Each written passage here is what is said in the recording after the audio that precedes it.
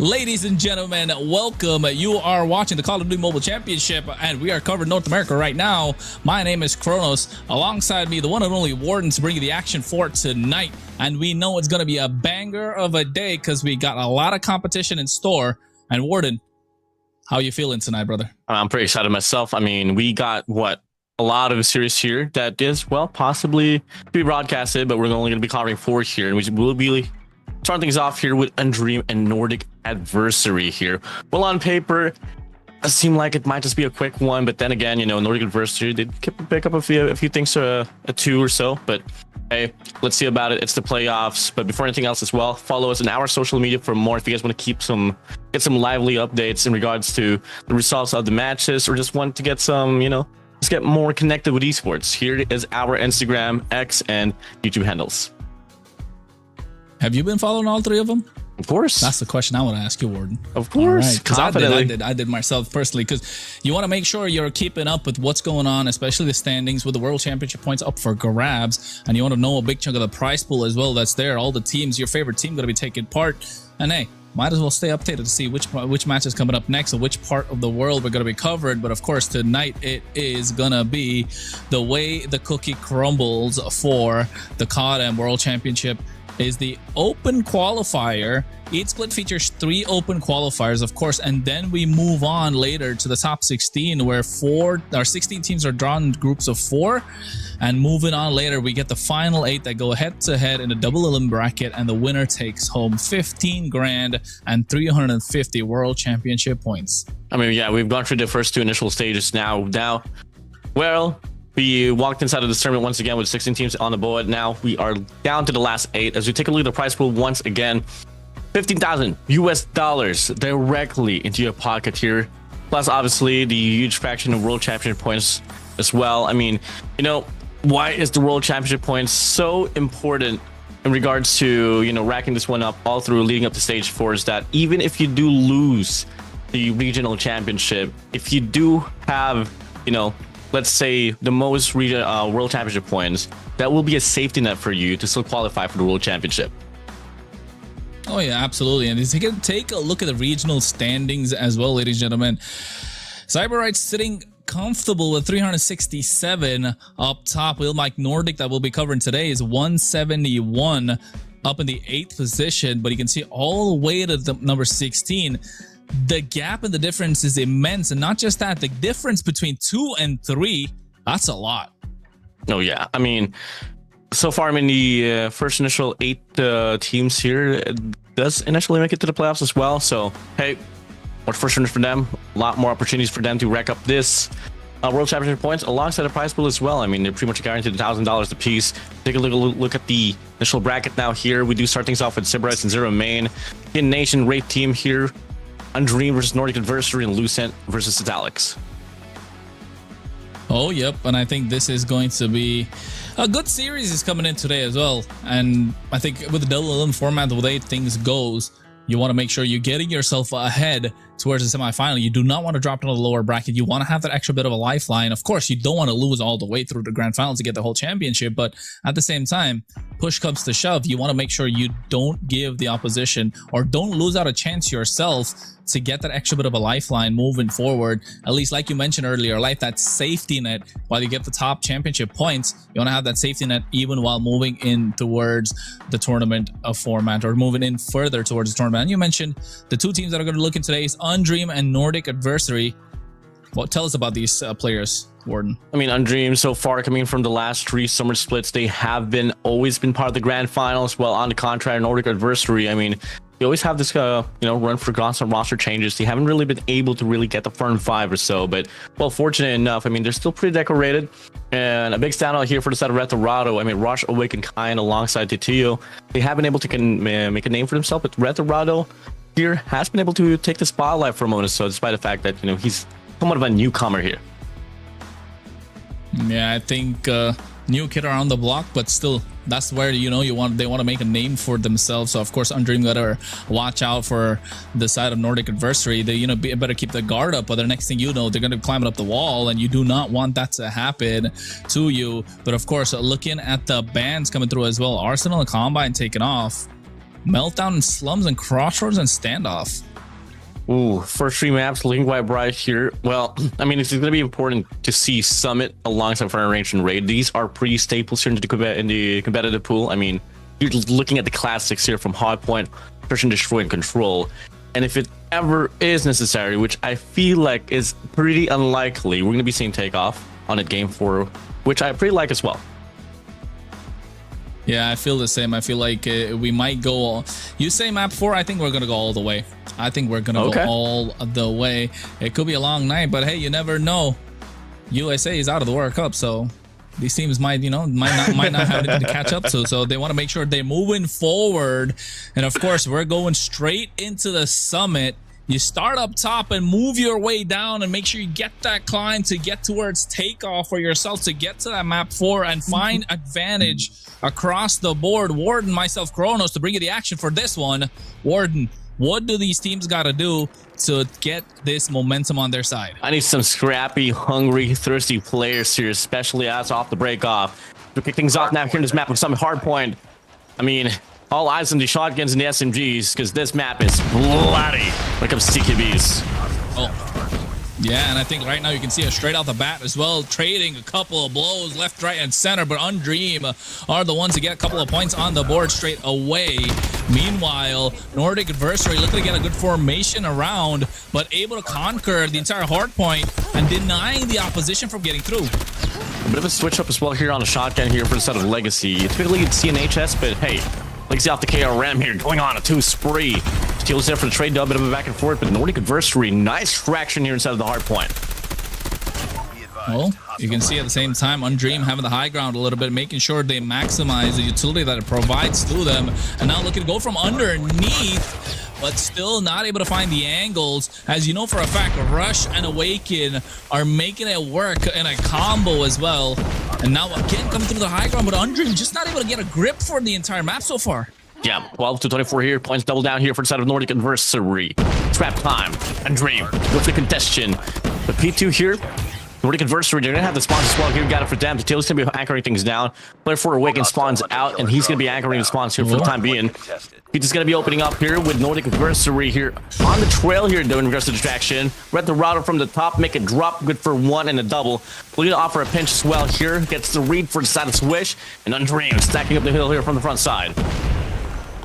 All that Chef and Curry with the way that he's been swishing around the map so far. You know for a fact, Undream, after having a terrible start, able to make it back right now. They've got about 20 off the bounce, and now Nordic Adversary push back a little bit. Needs to find angles to make things possible, but meanwhile, they're fighting on the long side, and now they're trying to rush through. This might be a bloodbath. Yeah, I mean, it's no surprise as well, you know, for teams like Nordic Adversary to really put up a fight here right off the break off. But when it comes to sustainability, this is exactly where, you know, Undream tends to shine. But hey, early to call.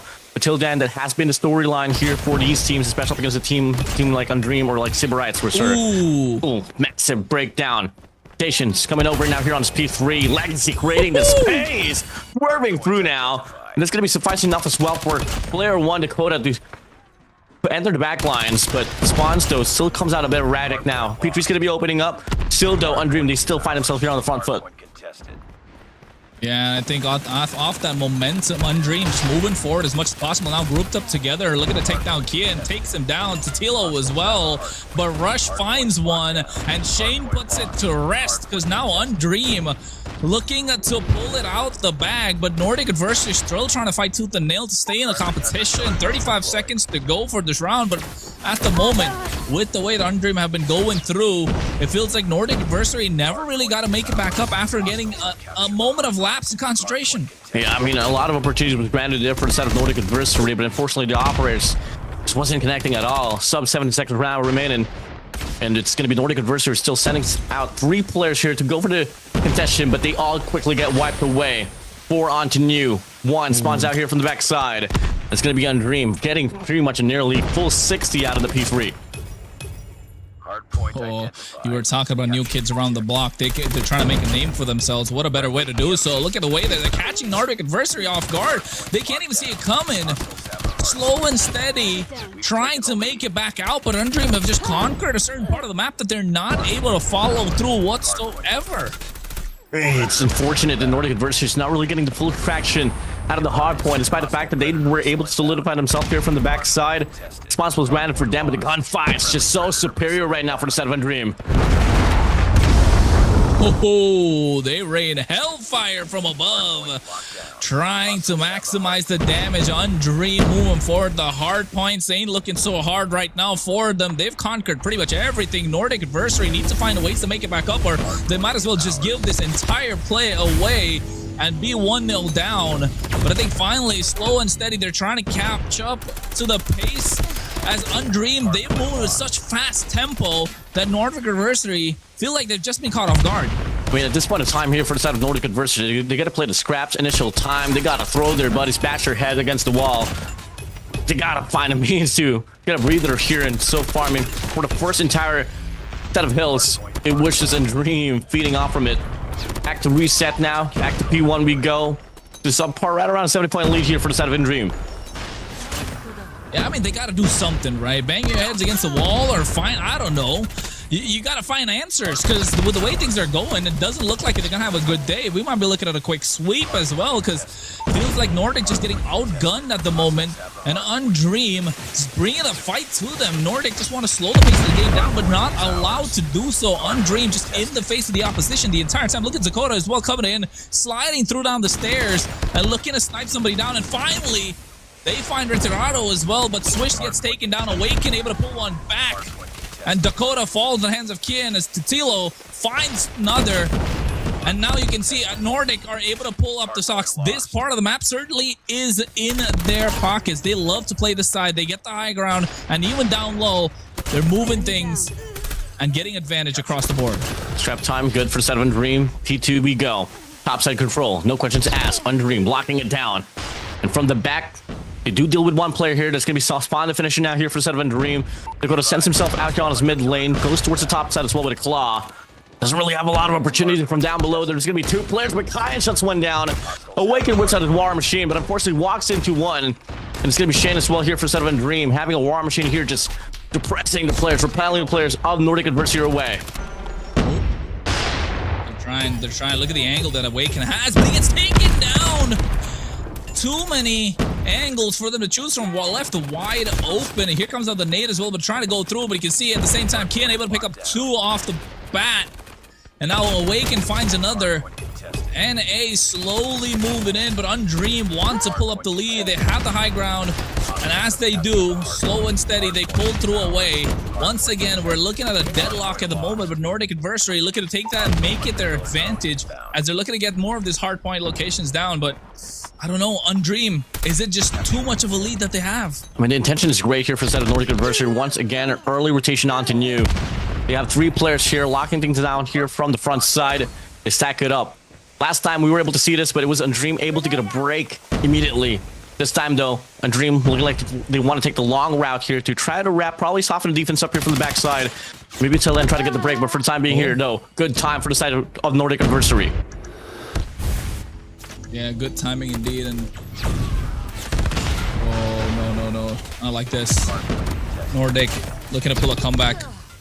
Trying to get angles for it to go through, but Undream right now, 60 ahead. They're not able to pull through. They've been at that point for quite some time now. And with the way that Nordic have formed themselves, oh, never mind. Spoke too soon. Oh my God. It takes a lot to be able to make the hard point here from the front. But simultaneously, the Death Machine and the Tempest was able to put the players of Nordic Adversary down to shambles. Good for the last 25 seconds here for the set of Undream. Definitely drawing in near now here for the win. 195 to 120 we go.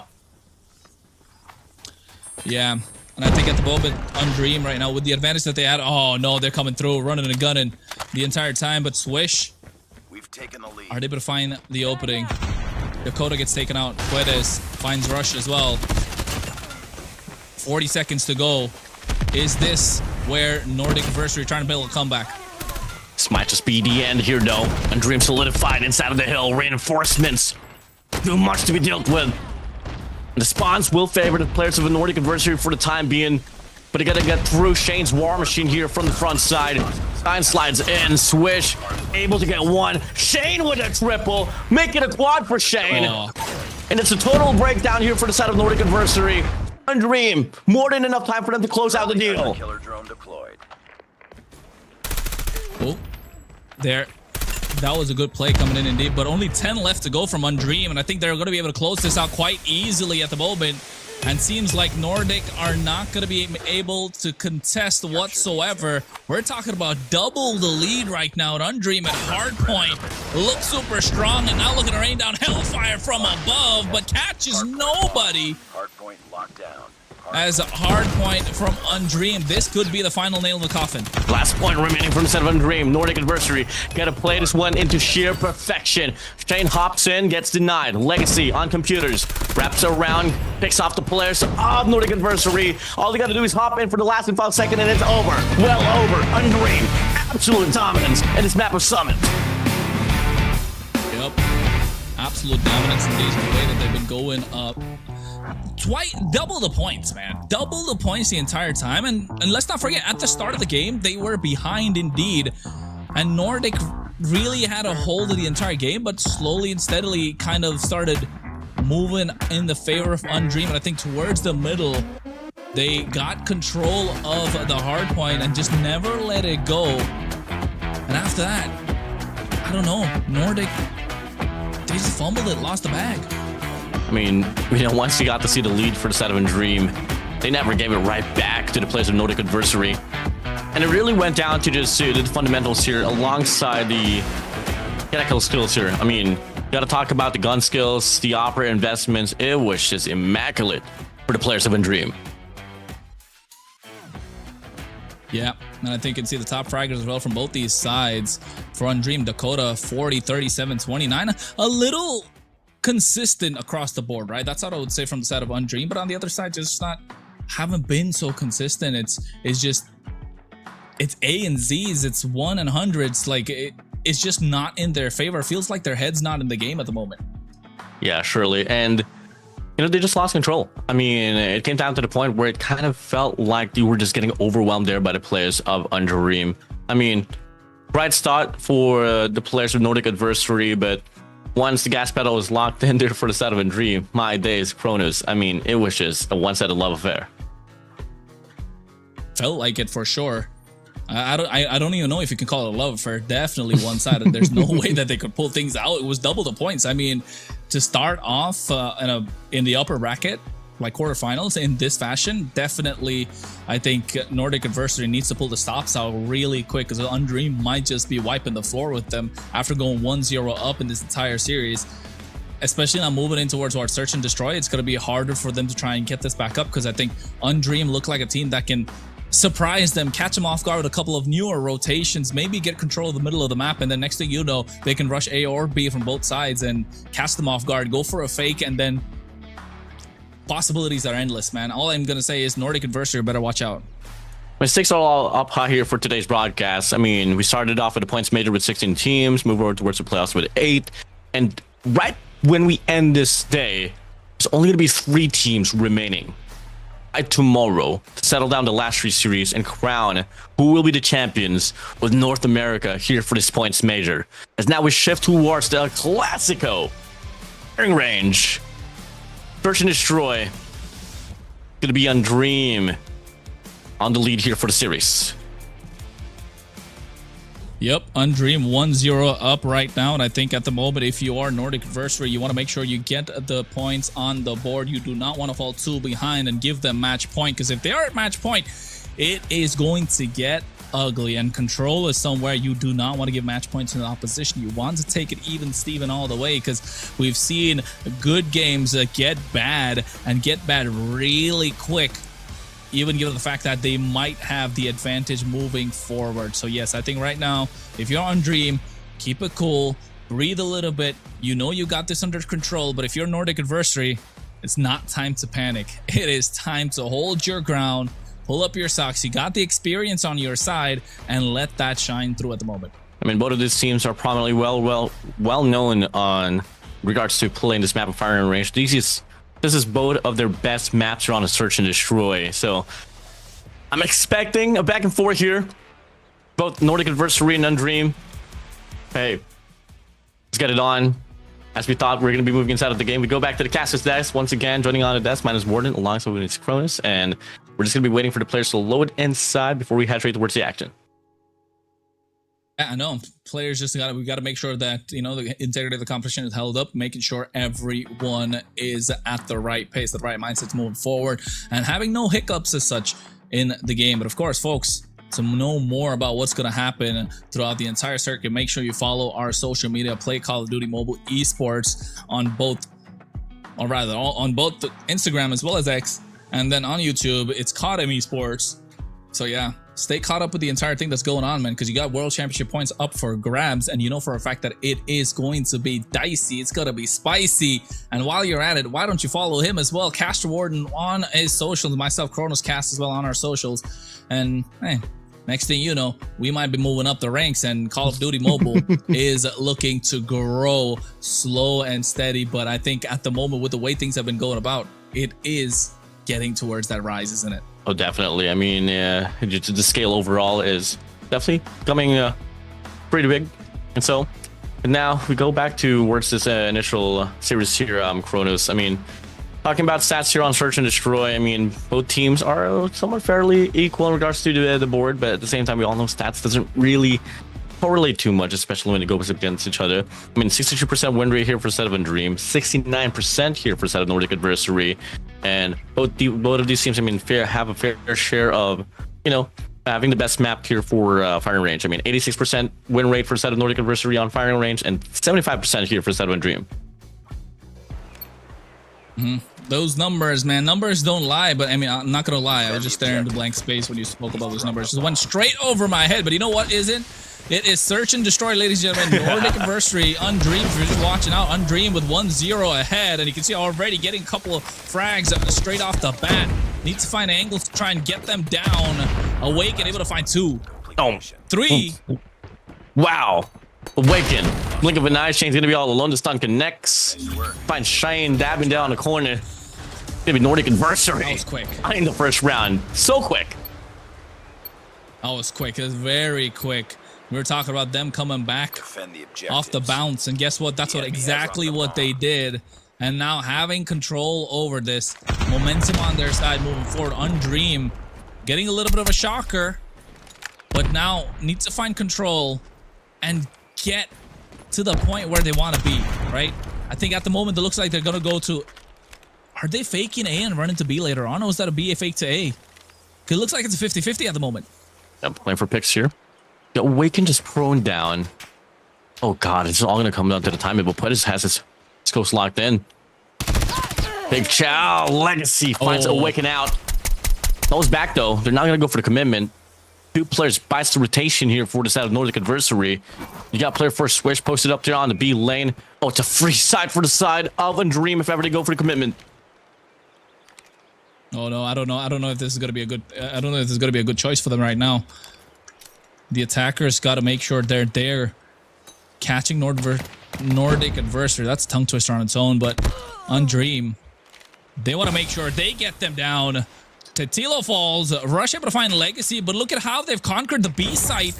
And Nordic Adversary see that coming. Ace left completely untouched, and now you know for a fact that they're looking to go through.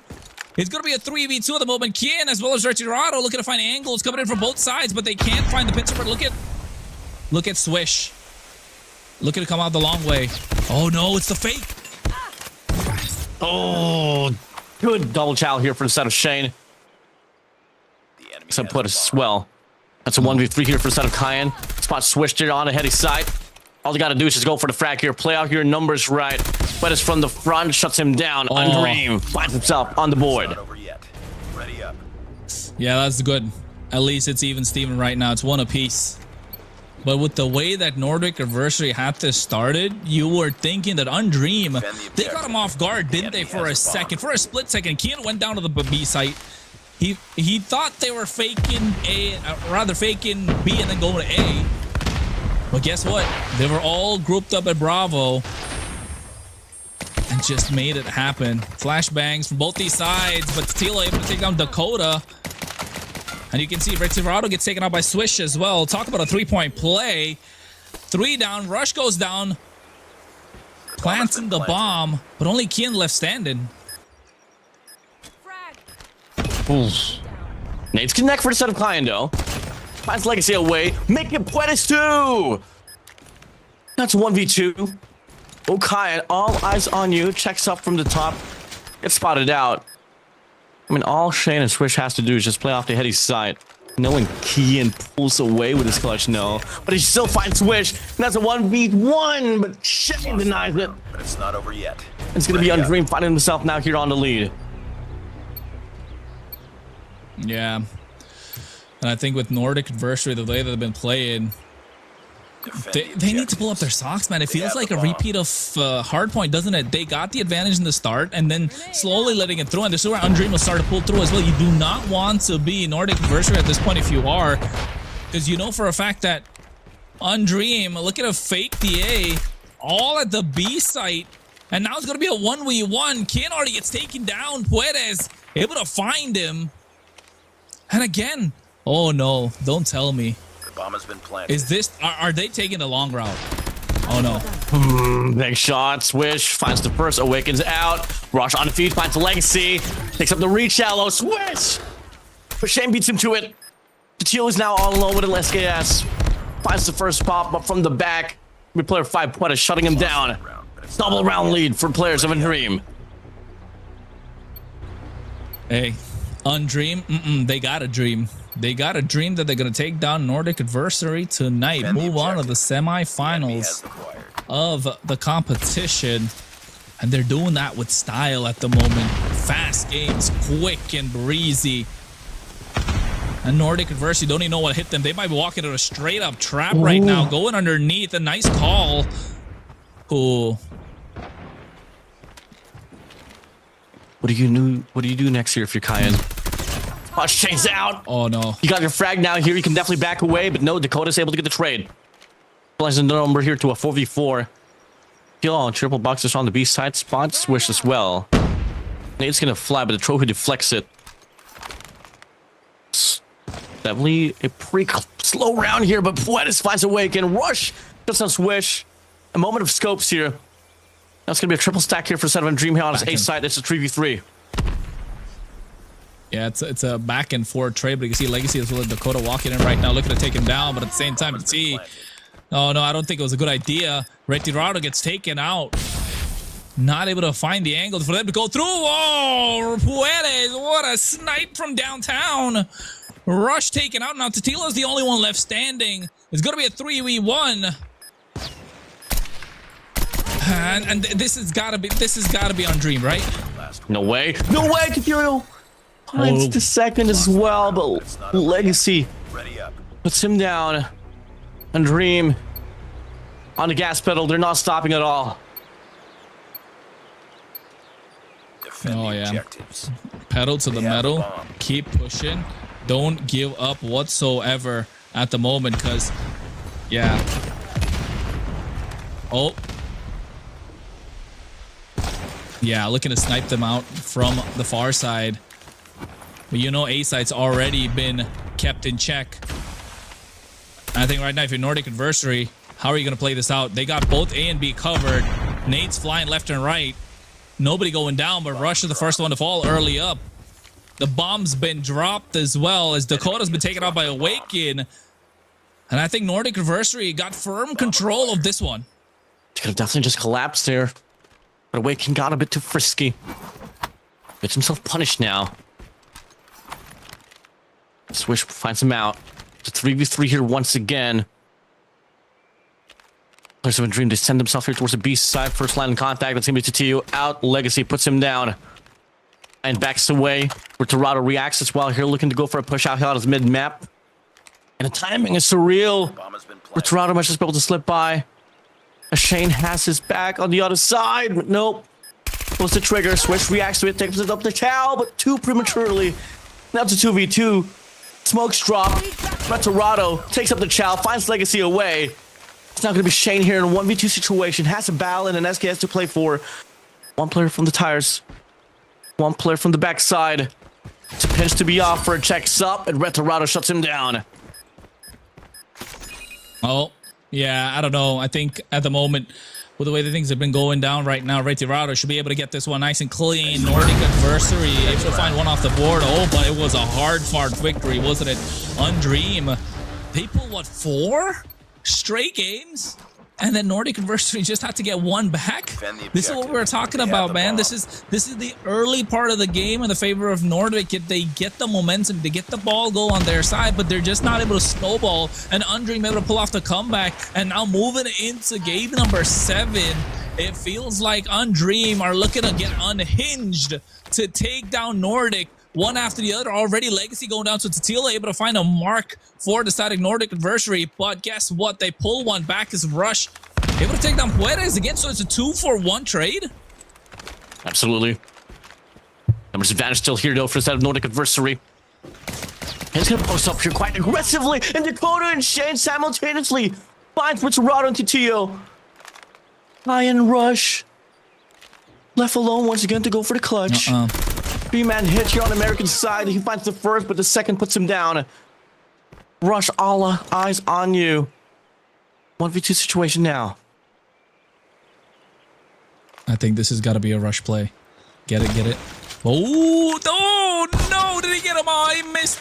He's trying to find the angle. No, he didn't get them. Caught him off guard, but guess what? Swish walks in, straight into kill, but Dakota. Oh, able to pull a rabbit out of the hat in the very end. And Undream able to get that one game again. So it's 5-2, inching closer and closer towards the target. Undream looking to make this a comfortable lead for themselves. Takes a lot. You good shot. Only was able to hit the first initial shot, but now probably overspilled. No, not anymore though. Next round's gonna be opening up. Round 8 we go. Swish is spraying down his A lane. Retirado finds him out. Legacy good for 1. The trade's good for the side of Shane as well. Last 2 players, slash 3 players now here for the side of Nordic Adversary. Yeah, and I think if you're Nordic Adversary right now, what do? How do you play this out? You know for a fact that you need this one. You need this one real bad. You got, what, minute 15 on the clock right now. And it doesn't look like Undream are going to let up. You stick together, you make the play, but they split up instead. Looking to find the angles, take down Dakota. Awaken. No, not that way. And now it's going to be a 1v4. And Kian is the only one left standing. Got the scope out, but not able to get the snipe down whatsoever. And you know for a fact that it is backs against the wall with a flashbang coming through as well. Walked up to him. Dakota snipes him on the head. And yes, that's how Undream pull out another game and inching closer towards the target. Completely an immaculate first half here for set of Undream. And as to go, we switch it up now. It's going to be Nordic's Adversary's turn here to play on the offense as they send out 2 nades flying by here on towards the B side. Going to deal with Legacy alongside Dakota here from the back side. At least a charge. Dakota able to get a few taps or so here from the back. Legacy in the process finds Awaken down. And Retirado cleaning up the B players. And the numbers looking quite bright once again here for the side of Nordic Adversary. Nah, I mean, it always starts bright, my guy. You know, like, it feels like one of those moments where they say they had us in the first half, not gonna lie. But yes, that's what Nordic Adversary are doing to us. Draw the first half of the horse beautifully, but in the far end, there's gonna be a doodle coming through. But Undream, looking to make that dream possible at the moment. It's a 2v4 indeed, and I think a 2v4 might just be a little too much for them to chew at this point. But Undream, look at him make it 2v3. Rush gets sniped from the side, a flank coming through. And Nordic Adversary don't know what hit them. Now they're moving together. But you can see on the left side, he's waiting to flank. But he walks in, slides forward, but Puedes looking to take him down, and they do get Retirado as well, making a 2v2 right now. Oh God, 2v2. High into Tio, but 5 seconds left on the clock. No more time left. You can get the frags, but the time is in the essence. The detonation should be evident. Nordic Adversary, they claim the first round here on the second half. Oh, that was dangerous. That was style points if you could get anything for Undream. Yes, Nordic Adversary pulled that one off, but just barely. Because, yes, I think Undream at this moment, you got to give it to them, my guy. It's style points across the board for them. It's 6-3. Still got a lot to go for Nordic Adversary. You got to give up here for Kyan, man. 10 kills already. Leading the lob here with the most eliminations.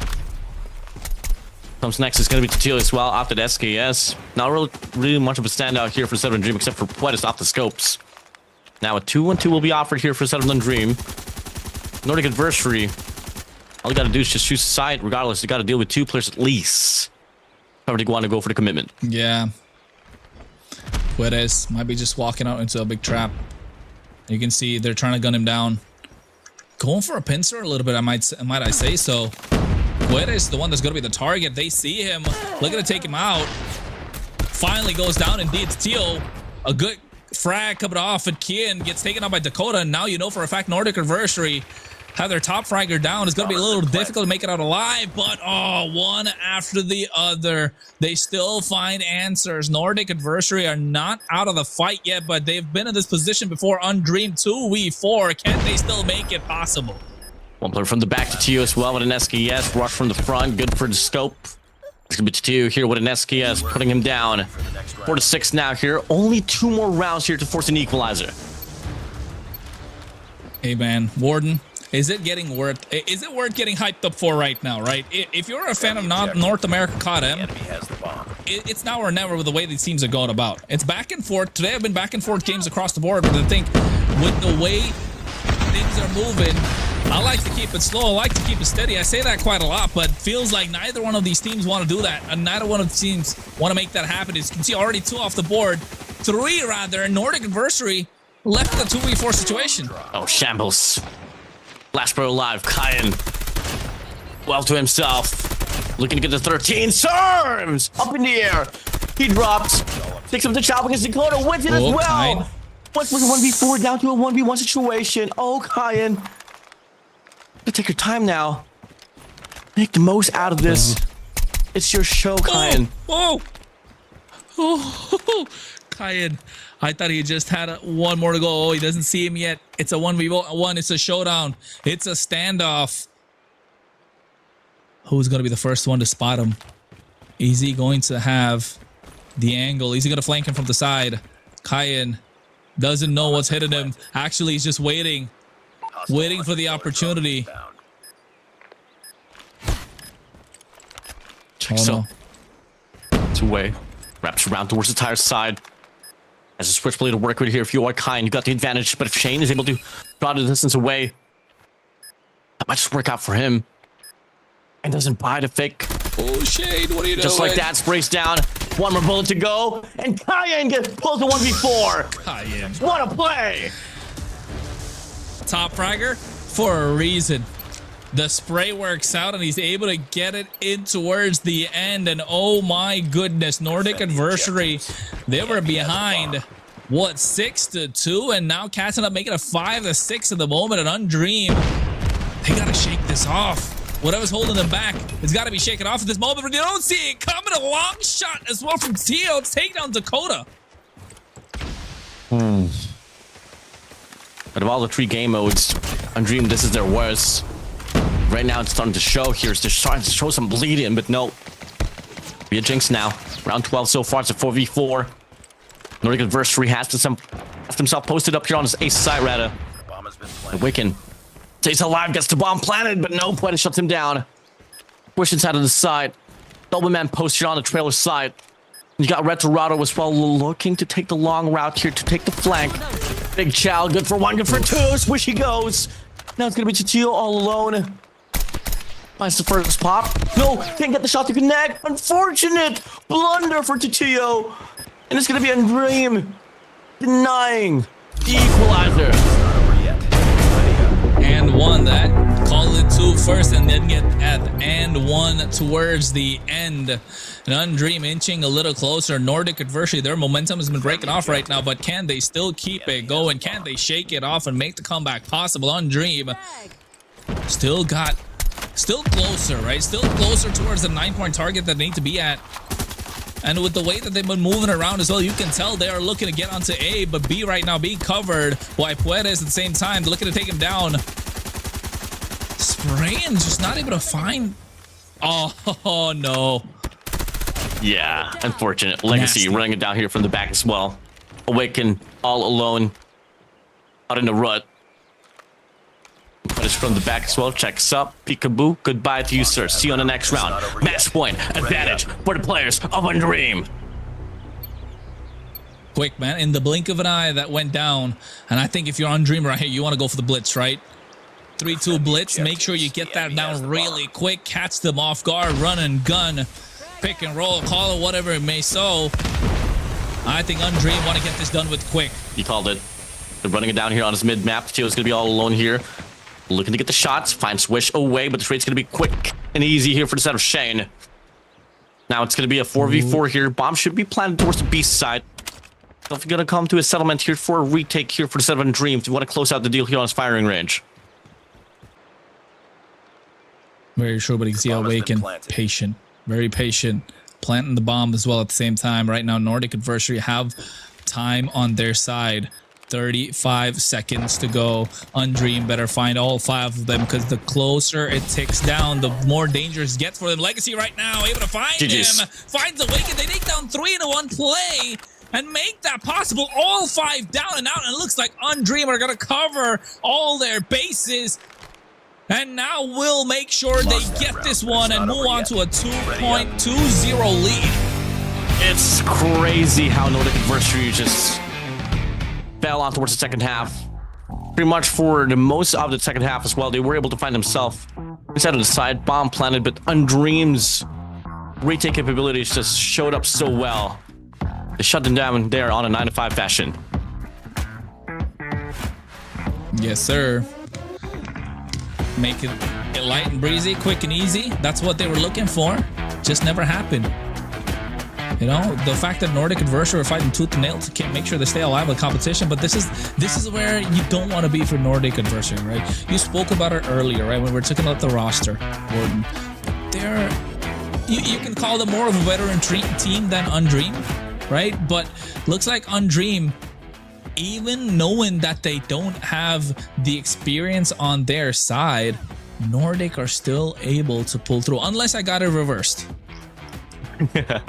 Nah, you got it to the nil for sure. I mean, you take a look at the line here for the side of Nordic Adversary. I mean, you got time here on 17, 11 for the side of Teo. They were definitely in desperado mode to just keeping the team intact. But unfortunately for them, Undream, I mean, everyone was just getting involved and everyone was just pretty hot here today.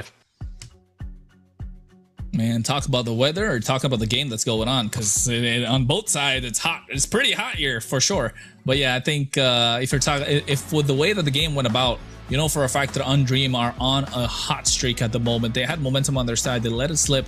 But yes, taking back control is what was important. Guess what they did? They got that control back, and moving forward for the next map as well, they would love to keep that control in their hands. And I think that's where it begs the question, can Nordic Adversary, you know, let that experience come through? Can they let that take over? Do they got the clutch gene within them?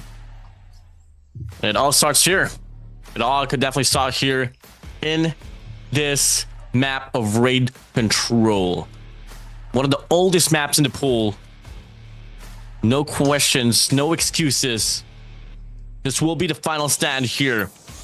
Whether do we get to see the players of Nordic Adversary? Will they still have the prowl to stay alive in this competition? As we kick things off here off the break off. Gonna be Undream here, starting things off here on the offense. Well, they go straight in as well. Look at Retirado right now. He's gonna be the first one to take it down, but no, it's Kim instead. 2 down, and Shane falls as well. Legacy able to pick it back up right now, and Undream are not able to let loose. All those Swish finds 2. Shane gets taken out by a rush at the same time, looking to cover all bases. But you know for a fact, A is where they want to be. Able to get the high ground down, but now comes in sliding. Rush takes out Retirado, finds double again, but they're neck and neck so far.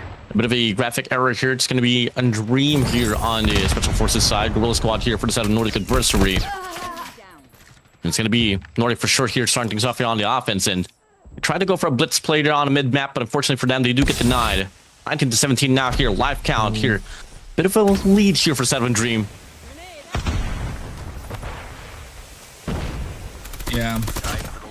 Tio though gets taken out by Legacy. Swish finds another. Man, what a name to have, Swish. I bet he's a basketball fan. Loves curry, doesn't he? Talking about his favorite food, maybe his favorite player. You never know, but guess what? Retirado able to find Dakota at the same time. Legacy finding angles, finds 2 of his own. Again, Stiff competition from both these sides. Undream trying to pull through, but Nordic Adversity do not want to let that happen. You spoke about this being the last standoff, but I think Nordic Adversity do not want to let that happen. They want to take it all the way to a game number 5. At least pull off the reverse sweep right now, but Undream able to get them down to the last 5. Yeah, 5-4 remaining. Rush sending this one out. Same goes for Tio as well. All going to come down to Awaken as Kyan. As Ritorado is now going to be out as well. 2v5, 1v5. Kyan all alone, looking to go for the capture on his alpha point. There's going to be 2 players from the top, 2 players from the back. But it shuts him down. First round for the set of Undream. Next round. Oh, first round indeed, but I think this is where you do not want to be if you're Nordic Adversary. Getting down to what, 5 when they had about 12 on their name, so yeah, they got to change the game plan. The formation that they're running with, it's not been working out so far, but I think you can see again Undream right off the bat able to get a Rush as well as Cayenne, and Tatio takes down Swish, who has been pretty much their top fragger the entire time. But yes, Nordic Adversary switching it up a little bit here. Like a break here from the side of Undream. They do find it, but the recovery will be evident here for the side of Nordic Adversary. As player 5, Kyan is swerving through here on the driveways. Got to deal with worry about Swish as well here with a Tempest. Oh, God. Might just be disastrous to take up the challenge here. Kyan from the front side. Takes up. A Rush puts him down. Massive put down there off the Tempest. Until then, though, I mean, the raw mechanical gunfight is just so superior right now still, though, for the side of Undream. Yeah, and you can see already, oh no, he was just trying to cover the points, but not able to make it out. Nordic Adversary, though, again, stiff competition is neck and neck. But at the same time, you can see slowly and steadily, they're moving in together. Feels like Legacy, yeah, it gets taken out, right? He was in a bad place at that moment. Oh, a nade coming through as well. Kyan taking down super low, but able to take down Swish, and Shane falls Dakota as well. Undream trying to make it back up as Puedes take down Awaken. 15 of 15 is what's left, but Puedes finds another. But Tatio able to take him down from afar.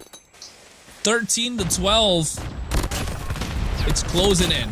You see some snippets of life from the side of Nordic Adversary, but all of a sudden, a snap of a finger, Undream takes it right back. A divide and conquer will be offered as well. They go for the capture on Alpha alongside Bravo. Ooh. And Puedes single-handedly panhandles the players here on the mid-map. It's going to be 9-2-H here. Bravo should be captured already, but the players of Nordic Adversary, they're not backing down. The TO out with an equalizer. Awaken with a death machine as well. Should be a recovery here for the side of Nordic Adversary, but Bravo has now been captured. Alpha remains, and it's a clear shot for the side of Undream to win by the capture. Nordic Adversary, they gotta go for the run, but it's a bit too late now. Undream winning the second round through the objective. Wow! Ready for the next round. Man, not this way. Not this way, Nordic Adversary. No way. Not this way. You know what was coming, right? You know what was coming. You know what was coming. You got to make sure you make a play for the objective. Yes, you're trying to outgun them, but also at the same time, there are multiple ways to take it and able to get the objective. It's just a smack in the face at this point. You can see Nordic Adversary haven't recovered whatsoever. And Undream moving with full momentum, full confidence, look like a new, different, rejuvenated team. And Nordic Adversary better pull out a rabbit out of the hat at the moment and make something happen for themselves. Big shot down there off the equalizer. The spawn trap is get denied here off Legacy. Nordic Adversary here. They're making tension towards the Bravo point. It's posted up on the top side. They'll wrap here for the side of Legacy and Dakota. And Lee, take a look at the feed. It's painted in blue, painted in purple, baby. Undream, eager to close out the deal.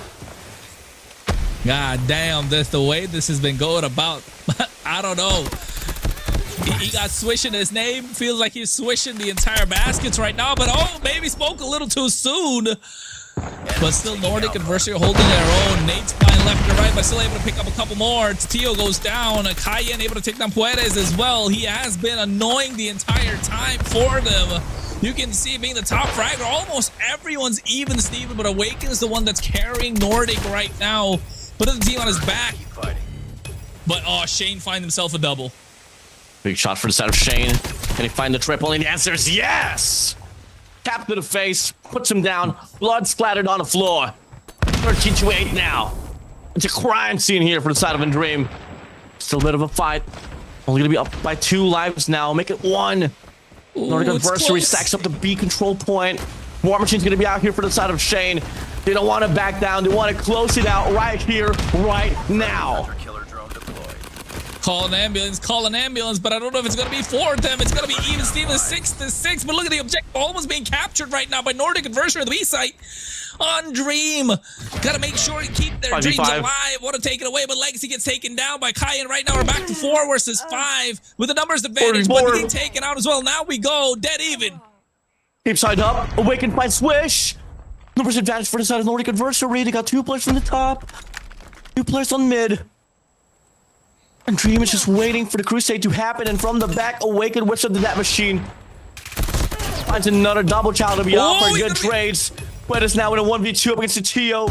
Against Kyan, gets the read on the first. Can't get the connection. The biggest 2v1 of your life, Quettis. Does he go for the denial? No way, Nordic Adversary will lose this. No way Quettis will win it like this. Picks up from the back. Challenges and Kyan and the rest of the crew for Nordic Adversary. They refuse to die. Oh, they refuse, all right. Blood splattered on the floor. They don't care. They bandage themselves up and move towards the finish line because they got that one back, and making sure Undream don't walk away with a 3-0 at this one and call the series entirely. Nordic Adversary here to fight, but Kyan gets taken out straight away. Retirado pulls one back for themselves, but slow and steady is what Nordic Adversary wants to keep this, but Undream, knowing that they have the advantage, want to blitz through straight down the middle. And you can see Puedes. Oh, nobody home. It's going to be a clear side here for the side of Undream here for this B control point. Got 4 players here. It should be a quick and easy capture. Time extension will be granted. This is exactly where you don't want to be in from the side of Nordic Adversary. I mean, no contestation here. It's going to be Undream having the life as well. Time, lives given. We got the resources through. This will and might just be the final stand here for the side of Nordic Adversary. Oh, I thought Puedes would be able to pull that off, but Rush gets himself too, sniping him down. Sniper versus sniper, he wins the battle, but Tio right now walks in straight, takes out Legacy as well, and Dakota falls. They've got the numbers advantage this time on their side, Nordic, but you know for a fact they've always let it through. They've always let it slip. 2 minutes and still have the advantage. Can they look to capture the A site? That's what my question is. I think that would be a good play for them to try and go for the objective, since Undream already got one for themselves. You know, just a little bit of bragging rights. Make a cut here on the court side, alongside the kitchen as well. You force the spawns back here towards the laundry side, and that will be enough space as well for you to be able to go for the capture. Absolutely right. So far, it's a double stack now. The first segment said and done. With 16-14 here, you got 3 lives to invest into if you're the side of Nordic Adversary, and they look to get the cleanup, able to get the retake here off the A control point.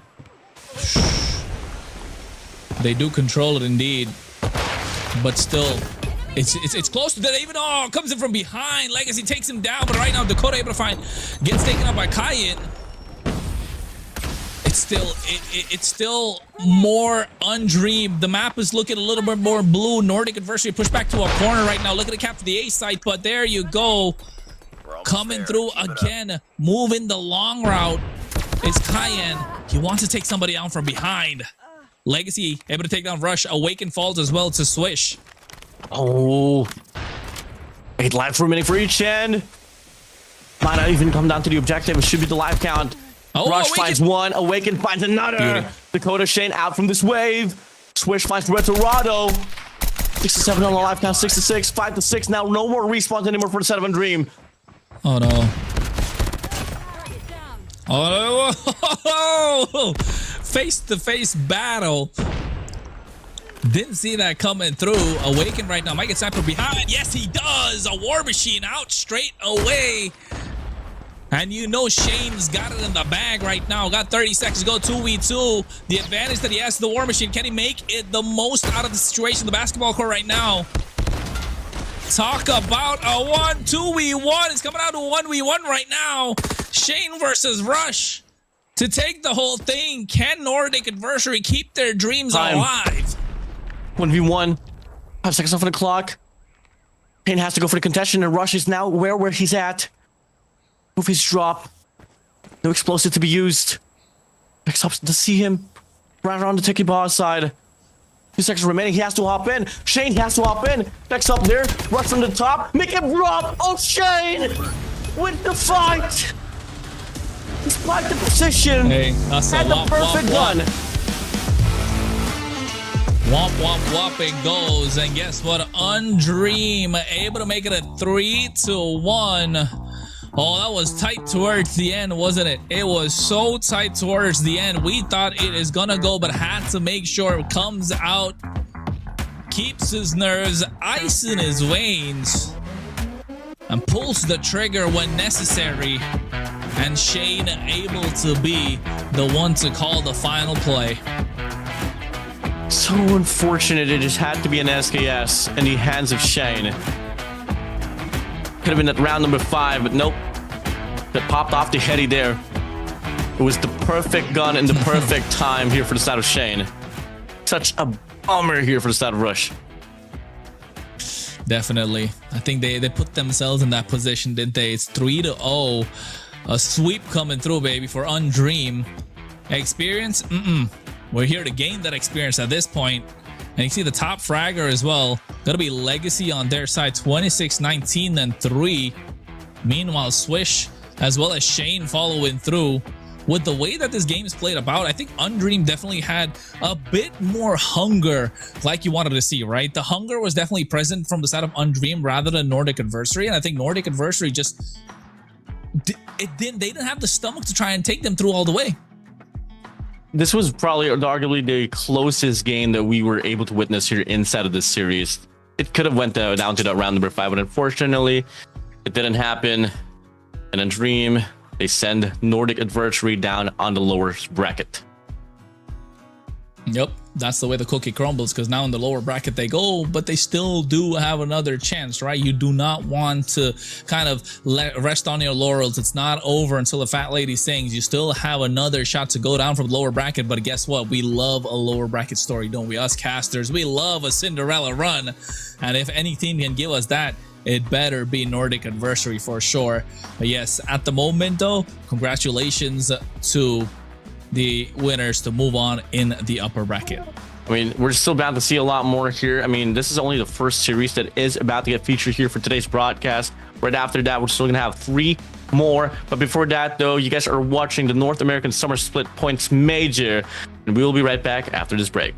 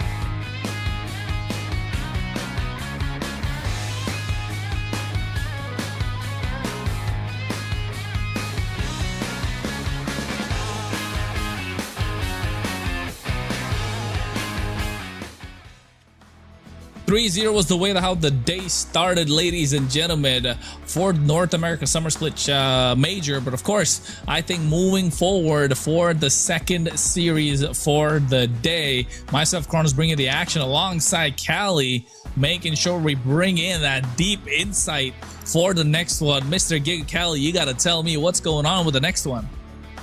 I mean, it's going to be Cyberites and Kia Nation that will be playing here in our tournament, man. Cyberites have been the 3-time Summer Split NA qualifier champions, and they have not been defeated by Kia Nation at all in the last 3 Summer Splits. And that's going to be the challenge here for Kia Nation, honestly.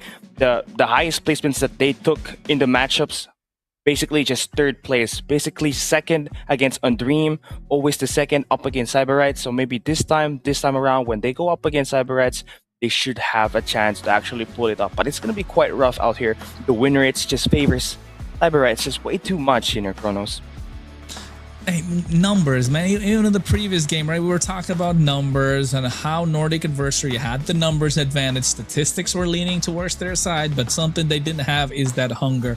And when you spoke about how Cyberites have all the stats on their side, sometimes when you see all of that, when you eat up all of that, your belly feels a little bit full. And when you go up against someone like Kia, you're not going to see a truck hitting your face unless it's too late. So I think at this point, Cyberites better pull up their socks and keep it ready to go, because yes, they got statistics in their favor. They might be favored to take this, but form and momentum, like you mentioned, is not on their side. So how can they do well when they got to come down from a slump?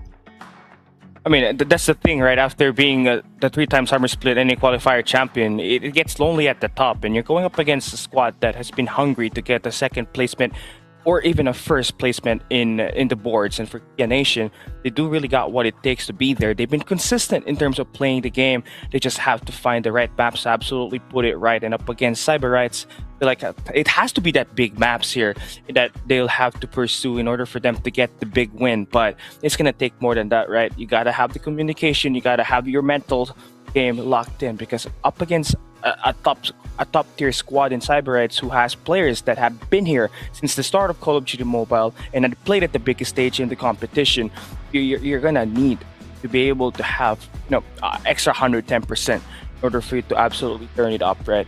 But yeah, for Kia Nation, it's definitely gonna be a David and Goliath story for them. And the best part about this is that they have nothing to lose here, right? Even if they do take the loss here, they still got a 2nd chance at the lower bracket. But if they score a massive upset up against Cyberites, that's going to be big in the NA region here. Oh yeah, absolutely. Taking down the big dogs. That's what the story is going to be about. You laid it out for the public and for them to see, to be honest. But you're right. If anything, the pressure is on Cyberites, back-to-back champions, 3 times, like you mentioned. It does get lonely at the top, but also there are some times where you still keep your head in the game, but you don't play with your food in this instead. And Kia Nation, they're hungry. They're not going to be the ones that hunted today. They want to do the hunting. So yes, moving forward in this next series, is it safe to say we're not going to see a 3-0? Yeah, I hope that it's going to be like that, right? Because Kia Nation has got the talent to absolutely turn it up. You have Biddy, you have Paviloso on the team, and it's just picking the right maps to score a map win here. And honestly, for me, right, it starts with the hard point. If you're able to look at how Cyberites has been playing, their small maps have been amazing. So if you can drag them into a bigger map, maybe a Takeoff, maybe a Shanda, that is going to be a key map for you to take. And maybe perhaps you could see a map 4 or a map 5 in this matchup. But again, it's easier said than done, because these two have already met during the Summer Split, the NA qualifiers. And the last time that they played, Cyberites was able to 3-0 Kia Nation. But that's been long gone, right? It's been weeks since we've been here. Now it's all about trying to make things right for Kia Nation. I hope that they have some adjustments here in order for them to put on the fight up against Cyberites, because this is definitely one of their marquee matchup. They win this, they move on, and at least a top 3 secured for them at the upper bracket deciders matchup, man.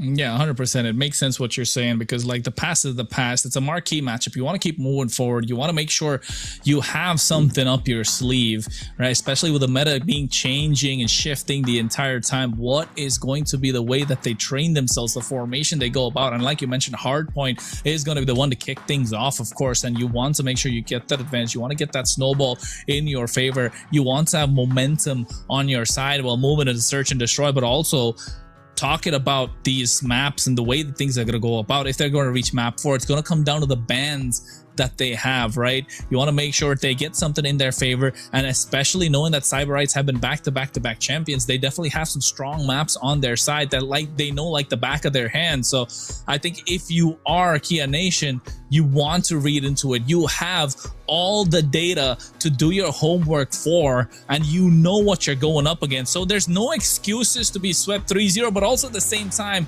it is just a championship team. And taking a look at the championship team, we're talking about Cartels, Kings, Shisui, Exile, and Unravel from the side of Cyberites, but Kia Nation, Fabuloso, Blaze, Pity, and Prayer, and Polel. And I bet Kia Nation's been praying for this game to see them through for moving on to the semifinals. I mean, it is interesting what the lineup would be here for Cyberites.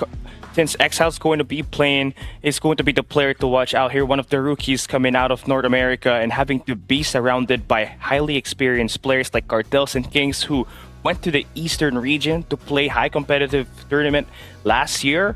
It's going to be looking good for us to see how has he transitioned, be surrounded with guys like that. Now we take a look at our map bans and picks here and see what's up in this best of 5 series. Kia Nation, eyes on you. What do you have in store for us here for today? And as we take a look at it, Hardpoint, it's going to be Hacienda on map number 1. We have Takeoff at map number 4. And should we go the long distance in the S&D, map 5 Coastal, map 2 is going to be Slums, and then on Control, got Raid. And I mean, I feel like here, Kronos, the map picks are pretty good in terms of playing the map personality. You would want to take away small maps here up against Cyberites and try to take them head on these bigger maps. So moving into Hardpoint, right? Callie, you got to tell me, who has the advantage here on Hacienda? Is it going to be Cyberites right off the get-go, or do you think Kia Nation have, like you mentioned, that small map advantage? I mean, right now, moving into this map, right, still, Cyberites has got what it takes to play the Hacienda Hardpoint. They have the higher odds of winning it, knowing that Kings is going to be part of this roster, one of the better marksman players in the world right now that is residing in the North American region. It is going to be a challenge, of course, to try to take him head on in this head-to-head.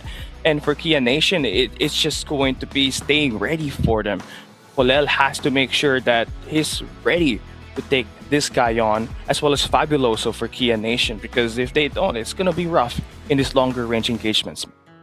Yeah, I think the range coming into play as well. You want to make sure you get the scopes down, baby. That's what at the end of the day it's going to be like. And I think moving towards search and destroy, I think things are going to calm down a little bit more. But in Control, I mean, contrary to the word it says control, it's going to be chaos that's moving around in the entirety of the map. Because I think usually when it comes down to going against Cyberites, such a big powerhouse name like you mentioned, if they move into Control with a 2-0 lead, might as well wrap it up, pack your bags, right? And then you're already getting prepared to go down the lower bracket. So to prevent that, like you mentioned, they need to get these smaller maps in their favor. And of course, yes, Cyberites do have advantage moving to Hacienda, but Search and Destroy could be something where team play from Kia Nation could catch them off guard with some, you know, different formations, different rotations, maybe a split down the middle. So I think that's where they have their advantage, isn't it? That's true, and that's where this timeline should be. The keys to victory for Kia Nation is to try to take away a search and destroy. And weirdly, the fact that Cyberites has been playing for the last 3 splits in the NA qualifiers, the only time that they have taken some losses is in search and destroy the most, right? They lost on the firing range, they lost on a coastal map, and for Kia Nation, that already is the opening that you need to take advantage of in order for you to take this win. But again, stats are just stats. The difference is when you play a game against Cyberites, it's just gonna get overwhelming. So you better stay ready 110% when you're heading into that matchup. And it's just putting yourself in the right map in here, Kronos, and adding more to the fact that map 2 is going to be Slums. That's more of it's a close map, obviously. Head-to-head gunfights in there. There's not much strategy involved, so if you can try to overwhelm them with numbers and with your SMG presence, I mean, that's going to be the answer for you to try to take it up against CyberReds. And you mentioned, I like how you mentioned about the fact that even if it's close, it's going to be more overwhelming them with like a lot of momentum in their favor, right? So now when you talk about going to the SMG presence and trying to outgun CyberReds, who do you think on the side of Kia Nation can actually make that happen? The top fragger, the one with that clutch gene within them. Who's going to be the one that CyberReds have to look out for? CyberReds, it has to be the AR duo for Kia Nation, right? Fabuloso and Polel, these are going to be your two guys that needs to be able to stand it out. But on this close range engagements, it is going to be no fact CyberReds having the full advantage on this. Their SMG talent is one of the best, in fact, in NA and maybe in the whole America region. And they gotta, and for Kia Nation, that's the challenge right there. How do you survive an SMG driven team like CyberReds? It's gonna be overwhelming, obviously, but you have to stay ready. There's a ton of VODs that you can watch, and for Blaz and PD, these two guys, they gotta be able to step up. They gotta get those first bloods or get the entry here for Kia Nation in order for them to take this win, especially in that SMT. But yeah, it's going to be a mix-in matchup, but we're heading into our first match here in this upper bracket. CyberReds, again, your 3-time summer split NA qualifier champions, going up against the third best team in the North American region. Kia Nation has yet to win up against CyberReds, and the last time that they played was on the summer split 2, where CyberReds was able to get the 3-0. In one of the maps played their Chronos, it was a Hacienda Hardpoint. So this is going to be an overall big fact challenge for Kia Nation to take this one away. And the underdog story starts now on this map. Yeah, the underdog story is what we all root for, to be honest. And I think this is where you want a story for the history books to come through. You're going down. You're going up against a 3-time champions, like you mentioned. Call us a broken record, because, hey, accolades speak for themselves. So if you're getting rage baited, that's on you, bro, not us. So at this point, I think if you are looking at Kia Nation, you lost it the last time, especially in the same map as well. You gotta find a different answer. You gotta find different angles. You must have practiced this so many times, because to be the champion of NA, you have to take down CyberReds. And what a better time than now to take them out just at the quarterfinal stage, move into the semifinals, drop them down a lower bracket, and now you're the one that every team has their eyes on. Is this gonna be make it or break it for Kia Nation, or is it going to be another stomp coming in from CyberReds? Starting off Hardpoint, we're going to the Hacienda. If you're just joining us, ladies and gentlemen, make sure you follow our socials and also like the stream, as we could definitely use some of that. Appreciate it. And of course, Kronos, myself, and Callie to bring you the action for this one. It's nice that we're loading into this one once again, and looking at the statistics, the numbers just speak louder for CyberReds in every respawn game that they'll be playing. We're talking about Hardpoint, we're talking about Control, and Hacienda Hardpoint. Looking into it, right, the Hardpoint control that you want to have is that P2. You want to be able to have the Rocks control here, and if you're Kia Nation, you want to try to prevent CyberReds from taking that, because that's where their money hill has been when it comes to playing this map. We are ready to go, ladies and gentlemen. B1 just about to open up the break-off. CyberReds was starting on the red side, and again, the first kills matter here a lot. And for Kia, PD is going to be one of those players that has to stand out and try to match the SMGs of CyberReds in this matchup. Yeah, you already spoke about the SMGs. You can see already the trading back and forth. Kia Nation getting the advantage straight off the bat, denying CyberReds as much as they can, but how long can he keep the champion down? Cartel comes in, able to get Polel, and Shisui finds another as well just a bit earlier. 35 seconds to go, and you know for a fact that CyberReds are starting to pull through, and Kia Nation just didn't want to see this happen. Snowball effect might just come into play right now, but look at that, they walking straight, and Kia Nation able to get a double off the bat. Keep it even Steven right now. This Hardpoint looking to get conquered down, but CyberReds will not let that happen. Take the high ground and slowly taking out the Kia Nation one after another. This is the kind of spacing that you want Kia Nation to have all throughout the map. You want your SMGs to do the factor for you. Blaz, early 6-kill elimination for him. Hardpoint just about to go on to new. Early on rotation is Kia Nation, but they don't got the anchor spawn. Number 4 in yellow, that's gonna be Exile. Will be securing their rock spawn, so Kia Nation will be having that well area on the map, and they're gonna be filtered down, funneled. That's not gonna be nice. You gotta be able to break through with your weapons, and right now they are gonna get gunned down. Cyberites are gonna be in early position, right through rocks, but early on the point, Kia Nation breaks it right in time before the hill pops up. Yep, it does indeed, but Kia Nation as well. You know, kind of hold their own right now, like you mentioned. Before the hill pops up, you got to make sure you get the advantage for yourself, and I think they've been doing a fantastic job. Cyberites being pushed back a little bit, but still, for how long is the question. You can't keep the champs down for too long right now. 42, 43, they're racking up some points at the moment. Kia Nation looking to rain down Hellfire from above, but Cyberites just need to find some breathing room. Catching them off guard is Kia Nation. Polel able to find 2 off the board. PT finds another one as well. Unravel going down, 52. They're over double the points from Cyberites. And Shisui, I mean, they do able to pull it through right now and slowly conquering. I mean, look at Blaz, 13 and 6. If I'm not mistaken, he has just been frying the SMG line in this early matchup. We're moving on to new once again. This is where majority of the operators are going to be popped through. You try to get an early investment and it finds 5 kills at least. You're going to sweep off the point, and already you know Kia Nation or one of these 2 teams will have a money hill on this P3. Right now, you got Predator missile locked in. There's not going to be any kills on it. But Cyberites, again, very slow to enter the point here. Kia Nation has just put so much hill pressure for the first 3 hills. Gotta have to make sure that stays consistent all throughout this map. That's the key, right? That's the key. You gotta stay consistent. But I think if you notice, the pace of the game slightly slowed down by Kia Nation. Yes, they've had the advantage so far, but I think you've given enough time to Cyberites to get control back. They've regathered themselves, found themselves in a good position, and you can see already Cartel's getting 3 off the bat. Yes, BT takes him down, but slow and steady catching up our Cyberites. And I think Kia Nation, by the time they see it, it's going to hit them like a truck.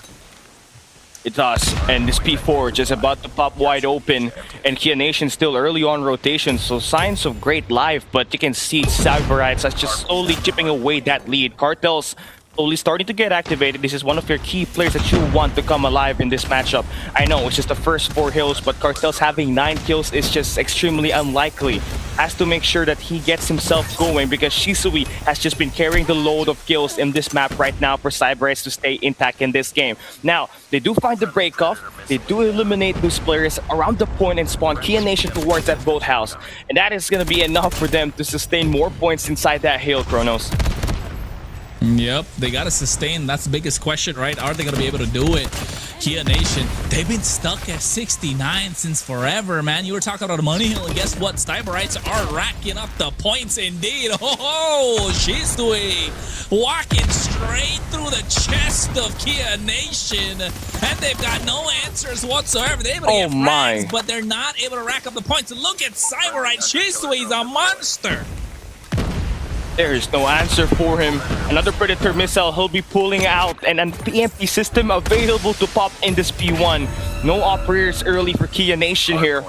And talk about, talk about numbers, man. 33 kills for Shisui. Nobody even in this lobby has 20 kills. The gap between him and the second best player in this lobby is just so big of a gap right now. We're heading into a P1 once again. And Kia Nation, they're starting to fall off. You see, we're talking about their SMG line being able to keep up, but their AR line, I mean, it has been looking slow. Fabuloso with only 7 elimination here so far. That's not going to completely cut it, knowing that Cyberites has just been all across the board finding this elimination. Yeah, able to find eliminations, and this is what we're talking about. Remember how slow Cyberites were kind of like at the start, and how Kia Nation were denying them entirely. But guess what? How long can they keep denying the champions, man? It's 250 the target, and Cyberites are inching closer and closer. Yes, the lead is not as much as they'd like for it to be, but with the way Kia Nation started, I think you're pretty happy at the point that you're sitting at right now. But oh wait, walks into it. It's a one where you want to face down, and Shisui falls as Polel's able to get one either, and Unravel finally 2 more. And now they're moving slowly instead. Look at on the left-hand side. It's going to be a 5v5 duel, but look at the top. Unravel making his way, looking to go around as well, looking to throw a grenade off the bat. And Shisui able to find Blaze, takes down Unravel, getting fine and Prayer as well. Oh, okay. Operators are popped off now. Exile is going to be here with the War Machine. Looking pretty good on the map spacing. Here is Cyberites.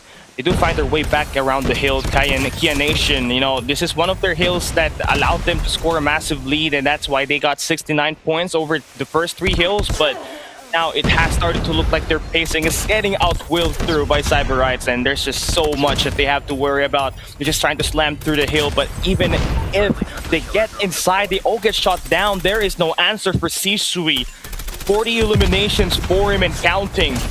How much more is he gonna get? Another one bites the dust there for Fabuloso. Cyberites are just on a different mode after the first 3 hills here, Kronos. Yeah, I think Kia Nation stagnated, right? An utter stagnation at this point, and with the way that Cyberites are showing up, oh my god. Not like this, man. And now raining Hellfire down from above. Looking to find answers, just making sure you're zoning them away as well. Another EMP, Kronos. This guy is just... I mean, he's farming kills. He's aura farming at this point, Cyberites. Again, they clear out every spawn. They're spawn trapping 2 lanes. And yeah, there's no way Kia Nation is gonna break away from that. Yeah. Shisui 48 and 18. Oh, there's nobody 30 kills outside of them and Kings. Oh man, yeah. It's over. Oh, not like Call in the ambulance.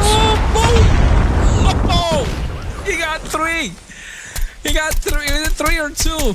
Even I missed it at this point, man. And you're right. Oh my, spawn trapping them. And finally able to make their way out, Kia Nation. But the damage is done, and Cyberites showing why they're the top dogs. You want to be the top dog of NA, you got to take them down. And they're not going to go down easy. Kia Nation finally hitting triple digits at the moment, but at what cost? Cyberites are just outgunning them in every single angle. They even get themselves a War Machine right now, but Exile goes down indeed. Double operators set up, and it's just not working out for Kia Nation. It's just an utter bloodbath, and Cyberites are showing up and taking rookies to school. Yeah, Shisui with 50 already. And every time we end up watching a Cyberites POV, it always ends up with a highlight reel. You saw Exile with 5, Shisui with 10, elimination spree, and now Shisui got it again.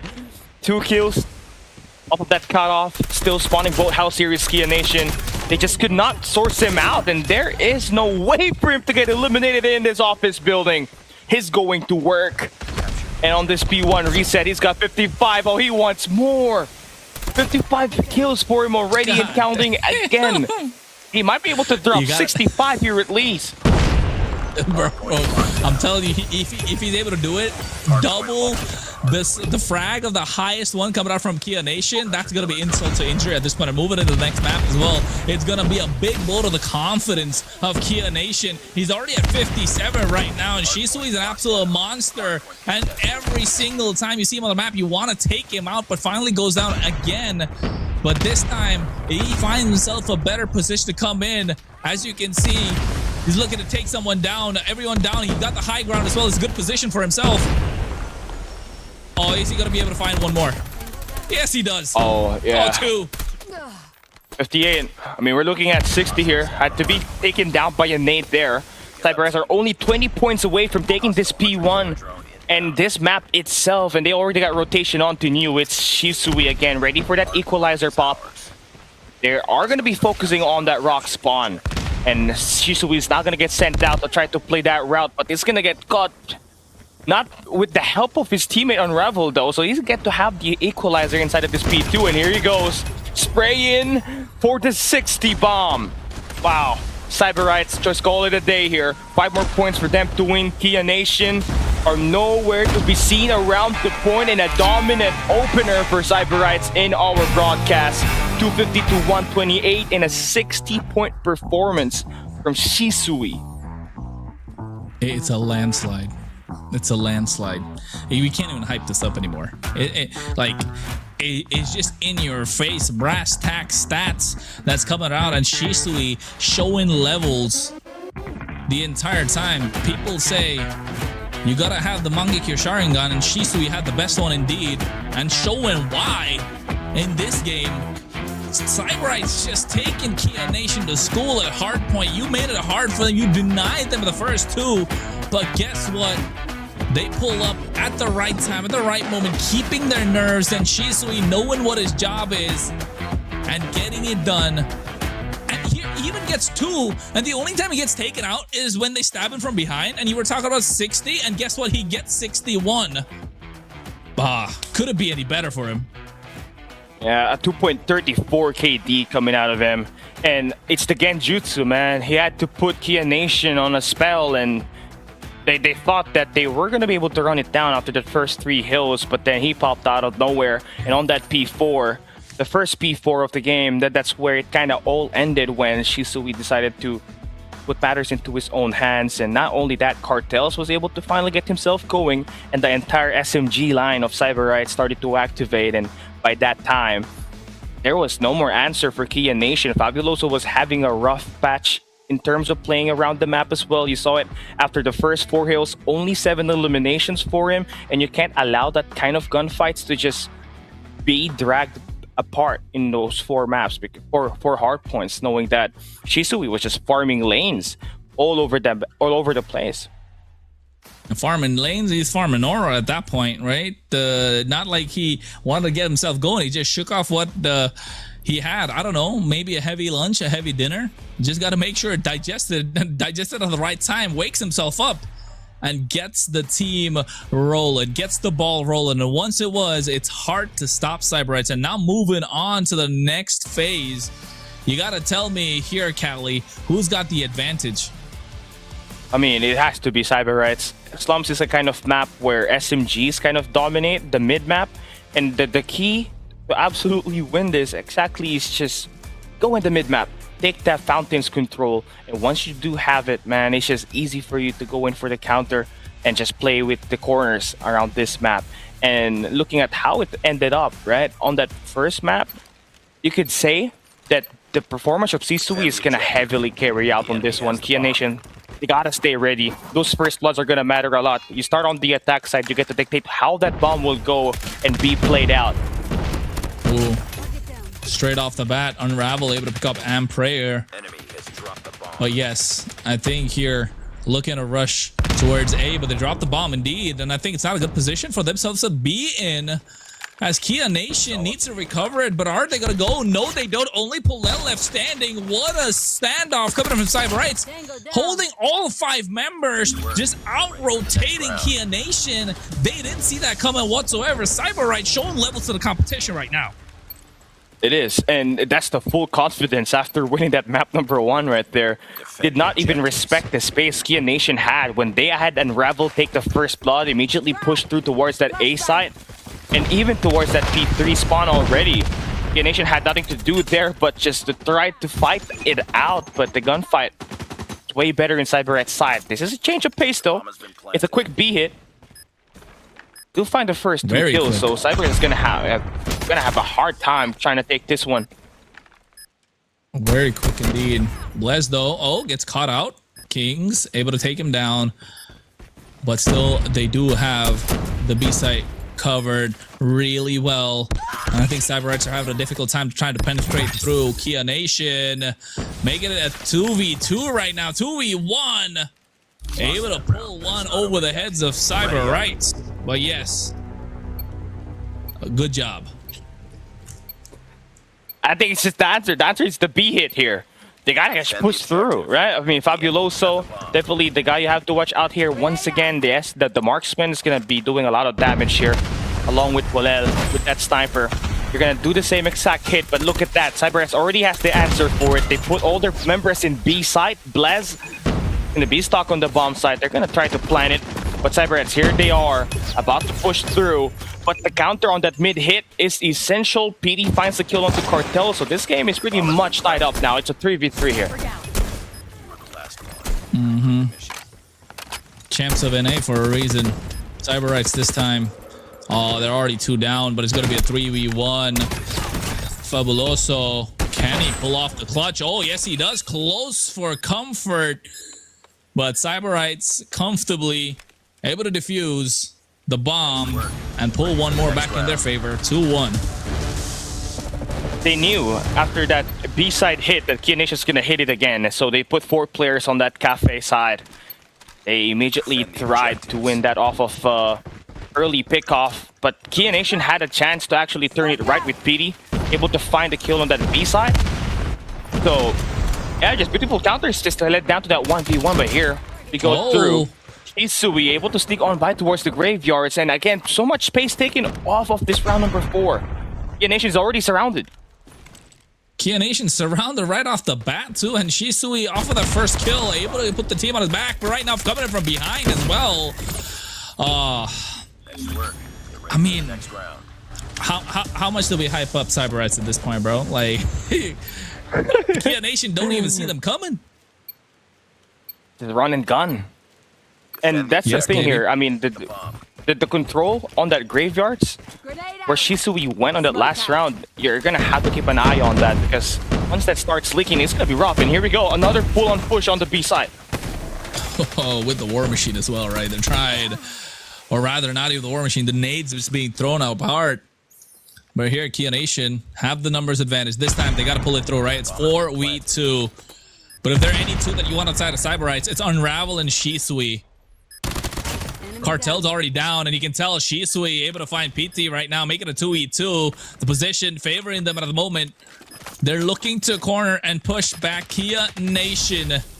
And now looking to outgun them. Only Shisui left standing. It's going to be a 2v1. Can he pull this off? He's got 20 seconds left now on the clock to try and pull this away. Kia Nation looking to camp it on the right side. And Amp Prayer, patient as ever, laid the trap, and Cyberites bit it. I love how Kia Nation structured that hit right there. After they got the bomb plant, they just put their main sniper on the garage, looking over at that bomb site. That's just a head glitch that's just really tough to hit. So that's why Shisui had to go out for the hunt. But they look on the wrong angle, got taken down. Now we move on this new round. Another fast plant that you see here for Kia Nation. First blood is going to be equally traded, but look at what Cyberite is trying to do here. They're going to try to cancel out that garage hit by putting number 3 in blue in Cartels to actually be there on the spot. They're surrounding it. They're finding a counter to the counter. And man, here they are. Ooh, that's why they're the champions, right? That's why they're the champions. Able to catch him from behind as well. Got 23 seconds right now. Defusing the bomb is what Unravel needs to do, because nobody's there to stop him. Plenty of time. Does it comfortably. And like you mentioned, they got countered early on by rushing the B site. You gotta be sure you know what the counters are to the counters, and that's why Cyberites are the defending champions, and that's why they've been there for such a long time too. And Kia Nation know what they're up against. Are they gonna try Russian B once again? Here they are, Shisui. Well, that mid-map assault again. The shots are just hitting right now for them, right? I mean, look at Unravel with 12 kills. He's gonna get Fabuloso with his pants down. It's just a 2-piece machine here for him. Cartels with the cleanup, and there goes the batting crew. Striking a home run there. 5-2 now. Cyberites are just running and gunning. Yeah, I think it's not looking good for Kia Nation. They need to find a different answer. They tried to rush A right after the B, but now it's not working. Now again, go back to B right now. Our Cyber is going to be able to read this really quick. They are keeping PT, or rather Unravel, on the other side. But now, trying to corner them. Oh, they're already taken down 2 members. But I think Kia Nation still hold on to their 5. It's going to be a 5v2 right now. And Kia Nation looking to gun down Shisui, left alone by his lonesome self. It's going to be a 5v1 situation once again. And you know Kia Nation, with this play, they're going to be bringing some confidence to the next one. Yeah, that's nice, right? You're able to at least get 3 rounds on your attack side. But you're going to need to want more on this defensive setup now. And I need PD to be up there. I think he's your main LMG player. So he has to be the one holding that B side really steadily. Unravel's gonna be here once again. He has been putting a ton of kills in the back of Cyber Rights, but here they go one by one. Shisui's left standing on a 1v2 situation. He finds one, but can't get the last player in Polel. And Kia Nation respond back to back rounds here. Hey, it's a close one. This is what Kia Nation needed. They got confidence off of the previous round, right? Able to hold on to all 5 members in a quick run through on the next one. And now I feel like this is going to be a little slower from Cyberites. Holding on to their own. Nades flying left, right, and center. They're trying to rush B once again, but it looks like Cyberites see that coming a mile away, but they do leave. And Prayer on the other side for A. Is this going to be a fake towards B and going to A? Oh. Wow. That just ended in like 40 seconds. And so, I mean, no matter how much you try to say it, Kia Nation had a strong B-side defense. They also got 2 guys on that mid map, but somehow, for some reason, Unravel was able to sneak on by towards mid, gets 2, and the next thing you know, the whole thing is just busted wide open. Yeah, absolutely. And I think already, right off the bat, they're playing so aggressive, so quick. Both these teams know what they're up against. Wow, 45 seconds to go. It's only a 3v3 right now. And they got, what, 35 seconds? And looks like Kia Nation needs to find an angle to get to A, but look at how Fabuloso is coming in from behind. Do they have the prep for it? No, they don't. Kings able to take down Polel as well as Blez. Fabuloso, last man left standing. And Cyberites able to pull this through. A 1v, at 3v3 situation there. Immediately, Kings had a massive attempt to try to shut those guys down, trying to play that retake on that B side. And he's got 12 kills here with him. Him and Unravel combining for 28 at the moment. That's just more than enough for them to suffocate Kia Nation. Move on to this round. A nade hits Kings. One of your marksmen are already eliminated. You got a strong B-side defense here, right through that fountain. And Cyberites looking to try to find an answer to it by getting that nade out to get some info. Smoke to try to ISO blast, and there you go. Hit him quick, get out fast, chicka, pow! Talk about Kobe looking for that ISO, and that's what he did with a smoke throw. Now taking out Bless quite easy, but Exile sniping down Polel as well. But Fabuloso going down. It's going to be a 3v1 right now. PT has his backs against the wall. Will he be able to pull off this upset or at least an advantage for themselves? The bomb has been planted about 40 seconds right now. PT has to try and make it out of this situation. But Shisui, Exile, and Cartels have this locked down. It's going to be difficult, but guess what? Shows himself, gets sniped out. Cyberites doubling the score of Kia Nation. Have only had 1 to go to take this to a 2-0. I mean, Cartels looked like he knew where everyone was on that post plan set on that setup here for Kia Nation. Had to smoke out that mid map and immediately was pre-firing every corner when he went to back bricks. Unravel's gonna get some nasty information for that wall bang as well. And there you go. First blood already pushed through. Cyberites definitely putting a ton of pressure on the back lines here. But you're gonna get caught. Another one bites the dust there. Unravel's gonna fall. Polel, massive kill to bring Kia Nation with a numbers advantage. They need a round win here, and it starts now with this map in this round when they've only won 2 rounds so far as we switch sides. And yeah, have to play perfect. They need to get this next 3 rounds to force overtime.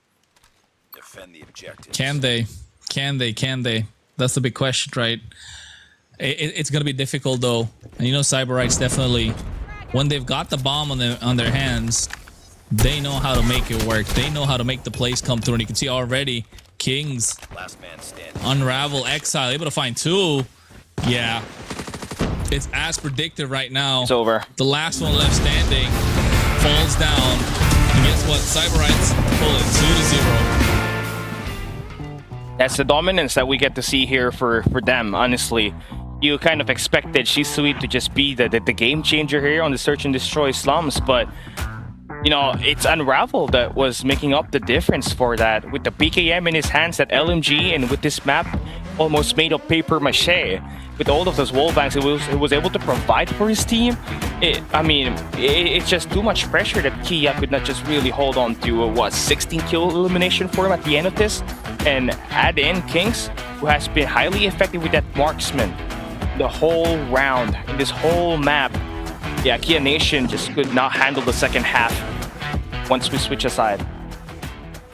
Yep, I think just knowing what to do when the bomb is in their hands. Cyberites showing why they are the top dogs indeed. Unraveled in this case being the top fragger for their side. Shisui not far behind after having a great performance at Hardpoint. But of course, Kia Nation on the other hand, yeah, it's looking rough, right? It's looking really rough for them. But I think Cyberites, again, showing levels, my guys, showing levels.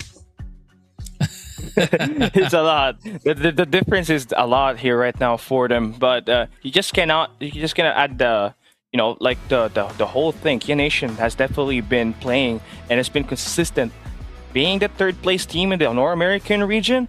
But then again, when they go up against Undream, when they go up against the likes of Cyberites, there's just that one extra hurdle that they just could not pass behind. And we saw them just kind of fight back on the first 3 hills on the Tashenda and kept it a little bit close, at least in the first half of that slumps S&D.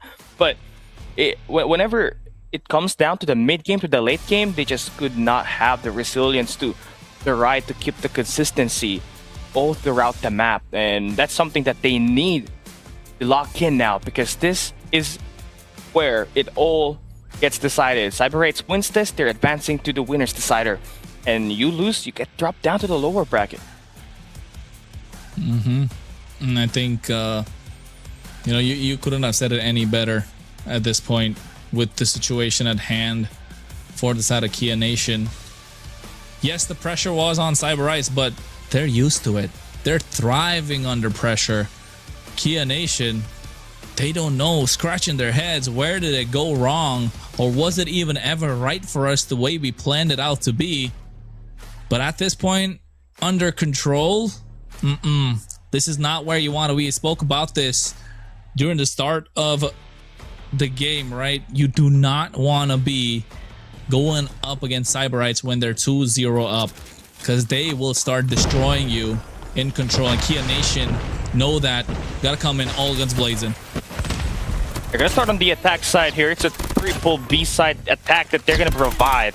And again, look at the first 5 kill metric. That's just won by Cyberites in just mere seconds. And look at where they are at the map right now. Already at the spawn. I just want to end this one quick. And Shisui, he was the marquee player. 62 kills on that last hard point. And already here with 4 elimination off the get-go. This man's a beast, and you're gonna have to feel the wrath of this man one more time in this raid map. And yeah, he has been totally frying. No answer for him at the moment. They got a plane to catch, my guy. They got a plane to catch. They got somewhere to go. They call the delivery. They got pizzas waiting for them at the door. They don't want to keep the delivery guy waiting for too long. They don't want to tip it too much.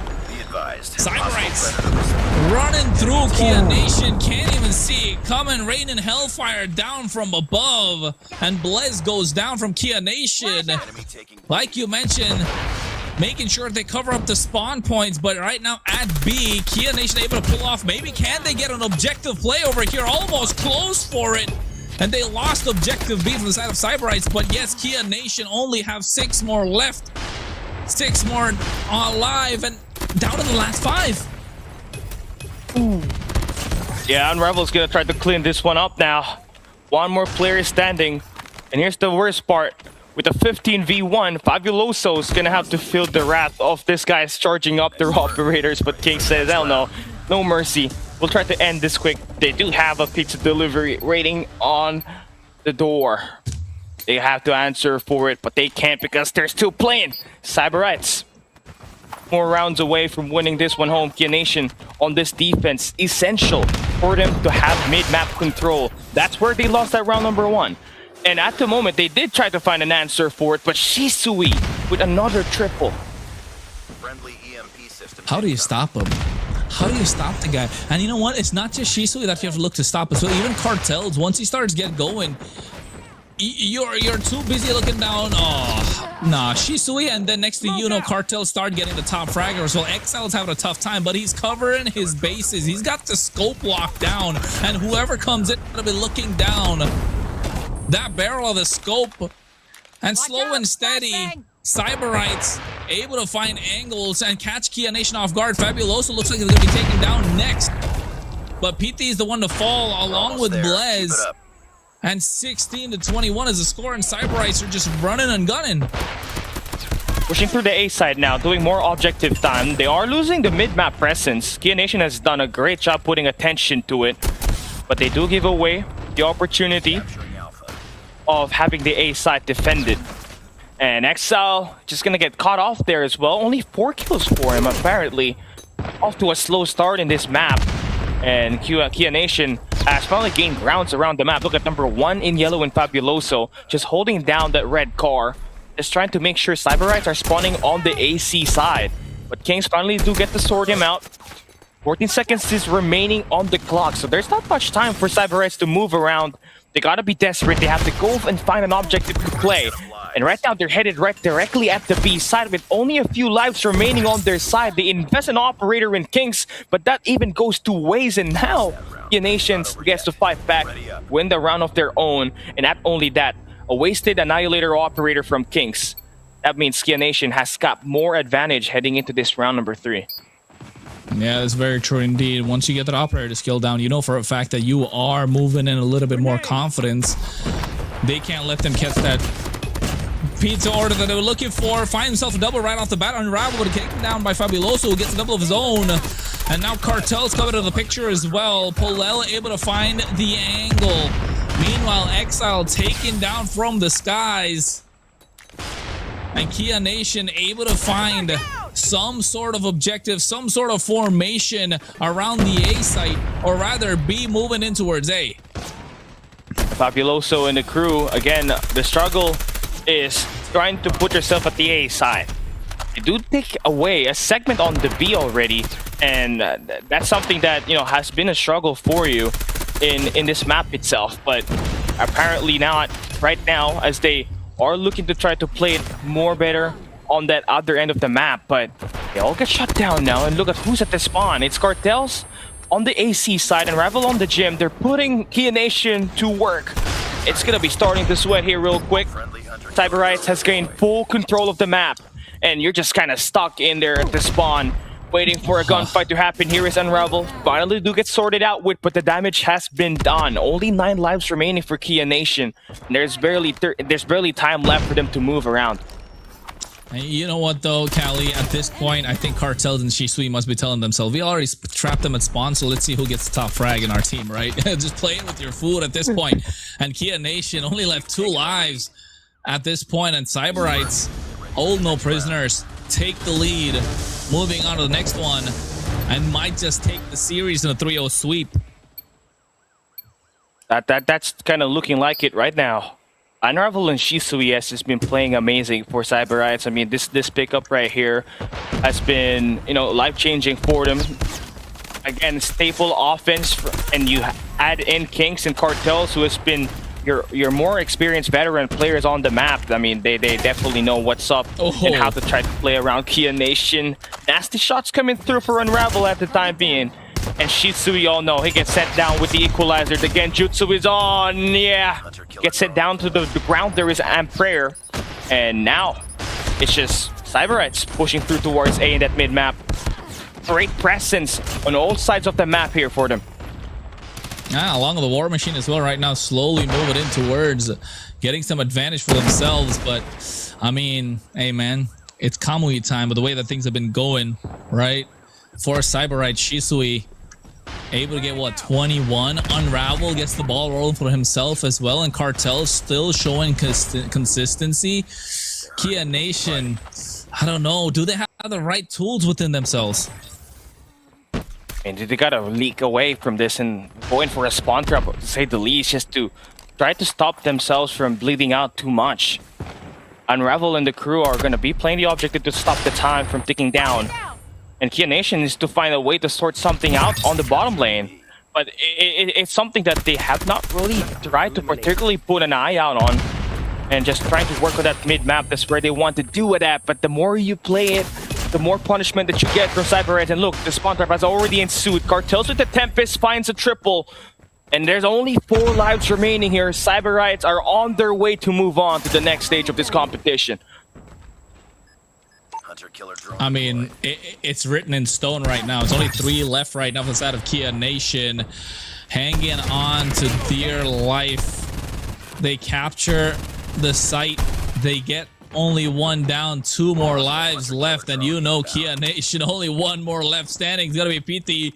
Must be a lone standoff, and the pressure that he's feeling right now, and how bad he must be feeling to try and get this for himself. But guess what? Cyberites hold no prisoners, able to take this one a 3-1 under control, and it's gonna be a 3-0 sweep that they get for themselves. Did we even doubt them? Yeah, I mean, now they're going to be making another Western, not Western, obviously it's the winner's bracket final for them here that they'll be able to book their ticket on. And Kia Nation, I mean, it's definitely a nice try for them in this map. They definitely had the intentions and just trying to run down the guys right through mid. But when they are just that kind of tunneling vision, just try to push towards that area on the map, just where Cyberites were just kind of working the bottom lane, kind of working the top lane. And when that happened, again, the spawn trap kept ensuing and Kia Nation just could not break through from it. And it's all because of how Unravel was routing around the map, how Shisui was lighting things up with that SMG. And again, that equalizer, whenever it gets brought down upon, it's just punishment for Kia Nation. Is it punishment? Like, honestly, I think it's just divine judgment at this point, right? With the way that they've been playing. I mean, Cyberites showing there's levels to this game. We spoke about it previously in Search and Destroy, but and even before the game or the series even started, we knew that moving in, if they get to the point where it is going to be 2-0 into control, it's not working out in your favor. It's never going to work out in your favor, especially in a map like that where you know SMGs are going to be the focal point. They did show up, they turned up, and the opposition just never had a chance. Kia Nation, yeah, they dropped down a lower bracket, but they still are not out of the competition, right? Congratulations for Cyberites to move forward, and all the haters just gonna keep getting rage baited, bro, the entire time. But yes, I think having another lifeline for Kia Nation, that's a good line. That's a good sign. That's a good sign for them. I mean, Kia Nation has been a solid top 3. They've always worked their way to the losers bracket, but never had made an appearance at the grand final. But maybe this time at the NA Points Major, they do make it a legendary lower bracket run. We will be right back. You are watching the NA Points Major. When we come back, we're heading into the losers bracket.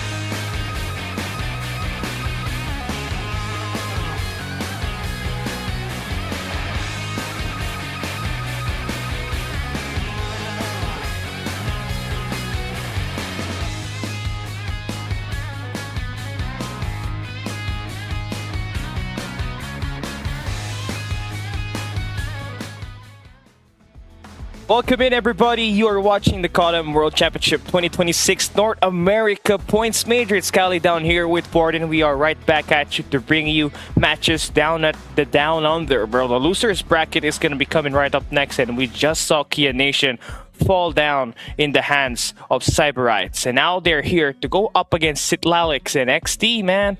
We've seen them play last time, Galleta as well as Badu. This two is one of the key players to watch out for in this team, and it's going to be a bloodbath here between these two squads, honestly. I mean, it's a long-going rivalry here for the side of Kia Nation and XT. The last time they were able to see each other in this type of form of tournament, I mean, they met each other on the lower brackets, which XT eliminated the players of Kia Nation there on the last initial summer split. So I know Kia is kind of hungry. Take this one here. I mean, the stakes all up high. In this series itself, whoever wins will extend himself on the lower brackets finals and will, well, stay alive in this competition, while whoever loses will. But guess what? It's obvious. It's going to be them eliminated away from the tournament. So we got our map bans ready here. We also got our map picks, and on map 1 we have Takeoff as our first map to play with. Should we go the long distance? We see an Arsenal, and on the Search and Destroy, Tunisia will be coming right up next along there with the Slums Warden. And looking at how it is, we're heading straight into the matchup. XT going up against Kia Nation down at the losers bracket, and we know for sure the last time we saw Sitlalix, man, they always had a slow start but always came up big, huge in terms of winning at the late game. So let's see if that's going to be something that they're going to be having here up against Kia Nation. I mean, it's all going to come down to, keys to victory here for sure. It's going to be Galleta alongside Battle here for the side of XT. Well, Kia Nation, on the contrary, I mean, Fabuloso, Blaze, Palel, I mean, they've been having their substitute games, but now we take a look at the game itself here. So far as P1, Kia Nation is going to be able to get this slight incremental lead. They're going to be able to retain a good side of the spawns as well. They do, and honestly, right, Kia Nation, they lack someone on their team to just really get that Hacienda hardpoint in their bag up against Cyberites, and that was Fabuloso. Had it rough, 7 kills on the first 4 hardpoints. I know, speaking it like a true broken record, but you have to have Fabuloso step up big for your squad just for you to win the maps here. And looking at how things have been played out, right, so far, it's a great start here coming out of Kia Nation. Pity with a 6-3 record here. We're moving on to new in just under 5 seconds. XT is going to have that early rotation, something that they need to work on absolutely on a Takeoff hard point. They've been always late on rotation, and they had a struggle in terms of finding themselves inside of the hill when they're spawning in Narnia. So having that early rotation, but only for it to be broken by aim prayer, that's going to be quite hard for them now. Kia Nation are going to be popping off right in time on the hill. I mean, you do find Kia Nation once again here finding themselves on the head of time here inside of the hard point. Going to deal with 2 players here from the backside. Sprays down Bland, good for 1. He's going to be there evidently for the set of Badu as well. Palel reacts to it here down bottom side ATM. He'll got their kills here so far. Good for the first 2 waves here for the set of Kia Nation coming from the speed 2. Coming on this speed 2, Kia Nation is just going strong. You see Fabuloso already on a double-digit score. That's already like ×2 on what he had on that Hacienda hardpoint. And it's just the difference maker here. You see one of the guys that has been looked down upon as the more veteran kind of player on your squad, just finding all of this value with that operator to shut down all of the waves remaining on this hill. There's only 8 seconds. You spawn out XT on the left side of the minimap. You get the early rotation onto new. Kia Nation are doing the right thing at the right time, chaining that P2 to a P3 hill. Comes on to the read here. It's going to be 5 players surging towards the back. Any side control here for the speed 3. Hardpoint opens up. Slap is blue. Does bleed out or so. And the spawns will be given for the side of XT. As they do come off late from rotation down at P2. Spawns will be given for them. And it's going to be bottom now here from the side of Stalix. XT. Tempest out as well here inside of the hill. And they find the chain. Pinch will be offered here for the side of Kia Nation. It's a bit of a back and forth here, but a bit more traction will be given for the side of XT. Yeah, Palel just making them do the shimmy with that Tempest. High value operator to flush out the players around the point. And it's going to extend now to look some more. That machine eliminated on the other side, and another play coming out of Kia Nation to just hold it all off and maintain the score in their favor. Got 20 more seconds to play around the point now, and you're already setting up new. And man, XT really having it rough, finding themselves around the hill, cannot put a lot of pressure on it, and still no early rotation. Yeah, I mean, they had a pretty good intention there on a P3, but unfortunately for them, the Gunfires doesn't really just pave their way now. Last and final hard point here before we hit the deck to the reset. Hostile hunter killer. First going to be opening up here with the players of Key Nation well posted up here. Got to deal with 3 players here from the back, 2-man push here from the front. Pinch to be off it, and that comes out to success here for the set of XT. The gunfights once again, just backing things up here for the set of Key Nation. Oh, pity. No relentless assault here coming out of him as he falls. XT are slowly trying to stack it as much as they can. So signs of life coming out of Hugie here. Currently has himself 17 eliminations with that SMG and gonna continue to grow. And this B4 time is just massive for them to get right back in the hill, right back in this game. They are in striking distance, so for Kia Nation, gotta find a way to stack this and keep away XT from just pushing through easy on this one. They find the break with Pulel, finding a double, finding a triple, and this last 10 seconds should go the way of Kia Nation. Oh, I gotta admire how well Key Nation is just able to barge inside here from the back, or just from one dimension, to be honest. I mean, barely any position to be offered, but they still find themselves involved here for the scrap time. Now we go. Reset back to P1. Somewhere around a 30-point lead here for the set of Key Nation. Hostiles have the hard point. Hell yeah, 109 to 73. We're moving back into it. And XT, again, they've always had slow starts. We saw this one up against Raid Team yesterday. And at the end, they were the ones that came up on top. Just had to play it very scrappy, very greedy. That's the kind of team that they are. But you give away so much of this space for Kia Nation to pull away and give them so much of this high value, you're gonna be decimated at the end, right? Kia Nation will be able to find this 4 kills, and man, Warden, yeah, that score. The scoreline is definitely growing now. XT is just slowly getting out of control. A nice value out of the War Machine as well there from the set of Fabuloso from the top side. Able to repel away the players with XT.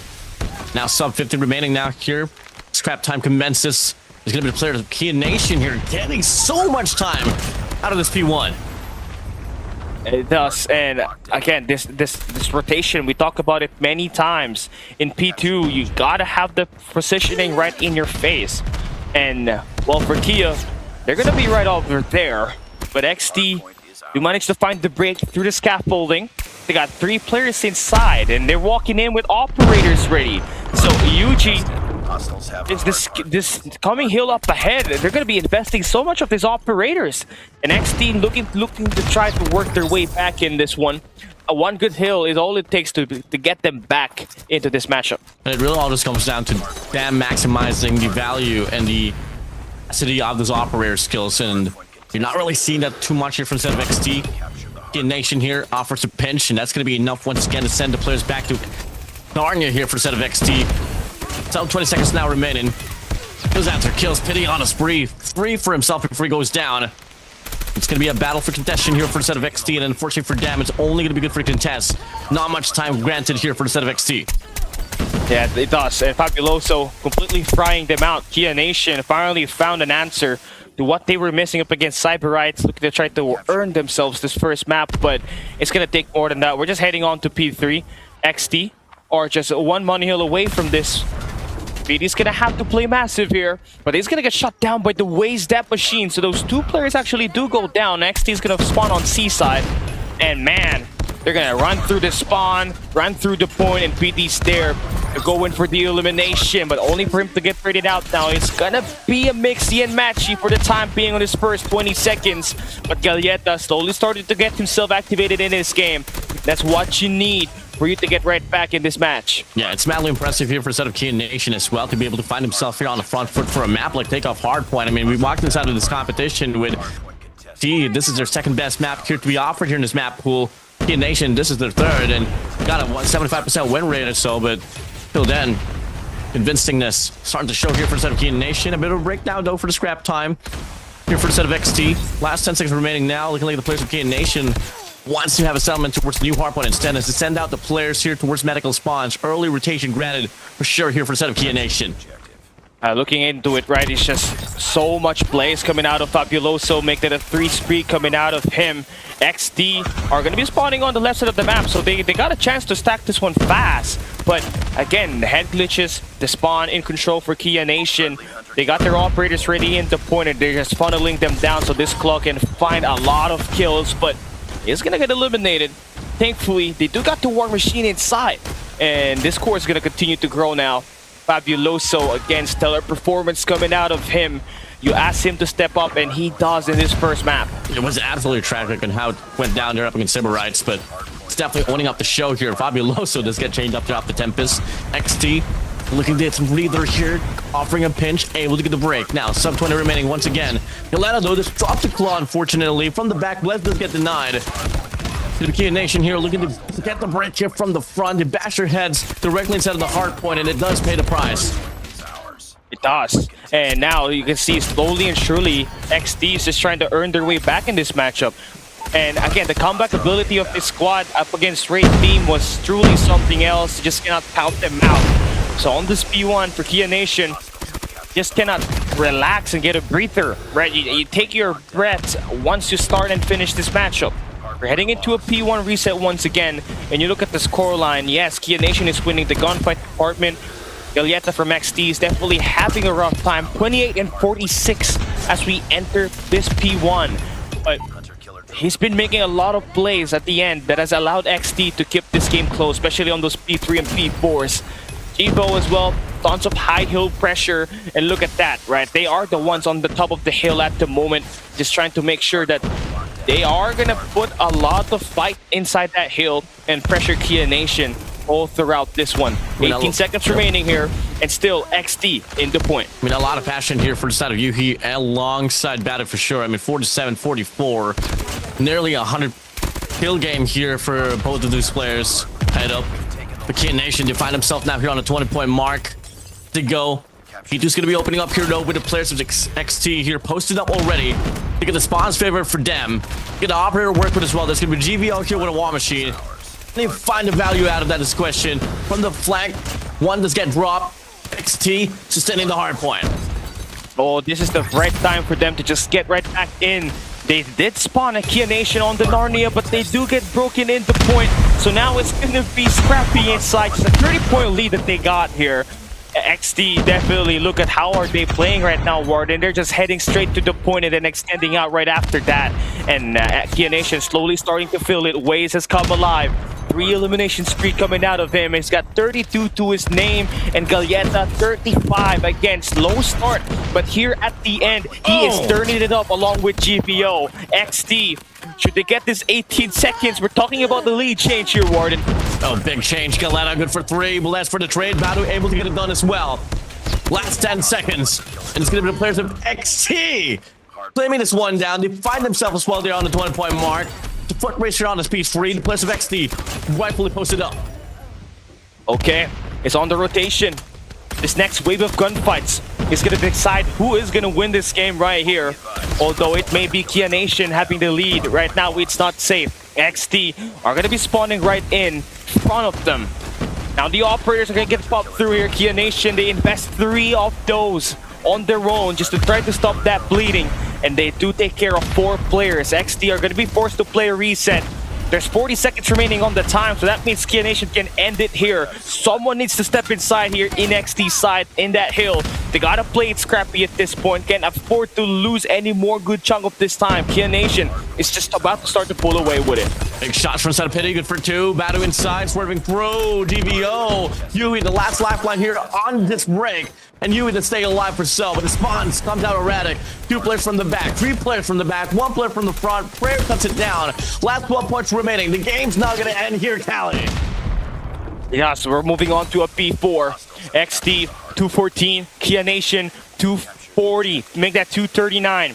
They got the early on rotation battle. Polel, he needs to stand strong with that Tempest in his hands. XT are just right about to open the hill with them trying to contest, but the Tempest kill for Polel might just be able to secure it. 10 more points for Kia Nation to win this game, but XT is spawning on the left side of the map. That means they are faster to get inside of this point, but Polel with the shutdown, make that a 2-piece. Hunter is out. Another spree connects, and XT gets shut down at the end with the Polel masterclass. 250 to 217. Right when we thought there would be a comeback, Polel ends up with the massive hold on that P4 with that Tempest and that Hunter Killer Drone to put an end to the game. Great timing there off the Hunter Killer Drone. Even had a Predator to work with, but fortunately enough, the Hunter Killer Drone was suffice enough to put it down. Tempest coming through. And just overall good management here from the side of Kia Nation. Proper player allocation really put them up here on a pedestal here in this map to take off hardpoint. Does, and again, you know, for Kia, Fabuloso having, again, I mean, I've been talking about it way too much, but he does feel like the key player for me for this matchup right here, and for him to turn it around after that Hacienda slow start, it definitely gave it a much easier way for Kia to absolutely fight in the game. And man, talk about this closeout for Polel. He might just be the MVP. He just stopped XT from just overrunning that point with that Tempest and that Hunter Killer drone to top it all off. That's the icing on the cake. There you go. That's how it is. Kia Nation will take the first map in this best of 5 series. Dude, 5 players here from the side of Kia Nation has 50 plus kills. I mean, talk about team involvement here, Kyle. That's exactly what you like to see here from the side of Kia Nation. Now, with that being said, I mean, we're dropping things back to memory lane once again. The last time we got to see these two teams have a tussle on the hardpoint game, it went down to a 250 to an 89 game with XT beating down the players from Kia Nation on the Hacienda hardpoint. Such a good bounce back here for the side of Kia, I gotta say. But now, gotta move over towards a game mode of Search and Destroy. And it is going to be in the map of Tunisia. As we walk inside of this run, Kia Nation has a very lopsided track record here in the Search and Destroy. I mean, they got a 38% win rate here. At Sixth Alex, they got a 71%, bro. I mean, it's because of the sniper duo that they got, right? The marksman duo. We're talking about Gaglietta and Badu. That's the key piece for this squad in order for them to try to win this. Again, we're looking at the map where First Bloods, long range are mostly the initial engagements. To try to compare that, right, Slums, it's all about the SMGs here. It's always been your snipers. You gotta be ready for it, right? We did not see a ton of damage coming through out of the marksman earlier when they were going up against Cypress. We're talking about Kia Nation here. This is going to be a total challenge for them after going up against the SMG line of Cyberites on that Slums. Here, they have to face the wrath of the sniper duo of Kia Nation, of XT. As we go now here, so far, gonna be a 1-1-3 setup here for the set of Kia Nation. Got Satalics as well here. Just winning things out here. It's gonna be definitely be a play for pick. So eyes on the snipers here for set of Badu alongside Polel. They definitely have to be the key makers here for sure. Looking how things will play out. Again, Fabuloso and Polel. These two had a pop-off on that hard point. But games do slow out in the S&D. So they got a bit more time to try to read around the map. There are no engagements, however, being created here by XT. They're waiting for a chance to look for a pick. That's the thing. They might not even go in for a push up until the very last second of this round number 1. Definitely tell that first round efforts just sweating bullets. His waist now finds Polel away. Like to see it here for set of XT. That being granted as well, it's going to be a call for rotation here towards the B side. Fabuloso is going to be all alone, but PT alongside Prayer bites the rotation through. First pop, Fabuloso, 5 GBO away. Might just be Yui, but a bit of an overextension here for the set of Fabuloso. In the process, PD does go down. Same goes for Prayer. Now going to be Blaz now here all alone in the 1v4. The bomb has been planted. Oh, what can you do here, Blaz? Formation already compromised to see everybody turning their heads onto him to hunt him down. Bringing all this noise down at the tunnel. Yeah, a little bit of a zigzag cheese there, but Galietta's gonna cut them off. So early on, you see the early position from Waze to get that first blood and follow that one up with Galietta. Getting those early 2 kills. Again, you start to activate that man right there along with Badu. It's gonna get nasty in this Search and Destroy. Remember, the last time that we saw them, they were scoring double-digit scores in that coastal up against Raid team. And you don't want them to just really have a hot hand moving into this. And just one problem here for the side of Kia Nation. Even coming from the leading up to this tournament here back in Summer Split. Just that they don't really have the proper train of thought in regards to like what kind of gunfights they gotta take. So you know as well, I mean, it's called like XT, they'll always like to play those picks. Sniper's pretty volatile, hard to read.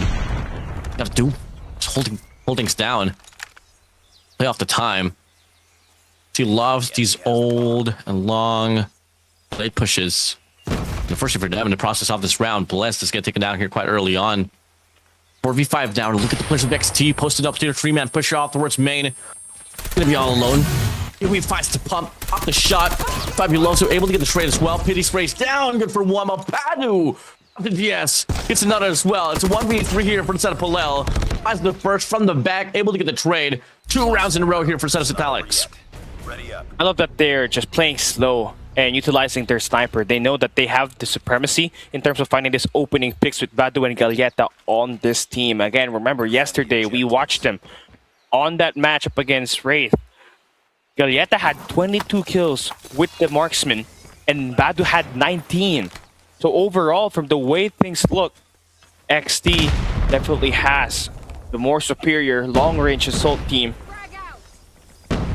Is how you use it is the very main question. Another pick split coming out of them. And I tell you what, this kind of playstyle, the way that you play it slow, is definitely getting to Kia Nation. They've shown signs that they got impatient. And on those 2 rounds, they did get impatient and tried to overextend, and then they died off of the first pick. Uh-oh. Lel. Able to pull the trigger there, gets a hit marker, ways closes out the distance. Able to get the shutdown. Fabuloso good for the trade as well. 4-4 here. Perfect opportunity to get the bomb planted. But Fabuloso a bit frisky as well. Takes up the challenge. GVO on the corner side. Gets tagged up now. Looking for dear life, but Prayer shuts him down. Yui on the feed. Finds one. Galetta as well. That was a 2v2. 2v1. Galetta with a spray spree. It's not over yet. Put this round down. 3 rounds in a row for the Saddles Italics. Yeah, back-to-back rounds where Gaglietta scored 2 kills. You love to see it. Defend the objective. XT definitely getting in the brain of Kia Nation, just conditioning them that they're playing slow, and the next thing you know, they're gonna be hitting you quick. And here is what I am talking about. It's an A split with Waze as the front man. They won't see this attack coming after those long starts. Now they come in here quickly, and Waze and the crew do get the cleanup on the A side, Orden.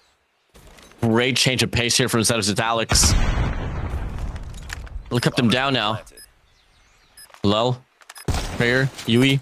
Is prone down there. Narrowly misses the shot, but gets stunned up now. Checked out. Here, Prayer as well. Here, looking to play off the ramp side. I mean, can't really do much here, though. You got 2 players here playing off the heady side.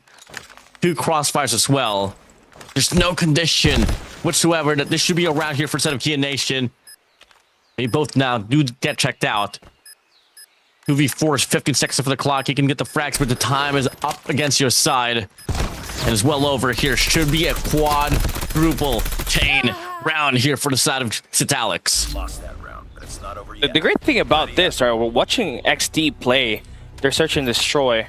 Even in our first day, I think they have one of the most polished S&Ds that we got in the North American region, although there is still room for improvements. The way that they structure their play, the way that the roles are evenly spread out on the map, exactly a great foundation that they have here. And they do finally get first blooded, Warden. That's the first time that that happens. Not getting that bomb picked up yet as well, so there's no clue where that bomb is at the moment. It'll be a fall here for the Southern Kia Nation, man. Spotted. I mean, it's just all going to come down to the waiting game. It's just first initial frags, and well, unfortunately for the side of them, it's just first initials. The race is just not there. Fabuloso once again is just in the corner there. I don't really like that spot. You don't really have a lot of repercussions and solutions whenever you do get overwhelmed. He has Yui here on his side.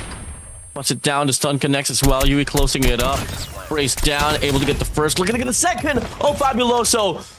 Now it's going to be 2 players remaining. 1 player remaining. GVO from the back.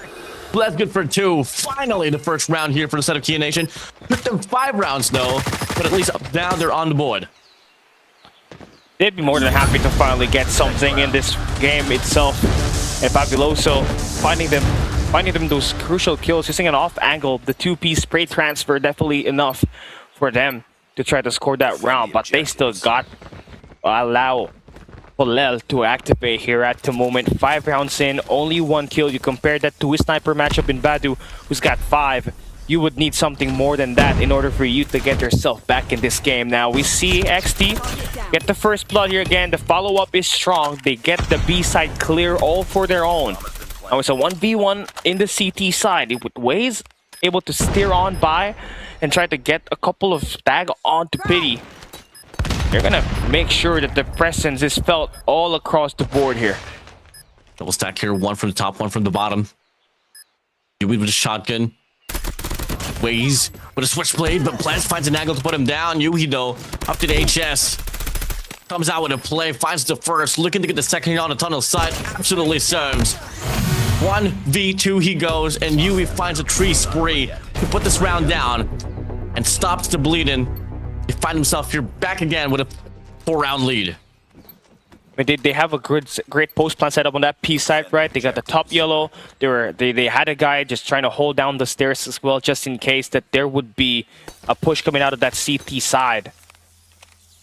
A nice try for XT to try to allow their tunnel player to cut off that man, but XT just had way better position around the map at the late game. Again, first bloods. Every time Kia Nation or anyone who gets the first blood in this round ended up winning. So for Kia Nation, gotta take care of their lives more here. Can't get first blooded. PT still off to a slow start here. And Yuhi, now on your screen, takes down Polel, who hasn't had the best time in just playing this game at the moment. Oh, ratting it out, Bless he goes. That's going to be a 4-2 here. Could be a second now here for the set of Kia Nation. Not unless Badu and Galetta pull something out of the sleeves. But Pity finds Galetta away. Badu there for the trade. Bomb's going to be dropped there on the mid-map. Looking to work towards it. Just scopes down a tunnel side. Kia Nation's in phase. They're not moving at all. And Badu's going towards the direction. That's going to be the first point. And he goes for the spray. Oh, what? Hopping heady, he goes to... Oh, can't get the shot down, but Fabuloso from the top side with an SKS.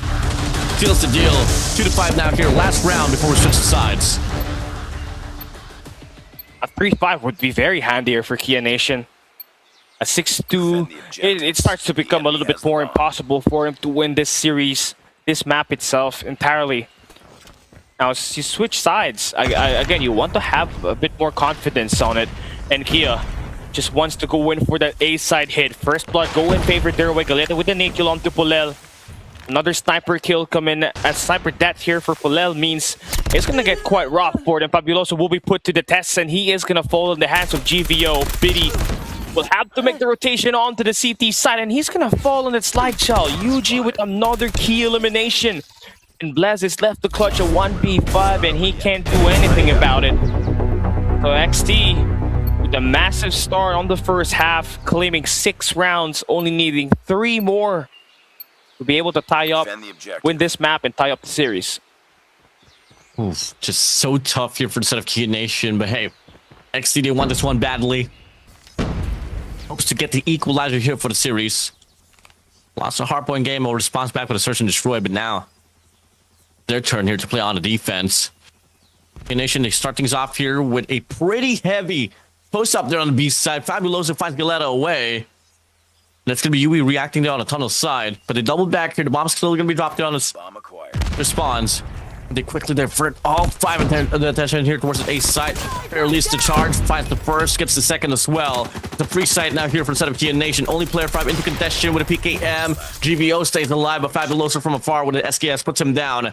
Yuhi, all alone. 1v3 situation. Bombs planted as well. The bomb has been planted. UG, what do you got in store for us here? This 1v3, what are you made of? That prayer is gonna fall down now. You got a gun to pick up here. Might be pretty good in this long range. Decides to pick up a sniper. Already done the damage. Got 28 seconds to play around with. The swing on to the corner is not gonna be lethal. As he falls, Kia Nation will be able to start their second half campaign with the round win. And that A-side split, man, I tell you, Warden, that was lethal. That was clean rotations coming out of them. They knew what route to take. And they're gonna try to hit that one more time, but look what waits them in this A side. That's a strong A setup that XT has to try to counter this push that's just about to come through quick. Gonna get it first here. Fabuloso, good connections. Blessed Pity has up for 2 as well. There's a quick cleanup here on his A side. Got 4 players to play for. Last 2 here will be coming across here from this connector side. Galetta changes up his routes here. Looks to play all around the ramps. Palel has his mid map as well here locked down. Looking to offer a pinch. Yuhi is in it for a treat here from the back. Galetta off to the SKS though, finds Fabuloso away. Palel off to Elcar, shuts down Yuhi. Now it's all gonna come down to Galetta here to pull away and find a clutch. Finds 2 players tagged up. We should trail him down. And unfortunately can't get the confirmation. Gets the second though, but from afar, Pity off the scopes. Shuts him down. Drops the lead to 2 now. Kia Nation feeling the momentum. He tagged 3 players there, but just only 1 kill that he was able to provide. But imagine Defend the objective. the crazy highlight there if he had taken all those 3 guys on that 1v3 clutch. But close is never it. Gotta have to be able to find a way for you to climb your way back here if you're XT. You try to put yourself in a spot to make the play in ways. Gets tested, finds a double, licks his lips, and now he moves away from the gunfight. Trying to see if Kia Nation gonna try to hesitate this push. They want to go into that A side. They're thinking about it. 2-for-1 trade would have been acceptable, but losing 2 players there with no respondment, no trades. So disastrous here for a set of Kia Nation.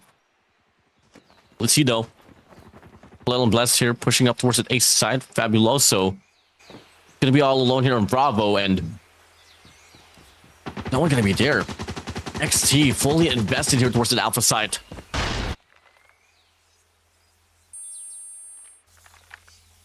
I tell you what, that's kind of hard, right? It's a combo stack on that A side hit. They do have the bomb on A. Well, that's gonna be able to get 1 pick though. That's going to be really useful. This number 4 in blue, he has to win this though. Gets out with his life, and they're sending Fabuloso to make the rotation, but he's gonna get caught off. Now you're kind of exposed, and you're gonna have to win your 1v1s here, Palel. Last player remaining for Kia Nation. On this side, retake, Galetta will fall, but the bait and switch ensues, and Yuji cleans that one up. XT just 2 rounds away from winning this. That's going to be enough as well for them to tie themselves up here on the series. Defend the objectives. Going to be now the next round's going to be opening up. Frag out. Round 12 we go, baby. Well, they're on spawn side, but I think Smoke might out. just be a lean towards alpha here. Smoke's going to fly over there. That's going to be getting it towards connector, but no sense of usage whatsoever. You're not going to go for the push out. I mean, still got a minute and 30 seconds left in the clock. I mean, the proper side choice is definitely going to be the beast side. Got to deal with Galetta. But that could be an understatement. The 1-1-3 setup here for a set of XT. Big shots. Ooh, Bomb acquired. that's how you do it. Fabuloso slowly starting to win that marksman battle. Still a long way climb, but after that first blood, you open up that B side for your team to take. And XT are just waiting for that bomb plant to confirm it. And now they're on their way to try to play that 4v5 Bomb has been retake. planted. Looking at UG to make the play here. On the flank. Number 1 in yellow. Taking that rotation. Walls apart between these 2 players. And PD has to hold this one through to make that push on the front work. ET, no! And he's gonna win it. Snap back for Now it's Sensui. equal. Up here from the front side. Big collapse here for the side of Kia Nation. Last 2 players alive. Bulel good for 1. Can he get a double? The answer is yes. 1v1 5, but Badu shuts him down. So close, but yet so far. And XT, they find themselves on match point. It's not over yet. Ready That up. 1 kill from Yuji off the back. Just enough to distract Kia Nation. Truly did not expect that route to hit. Defend And the XT, objective. They have the bomb. they can smell that victory. Here we go. The last and final stand here. Look at the players of XT running it down here towards main. They send out 5 players. Galena leads the first charge. He finds the first. Prayer gets 1. Prayer gets 2. He's answered. Last one. And Pity as well gets involved. He's going to be all alone now here in those 1v2. Will he be the Terminator to crush the dreams of Kia Nation? In this map of Tunisia. As they run across the map. They go towards the other side. Heading straight towards Bravo. Getting this bomb planted. But you gotta keep your eyes on the prize if you're UE. You got 15 kills for yourself. This is your moment to shine. Was already tested in that last round. Now it's time to put eyes in your veins and just try to close this out. Win this map. Get your team that round. BD is gonna get a bit of the damage. The dance for UG is still pristine, but only tags. Not enough to go in for those eliminations. And Kia Nation will be able to take another round win. But look at how that round ended, Warden. XT just went in for an A push. All 5 men queued up to get eliminated on that early situation. Can't afford to try to overcook your defense like that. I mean, you want to try to end it as much as possible, but Smoke out. do it in a way where you have to earn it the hard way, not the easy way out. Now Kia gonna push through towards the A side here, and they clean out house. 3v2 situation, numbers in favor for Kia as we move on to this round. Where's Scaletta? Here. The live flying here to try to close out the deal. The back Scaletta's good. He's out. Prayer could be up next, but no, Prayer beats him to it. Now gonna be Galetta here in the 1v2. Has an SKS to play for. This could come out lethal here. Gonna play her cards right, and the debated switch is good. Kia Nation, they are staying alive. Not afraid to make any aggression. That's how you want it, right? Especially on the attack side, you can't afford to be hesitant on your play. Immediately, right after that round win, they had an A side hit quickly, and they slid through it like it was just another round. No pressure at all coming out of Kia. But here, UG walks in and spots information that's a hell of a player that's up there on the winery. And UG is not going to back away. He's going to force his way into a gunfight. At least finds one. But now his teammates are put at risk on the shadows. And Prayer making the big plays along with Pity, who finds a double. 11 kills for him. It's all down to Gallietta. Still in a position. Try to clutch this. Resets.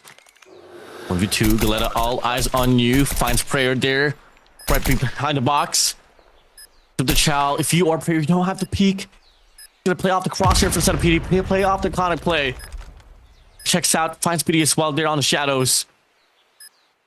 Very technical situation here, but this should be around here for the set of Galetta. No way. Finds Prayer here, tagged up, closes up the distance. And unfortunate for him, second shot couldn't come through. Put him down. Kia Nation, one more round for overtime. They feel it, they can spell it. That A side seems to be a weak point for XT. Defend Even the despite objectives. sending out 3 players to hold that side, they just could not anchor it properly. For KYA, if it ain't broke, you don't gotta fix it. They might be on their way towards that side already, Warden. And XT, maybe at least find some traction on it. By allowing your players to just survive as much as you can, because UG last time walks up that winery, walks up that A main, and he died.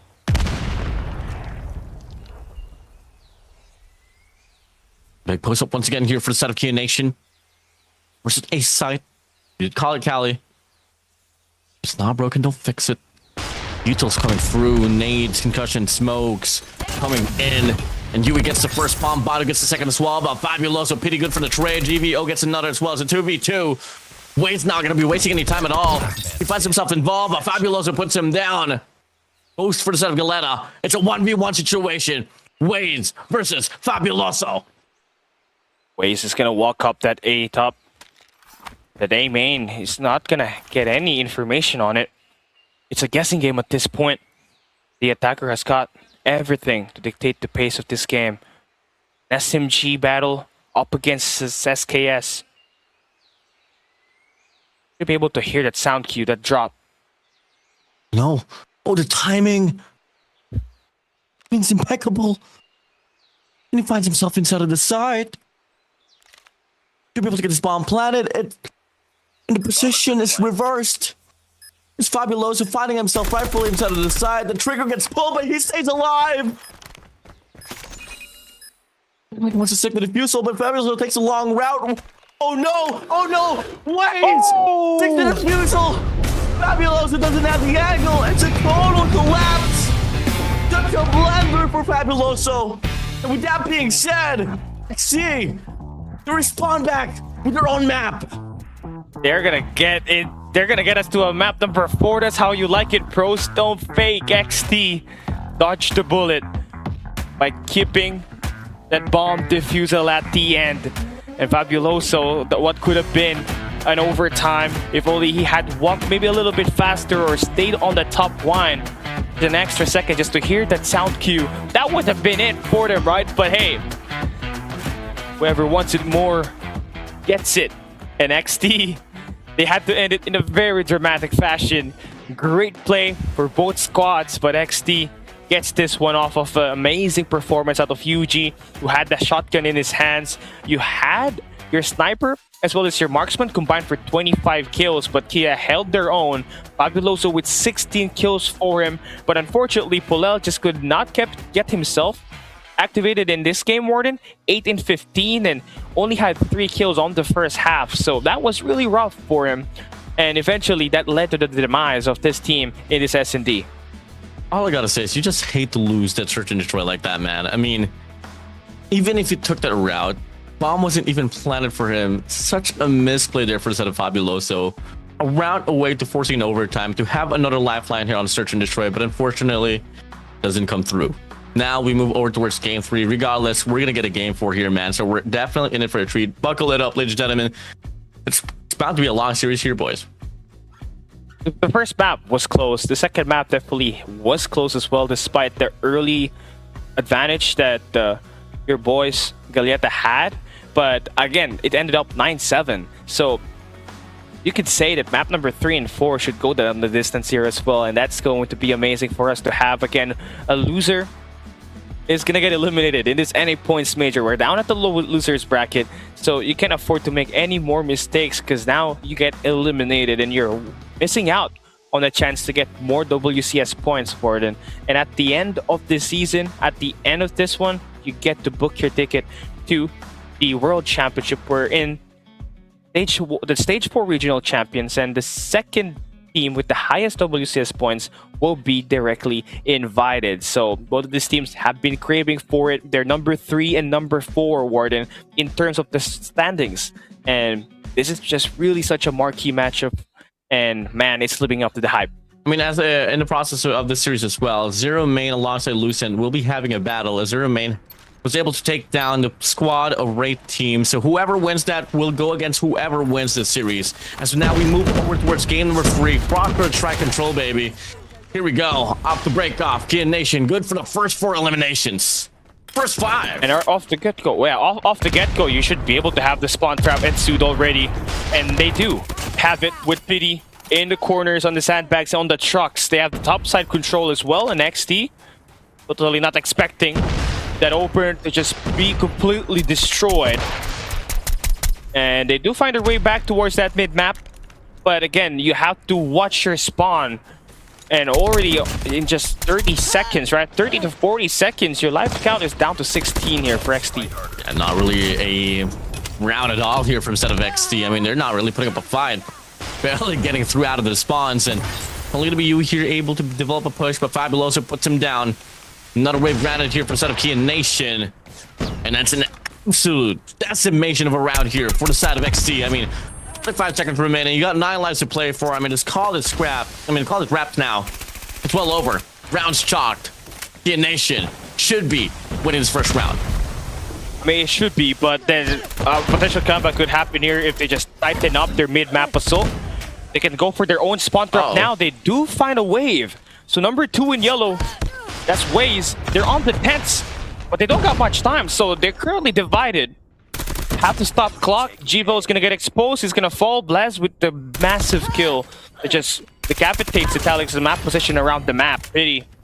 On the flip side, walks inside at a flag, and then he gets himself a double. Crispy shots out of him, and XD had an opportunity to try to reverse the situation, but Kia Nation having to do much of the damage early on.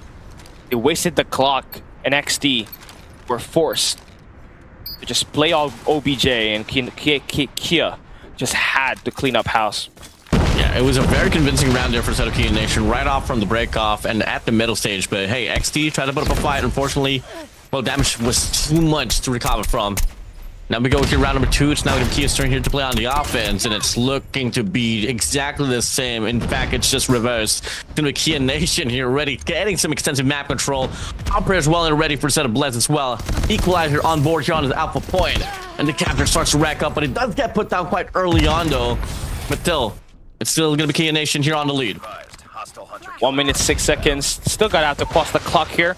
XD definitely way better in terms of their positioning on the map here with the way things have spread out. You're working on that A lane, you have that Lockers in control, you also have one guy just holding down that top rock, but Pity do manage to find his way in, and this is gonna be a very dangerous position if you do not sort him out clearly. He has that tap machine, he did get sorted out, so at least you stop the worry of a spawn trap to happen here. But Kia are trying to break spawns, and they do it by just pushing on that A lane. That's going to be devastating. Yuji has an equalizer.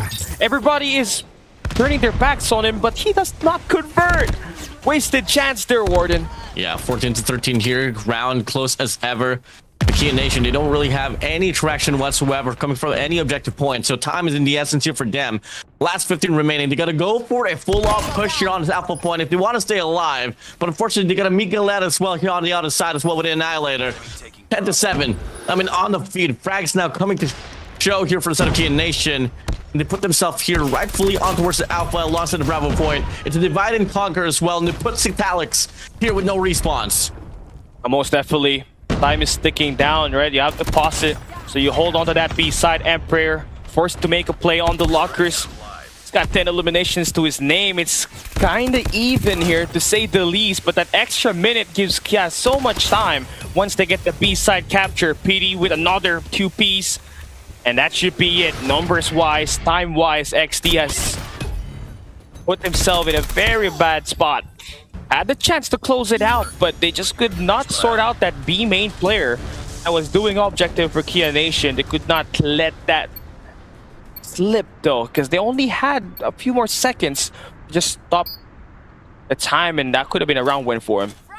Match point advantage here for the Set of Kia Nation to put themselves as well here on series point, baby. As we go, Kia Nation good for 2 frags off the break off once again. I mean, we'll talk about how well they always find themselves here on the front foot here, especially in regards to the start of the rounds. Got a bit of a sense of lifestyle here for Citalics as they go for a push out now here from the mid map alongside the outer lane towards an A control point. And they're gonna have really good map control here to get some divide and conquer going on. Oh yeah, definitely. But then again, look at number 5 in Emperor. You spawn trap as I spawn trap you. Number 5 in blue looking to try to cut off a couple of members. They clear out the A long here. And again, the front line needs to be strong now here for Kia should they want to get this win. Blez is gonna overextend, finds one, gets the second. There you go. Things are looking quite even now for him, and even better, they clear out the wave and now they can push through and extend their presence on the map. 17-17 now. Once again, we've been in this situation before, and for the last 2 rounds, it has been Kia Nation pulling away. Mid-map control here, evidently well put up here for the Set of Citalics. Question is though, can they get away from that? 13-15, battle good for 2. Pity has himself a frag from the back as well. Got to worry about you in ways here, pushing this outer lane away. And Citalics going in for a total collapse. Oh boy. Yuji now is going to be at the equalizer once again. Fabuloso brings out his war machine, and they are just finding value out of it. Equal trades coming through along. But there's 20 seconds remaining on XD. They gotta make sure to focus on an objective, and they set their sight on that B flag. And they're looking pretty good on it. They have to just slow it down. They're working on the B lane, but they need someone to hold that A long for them. Just try to get this multi-angle push to keep these players from Kia Nation guessing. AD's gonna win that battle up against UG. But again, you love the trade. Extra minute for XT. They can work their way around here. Just have to play as a D. Prayer has a claw to work with. Fabuloso on the feed finds Badu away. No more respawns anymore from Set of Italics. GVO finds Prayer. T rips up their damn machine. Unfortunately, this gets dropped as well, but way same he goes. Badu's turn now here to take out the Tempest. GVO with the War Machine. It's the final control point to close things out. And Bless does get denied off his equalizer. It's a 3v4. Numbers still looking bright here for Set of Kia Nation. There's only a differential of 1. All 3 of the players of XT finding themselves inside of the hill. Looking to offer a pinch. Kia Nation to go. Fabuloso leads the first charge. Finds the first frag. Badu good for 1 with Tempest. Yui with a switchblade. 2v1 situation. Yui gets dropped. Kia Nation. They close out. Crossroad strikes control in a 3-0 fashion. But that's very decisive for them to end that one. But that was pretty ballsy for them to just leave that A side and had to play that retake. They had to respect the operators invested there. But that Tempest, when they went in, was still alive. And if that one had connected, they would have been strong and they would have been defeated. But you take the risk that you can get, and eventually at the end, they paved the way for them to win off of that deficit. They were trailing behind on the life count, but worked their way back up on that round number 3. Pity, I gotta tell you, he knows how to fill up lanes. He was reading everything. And again, the offside lane, wherever your opponent is trying to take focus on, that's where he's always been, and was able to play greatly here, man. Now we go take a look at the scoreboard here. I mean, you got to talk about Bless Fabuloso here, dropping 23 and 22. A bit of a slopsided game here, but till then, I mean, you don't really have to do much when it does end off in a 3-0 run, and you got Bless and Fabuloso just slaying it out, bro. Definitely. And looking at it, right, UG definitely still super consistent. It's just that, again, Kia Nation had way better adjustments in terms of finding presence around the map. When they make sure that they get a clean wave, they calm it out, and then they just overextend and find their spacing on the map to eventually go in for the spawn trap. So that on the defensive side, you saw it on their attack. It's just clearly them just having more initiative to try to put more pressure on the map.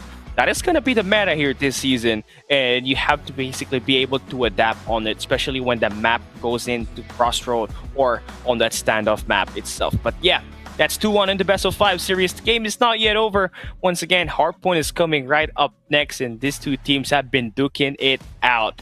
Now, we are going to be heading into an Arsenal, a map that basically requires you to have those early rotations to pay out on those Pony Hills. P3, P4s, P5s are gonna be amazing if you get it early, so you gotta be ready to rotate out in this map itself and find your operators to pull and come off value, and then there you can cash in jump checks. Back to Hardpoint, man. I mean, for both of these teams, Arsenal is not really the strongest suit here, and it's been a bit of time for us to watch a Hardpoint Arsenal game. Hey, we'll get it. We all know how volatile and how, well, snowballing this map is. It all comes down to the proper rotations, just gunfights, the breakoffs, man. One of the only Hardpoint maps that can really turn that P1 into a true money hill. Hell yeah, it is. And looking at how it was played out, right? That takeoff Hardpoint, that was a pretty close game for them. Could have been both ways, but Polel definitely had the best chance at closing out that round with the Tempest as well as the Hunter Killer drone and win it for Kia Nation. He's still going to be your main player to try to stand out on this map, but on the flip side, right, you're looking into Badu and Gaglietta to really light things up on this one. You are down at death's door. One loss away is XT, and if they do get eliminated here, it's basically pretty much over on their run in this tournament. We are, however, going to be right back though, and Speedy is not going to be connecting, so we are going to be connecting you back into the caster desk, which is going to be me and Warren. So yeah, if you're just tuning in, you're watching the Call of Duty Mobile World Championship 2026 NA Points Major, and we are down at the losers bracket where we just had Kia Nation win the Crossroads Strike, and it has definitely been an exciting matchup. back and forth plays they go on these 3 maps of action, and we're heading into the Arsenal, which we just failed to reconnect. But rest assured, when we come back in this one, it's going to be bloodbath, and it's going to be high octane action for these 2 squads. They have played it pretty scrappily outside of that control, so I got my sights and my hopes up that this next map up ahead, Warden, is going to be something else. I feel like in some way we might be able to see a curveball here. I mean, come again, I don't exactly know why Arsenal hardpoint does get forced into this run, but one of the worst maps. But it might just be because of the fact that we haven't really seen a lot of repetitions. Not a lot of these teams really likes to play Arsenal, but it does get brought out here for a particular reason. After all, this takes it all up high, and we don't exactly know what kind of tricks do they have up in their sleeves. So hey, I'm open for suggestions and some changes here for both Kia Nations and XT. I mean, the thing is, Arsenal is such a niche map, right? You get to master that, you obviously obliterate teams that do not see that map come in. But again, it's also one of the most banned maps in the competition scene, not just here in the North American region, but all across the world. Teams just do not want to play this map, but if you're heavily good at it, you're gonna be winning hell of maps in this map itself. Now we go into this P1 again. High coordination on your rotation is the key to go to win this game. Kia Nation and XT, opening break is gonna be won by XT, so that's going to be a great sign for them. It'll be quite rough to see Kia Nation try to break this with great power positions being held by XT off the get-go. Yeah, you like to see here from instead of XT. I mean, you get the first 5 kill metric, as we'd like to say, Cali, and well, you're pretty much darn to claim every little bit of point. You have every right to do so. To be honest, P1, and so far, I mean, the players of Kia Nation, they do have a bit of protocols here to send out 1 guy here, 2 guys here from the vent side, 1 player from the top, and 1 player from the left-hand corner as well. But unfortunately for them, gunfight superior here for set of Satalics. Yeah, it again, extreme coordination how you try to break that P1 if you lose the opening break. And again, for Kia Nation, seems like they would rather get that early rotation, but guess who's on that early rotation already? That's XT. Delieta's gonna be there. Already a Predator missile invested here for waves, and again, that's a great sign that gunfights are being won by XT, but come that P2, this is where, again, Money Hill is bound to be inevitable. Kia Nation is going to have the early rotation, but they do lose out on the spawns on the right side, so that means trouble. Blez is going to be tested here, has to stay alive as much as he can, but as soon as he falls, XT are in the hill. Not really a lot of things that they can do here. I mean, they're offering a wrap here from the side of the lane. Able to be good for 1 or so. I mean, they got to find a means to probably get some contention here from the front side. No spokes to be used as well. I mean, they put the SKS there on the proper lane, but the rest of the crew here from the side of Kia Nation just having a hard time finding the impact here on his P2. Oh, it's a smoke and drop. That's how you want to play this if you're spawning on the batteries. And wow, things are not looking good for Kia Nation at the moment. XT are just continuously punishing them in this one. I'd say XT are timely on rotation too. That P1 to P2, they were majority the ones getting all the score. But Kia Nation has finally found their footing on this one. Their first early rotation, and it's going to be on P3, where a majority of the operators are going to be invested. And XT is going to use all of those, majority, to just try to break that hill right before it opens up. And Kia Nation are going to get broken once again. Another Predator missile, and boom! Great dominance across the board. Another Pred for Delieta. Man, they are cooking it up in this one. But finally, Kia Nation will be able to fight back. They find 4, and they're going to be the ones on heal. There's a recovery now here for the set of Kia Nation. I mean, this is exactly what I talked about, man. I mean, it's a very snowballing map. Whoever gets the first initial charge off rotation should be able to get the hill itself. Let's say goes 32 to 88 now. War Machine's going to be flying by here for set of Fabuloso. Delieta checks out. Spawn's going to get a flip. Perfect time to flip the spawns as well here for set of Kia Nation. They drop the lead to right around 48. That's what you like here for set of Kia Nation. But for set of XT, they send out 2 as well here to go for the rotation onto New, and they do get denied. This might just be a chain here for set of Kia Nation. They gotta find the means to get this time as well here to get the equalizer. All about that chain and all about your operators. He's got 2 available here, PT and Bless. You got an equalizer that can take it all over, but he gets taken down on cranes. And Kia Nation, again, has to sort that player out leaking on the battery, and they do sort him out. So there it is. That's the opening break that you need, and you got operators ready. PD, 3 elimination, make that 4, building up to a Predator missile. Nasty with it. now it's gonna get invested. Should be good for another elimination there. Yeah, man, they're just doing whatever Citalis was doing on the first two hills. I mean, the lane's just really nicely occupied here for a set of Key Nation, and it's a nice bounce back for them. I mean, they were down by what, 60 points at a time, and now it's just right around 9 or so. Now Citalis here is going to be good for the initial scrap as well here off this P4. Not going to be P5, it's not going to be opening up here soon enough as well, and it's going to be the players of Key Nation early up to the rotation. It's just all going to come down to the gunfights. Yeah, it's gonna be scrappy though. You gotta be aware of the spawns. Fabuloso on the tight corner. Two guys are taking the top main here for XT. And Fabuloso again, key player to stand out here to fight their way back in this this hill right here. And man, GVO. Oh man, they got a Tempest inside. That's gonna be troublesome.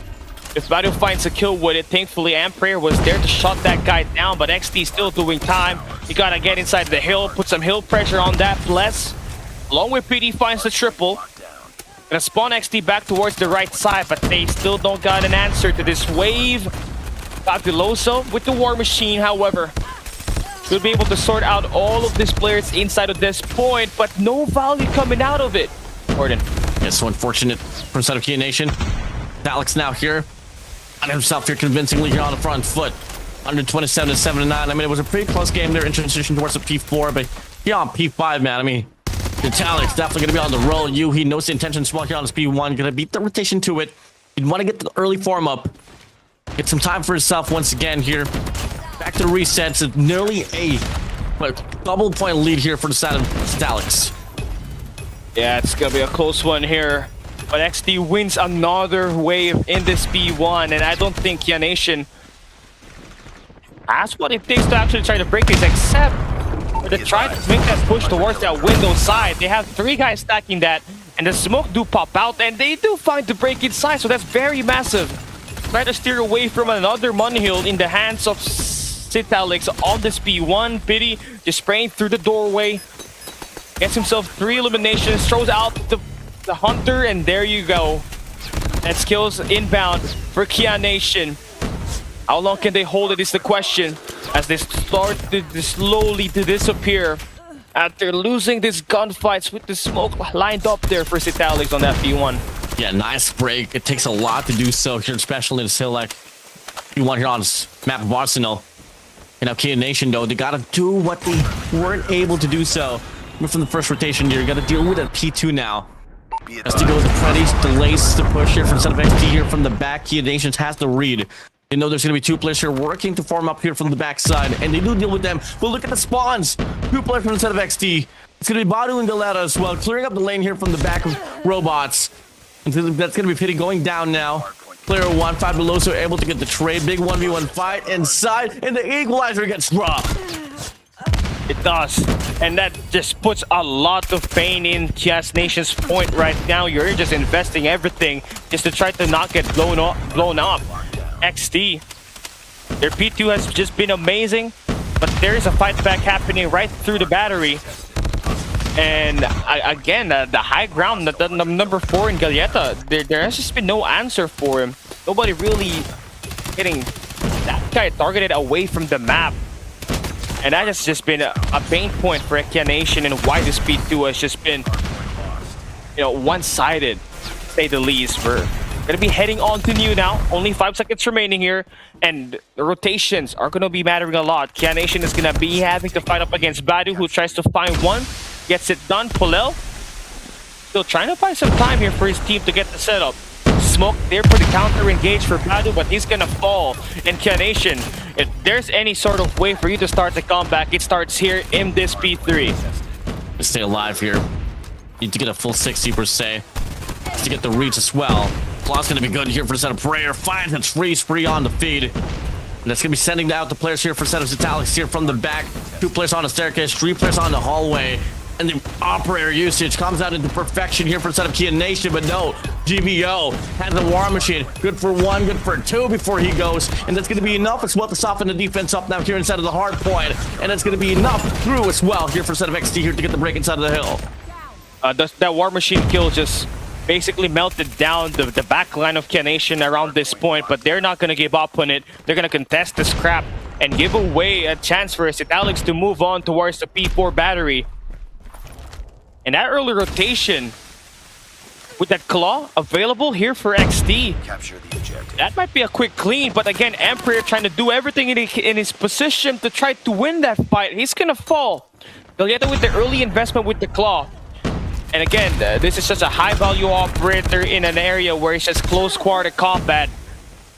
Decides to bring it out on that window, not exactly where you want to pull it out. He's gonna get taken down. So you gave a chance for Nation to break this one. And Polel, he has been the Iceman in his hard points.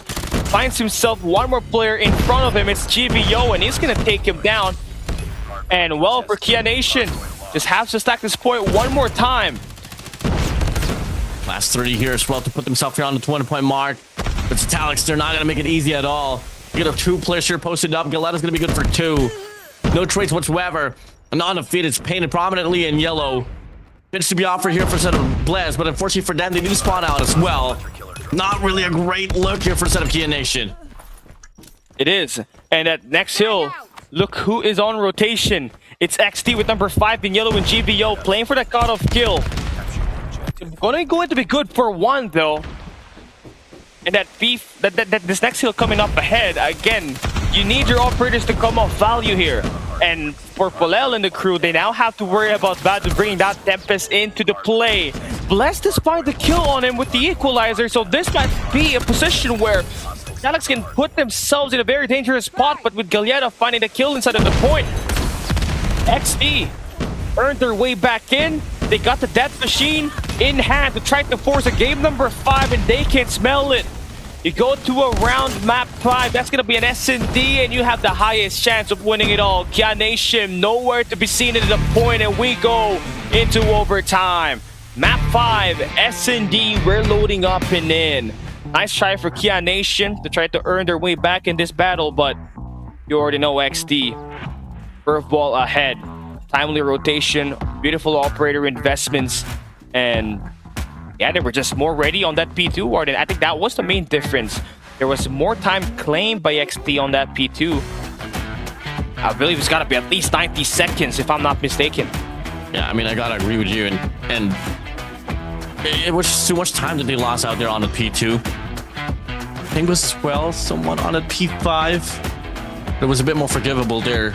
Definitely felt kind of unprepared here for set of Nation. This map of Arsenal, I mean, it does start to show. I mean, on paper, they walked inside of this game with a staggering 67% win rate here on Arsenal. It's really one of their worst. But it start to show there for the side of Nation. And what way for you to see it with Galieta again being the MVP here for XD. He has just been the main damage dealer for this squad, right? Even on the Search and Destroy up against Straight Team yesterday, he had 22 on the Coastal. And here for today, every time that they got the win, Galieta is always up in the boards along with Waze, who I believe is just doing the routes as much as he can and just finding the right timing on it on that Arsenal map, eventually leading this team to get into a map number 5, where in fact, we're going to be playing a Search and Destroy Slums Warden, where SMGs are going to be the more predominant damage dealers. So if you're to compare Nation up against this squad, right, who do you think has the upper advantage? It'll be tough. But if we just base it off from the statistics in line, I mean, Alex, their best game mode is Search and Destroy. Nation, it's their worst. And in the map of Slums as well, I mean, they come out still here with a 0% win rate here. While on the contrary for the side of Alex, they haven't really played in a map of Slums. So, but in just basing it off from the nature of the game mode, it should be an XD win. Oh, interesting. So the last 2 maps you're saying is curveball maps. Something that these 2 teams do not really take a pride on, but are willing to take the risk to maybe try to earn a win on it. But I gotta tell you that Arsenal definitely was something else. But here, in this map number 5, down at the losers bracket, you only get 1 more life remaining, 1 more map to decide whether you're advancing at the losers decider. Going to be a heavy battle between these two squads, most definitely. And the odds are stacked up against Kia with their low win rate in the Search and Destroy game mode entirely. And for Lalix, you're going to be feeling pretty good with it. You won the Tunisia Search and Destroy with a 9-7 scoreline. Galyeta and Badu as your main marksman and sniper duo who has been extremely consistent. And if you can get Waze up to speed with how he played on that Arsenal map into this Search and Destroy, then you got yourself a hell of a team to close out this map itself. The sky's the limit here. Anything is possible. And the only one who wants it more gets it done. For Kia, the cards are stuck up against them. They want it, man. Surely can find their way back in this matchup.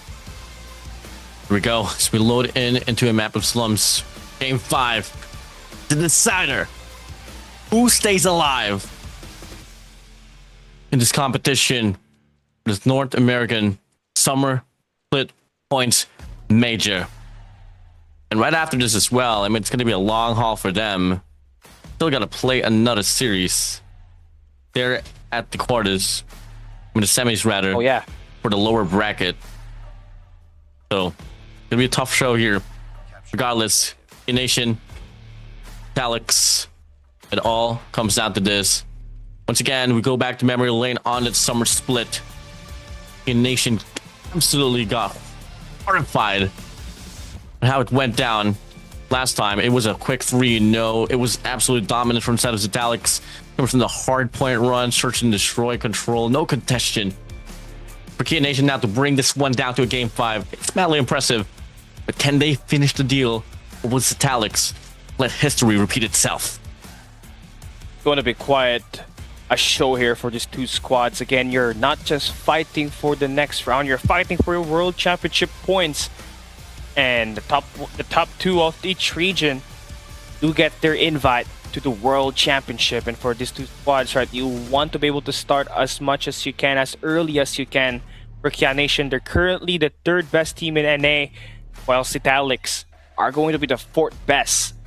And their margin between points is just mere 20 points, Warden. And that says a lot here. It's a make or break for these two squads. You earn yourself to a top 4 finish, man, you're looking at 227 points. That's life-changing, honestly, for these two squads. Now we get it done. Slums, ask the map to decide who's going to be advancing at the lower bracket semifinals. XT, you're the ones favored to win this, but can Kia defy the odds and win it? Let's come and find out. First 2 kills good for the side of Kia Nation. Gonna be enough as well for them to buy into space here for this B side. But in the process, they do lose 2. They will still have the upper advantage here for the life count. 3v2 here. Bomb's gonna be planted here towards Bravo. Nice position for Kia. Blaz is just going to be up front with it. Close in personal to find the double. Blaz with the 2 Ps. That's how you want to start your attack side. Just be decisive. Get that bomb down, go to your post plant setup, and let your SMGs do the job for you. The objectives. The battle of the number 3 team and the number 4 team of North America. And Alex, I mean, if they get this one down, we're definitely going to be able to overtake players of K Nation, but now they're going to deal with a B search here. 3 kills simultaneously occurs here for the side of Alex. But Fabulous is going to be able to get a trade. Good for 2 as well. Once more here, Cali, we draw back to a 2v2 situation. It's the sniper marksman duo for Kia that's live. Fabuloso has been hitting it off. 16 kills on the Tunisia Search and Destroy. While Polel, on the flip side, he had it rough. He's the one that needs to step things up in this S&D should Kia want to win it, advance to the lower bracket semis. For Alex, you have the right guys that can earn you this second round. Got Waze, obviously, has been frying hot with that SMG. They're just waiting for where the wind will blow. All of the sound cues Fabuloso is making, that's information being sent out. XT's ready for it. Here it goes. 4 seconds remaining. Waze is just waiting patiently. Oh, he sees him. Pulls the trigger. Able to get the trade. That's a 1v1 situation. GVO seems to be playing off the cross as well on the statue's heady. The PKM to play for. He doubles back towards the cemetery. GVO second guessing. Spots him out regardless. Finally around as well here for set of Alex. Very ballsy to just put yourself in that middle of the map on that 1v1. There's basically like 180 degrees position where Kia Nation had a chance to try to take you down there, but a win is a win. GVO able to step things up there. Grenade Great out. information gathering for them just to try to keep that one discipline, but here we got ourselves a dogfight on that mid-map action. Les as well as Galletta will look to try to trade it out, but it's Kia Nation winning all of the SMG battle. Ampere with the 2-piece. They get the bomb down. It's all down to GVO. Try and clutch this. I mean, you got a PKM here off the retake, and it's a 1v4. A bit of play on the heady that should be more than enough to put you down. I mean, Bless is just sustaining his life. And he takes up the chow. Finally, puts him down though. Kill. One cut it. Still gonna be a 1v3, and you got only 20 seconds left here to play for. 3 players posted up here from the front side, and Palel off the scopes in garage puts him down. Kia Nation back on the lead. You know, how many times people just let that bomb and just go camp at the garage? It's just basically an impossible setup to defeat. Defend the objectives. But it's a 1v3 situation unless you go in for a flank. You do go in for a flank, there's just plenty of angles you have to worry about. Seems like this round is going to be another replay. Kia just busting through the B side. BD, again, full mid-map control for Kia Nation. And another bomb plant inevitable. And they're going to do the same exact post plant setup once again. Right through the garage they go. You just wait it out. XT have the smoke and the distraction to make Yuji dig the bomb. Seems like that's not the case here. Has to win this once. And it's not gonna get the second. BD will be there to clean that one up. Kia Nation. The answer is just rushing that brick side and using your SMGs to overwhelm the setup that XT has on it. It's pretty great here in how K Nation is backing up these rounds here, especially on the offensive side. Plums is heavily defensive side. I mean, it's my opinion. To say about that, Cali, but regardless, though, I'm back here inside of this game. First frag, second frag, third for the side of Galletta. In front side of you, we find player low. As Fabuloso gets forced out here to a 1v4.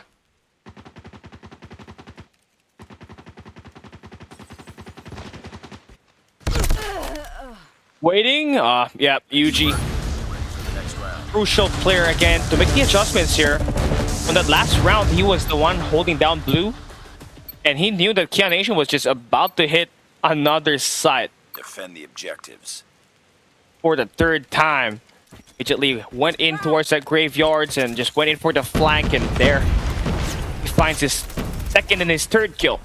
Oh my But god. yeah, they're just hot-headed with it. They just want to keep it simple. No strats involved, just gunfights waiting at the fountain. The bomb has been planted. That Adu, BVO.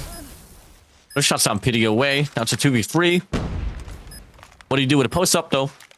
Double down here from the back, and Palel finds GVO away. Adu. 1v3 situation now. Got 24 seconds left here on the clock to fight for. When it comes down to retakes like this, I mean, Alex doesn't really have the best of track records. And it doesn't absolutely serve us well here on this first, on this round itself. Kia Nation retains back the double round lead. I think it might be time to just put Yuji into that B side. Defend the objective. They need more presence on the firepower. The enemy had. And you just can't let him play offside at the moment with the way Kia Nation is just playing these rounds aggressively. They're gonna keep doing the same exact thing here. Olel and Blez finds the early 2 picks. Now, you see Yuji starting to get involved here real quick, but he's still gonna fall down, and man! Lost that round, but it's not over yet. Ready 20 seconds is all it takes to put that game to an end. Now last round here before switch the sides. Kia Nation, Defend the objectives. no way to go for another B hit. Frag out. Look at the players here for Status Italics. I mean, they're going to be overly investing here towards the B side. It's going to be a Hussein here. Of course, Bravo kills after kill, trades after trades. Bless gets a one. Bless gets a double, and Padu shuts him down.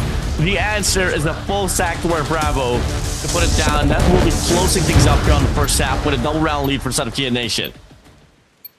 It's a live and die by the B lane. That's all there is to it for Kia Nation. There's no doubt that they're gonna slam B here once again on that brick side. That's just where they want to play. And you know, they get that kind of feeling where, hey, our mid, we're destroying them on it. Let's just take space as much as we can and just get those first bloods. We got the bomb. That's how they've been playing it. Fabuloso with a shutdown onto number 3 in blue in Badu. Things are looking quite good for Kia Nation. What a silence here. Up to still. The entire side is preoccupied here, but it plays with Alex. Well, it's just waiting for a hop up to happen as well, but we're fully intending to do that here for ZFXT. What do you do when your main sniper's out here in this map of slums for ZFXT? But Galetta, the marksman, responds back with his own frag as well. Forcing down to a 4v4. It might just be a collapse now here towards the B side. Eyes on the price here for Sir Kia. Finds one. Palau gets another as well. Sprays down off the L car. But Galella gets a double, but Pity shuts him down. 3-6. Triple round lead for Son of Kia Nation. Now Palel just hitting those close range shots, making that gun look like a shotgun. And well, Defend the that's objectives. just rough for Alex to just go and push that blindsidedly and just get eliminated there. Mid-map presence has just been Kia Nation's keys to victory on this map, and now XT decides to try to take the hit on the A side. It's going to be the full-on slam. They want to take that P2 side. Galeta's going to find that first pick. Bomb has been planted. And this could be the perfect counter. But after losing down ways, your SMG line is going to be suffering a little bit here.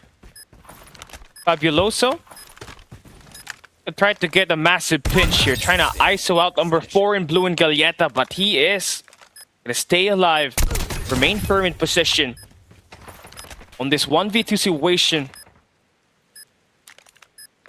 Going to try to put pressure on him.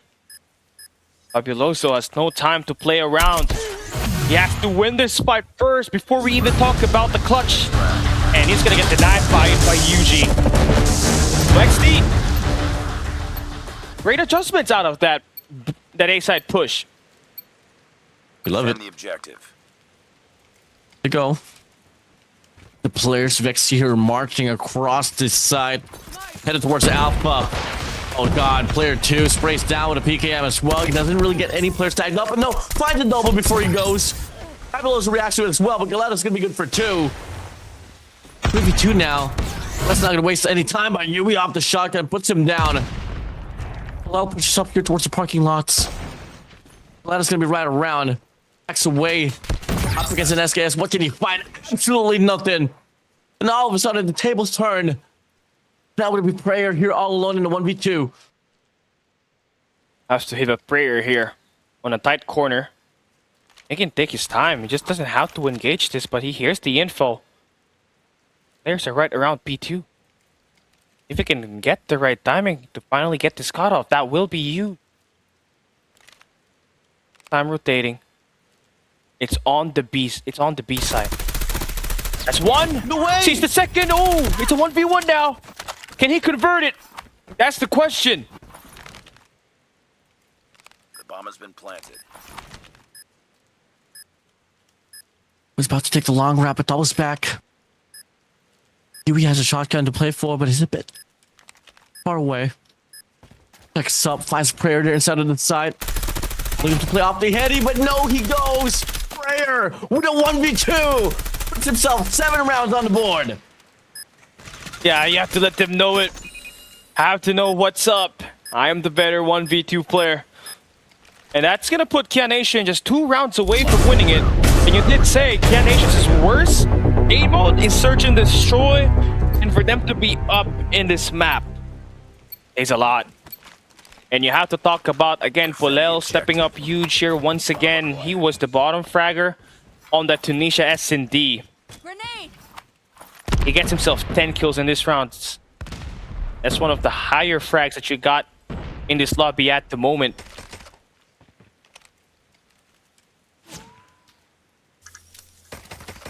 They'll start. Frag out. For instead of XT, they know the weight of this. Lifeline. No maps after this. Okay, Nation, the world has their eyes on you. Badu takes that spotlight for a moment as he shots Fabuloso down outside of the Bravo site. It's gonna be a 4v5.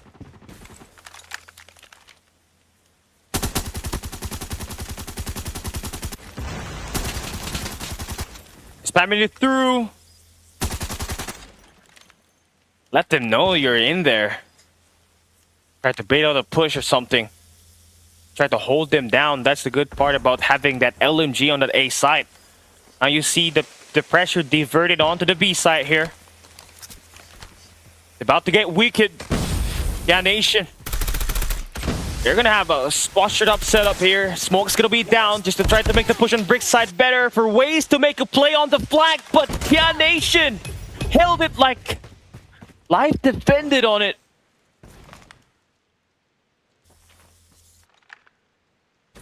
That's gonna be Badu all alone here. I to deny to give the match point advantage. As of Kia Nation. Definitely feel that Kia Nation feels it in their veins. Through wants to pick up the bomb, Badu. Gonna know exactly where you're at. They're gonna react to it as well. Sprays down, puts himself here behind the heady side. Time is in the essence, but it's well over. Kia Nation will find themselves on match point. One more round to put the players of XT away from this competition. One more round to deny history repeating itself. You got 3-0 last time. And here, you had to play map 5. That itself already is a massive improvement in terms of preparation in this lower bracket run. XD are going to try to make this push one more time on the B lane. They find the first 2 elimination, but look at player number 5 in yellow and Emperor. Decides to make the push on the graveyards. He's going to fall down. The 3 lanes covered up by XT pretty nicely. But you can't let Fabuloso make his way through towards blue. That's an easy flank waiting to happen. Slides on. Oh, Yuji had to hit him with the zigzag. And he falls down. XT still trying to close this out. There you go. A little bit of a scare there, but Yuji has got what it takes to clear out the last 2 kills. And give XT another chance to take a crack at this. 3 more rounds to go towards overtime. They have the bomb acquired. Only 1 round away here. Get it done. But the spirit lives on here for a set of XT. The drama continues. Now going to be XT here, hitting it down here heavily towards an ace side. The Kia Nation to respond back quickly as well. They send out 2 players here from the mid map. 1 playing on the garbage. 1 player on the hop up as well. And 3 players here on the parking lot. Massive hit here from the back here for the side of Kia Nation. And then all up relies upon Waze alongside player 3, Badu. They find the first and the second. Fabuloso before he goes. Finds a frag for himself. And XT, they paint the feet in blue.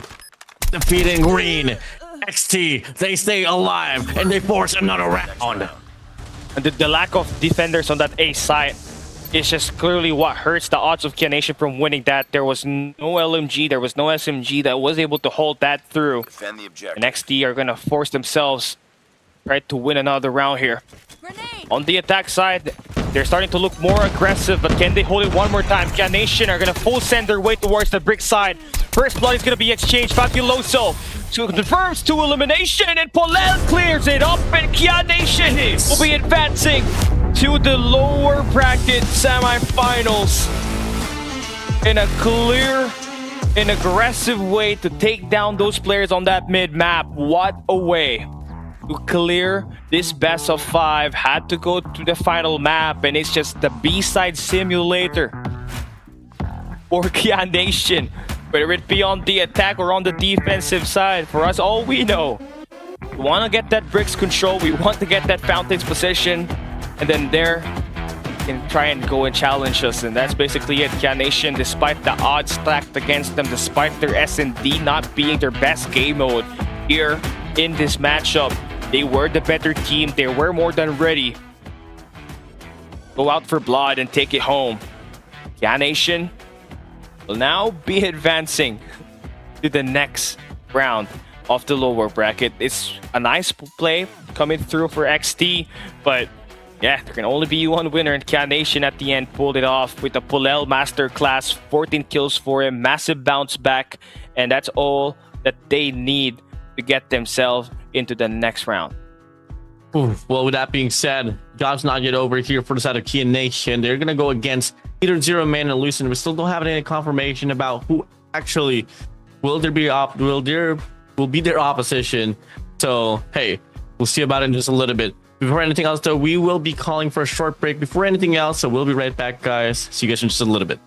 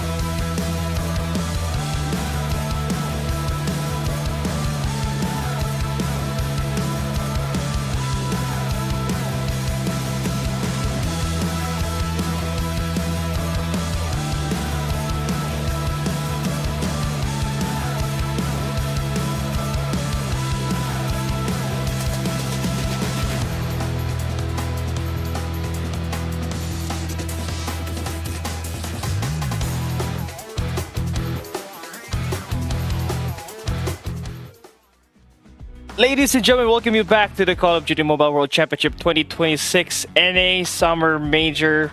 And it's going to be me and Warden down here at the desk to bring you one more game to end the day. Man, it is going to be stacked, right? We're down at the losers bracket and we are down to crown only one player to advance, one team to advance to the next stage. And we're talking about a team that has already faced each other. It's going to be Lucent going up against Kian Nation, and it's going to be a packed matchup right here, man. I mean, both of these teams has met before, and well, it was K Nation that was able to pull away. I mean, formerly known as ARP, Lucent was only really good on a search and destroy, but when it came down to respawns, man, K Nation got this one on the bag. That's the only problem that you have here for Kia Nation, and it did hurt them earlier when they were going up against Italics, where they lost at Tunisia off of a 1v1 clutch defuse, right? It was kind of dramatic to say the least, but Kia Nation, at the end, when they had to play a map where there's no kind of strategy involved and just go directly in the gunfight department, that Slums map was the perfect map to just play them. And we're looking into the matchup and who's going to be playing here. Again, Lucent, they got Atom, Play, Veteran, Sholi, Love, Chibo, the team name known as ARP Gaming during the qualifiers for the summer split.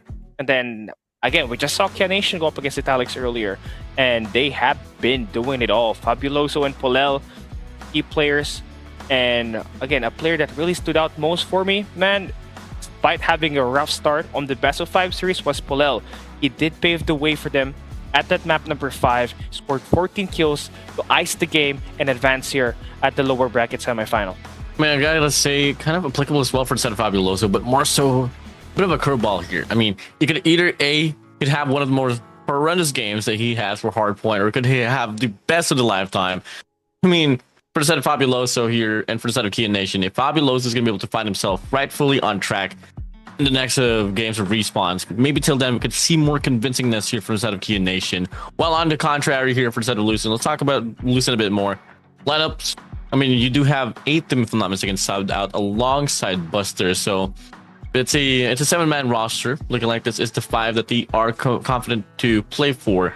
But one big standout, of course, is going to be Kibu here. He is the IGL of that roster, but unfortunately, when it comes down to respawns, he has been somewhat lacking in regards to elimination. But when it comes to search and destroy, you can definitely rely on this guy.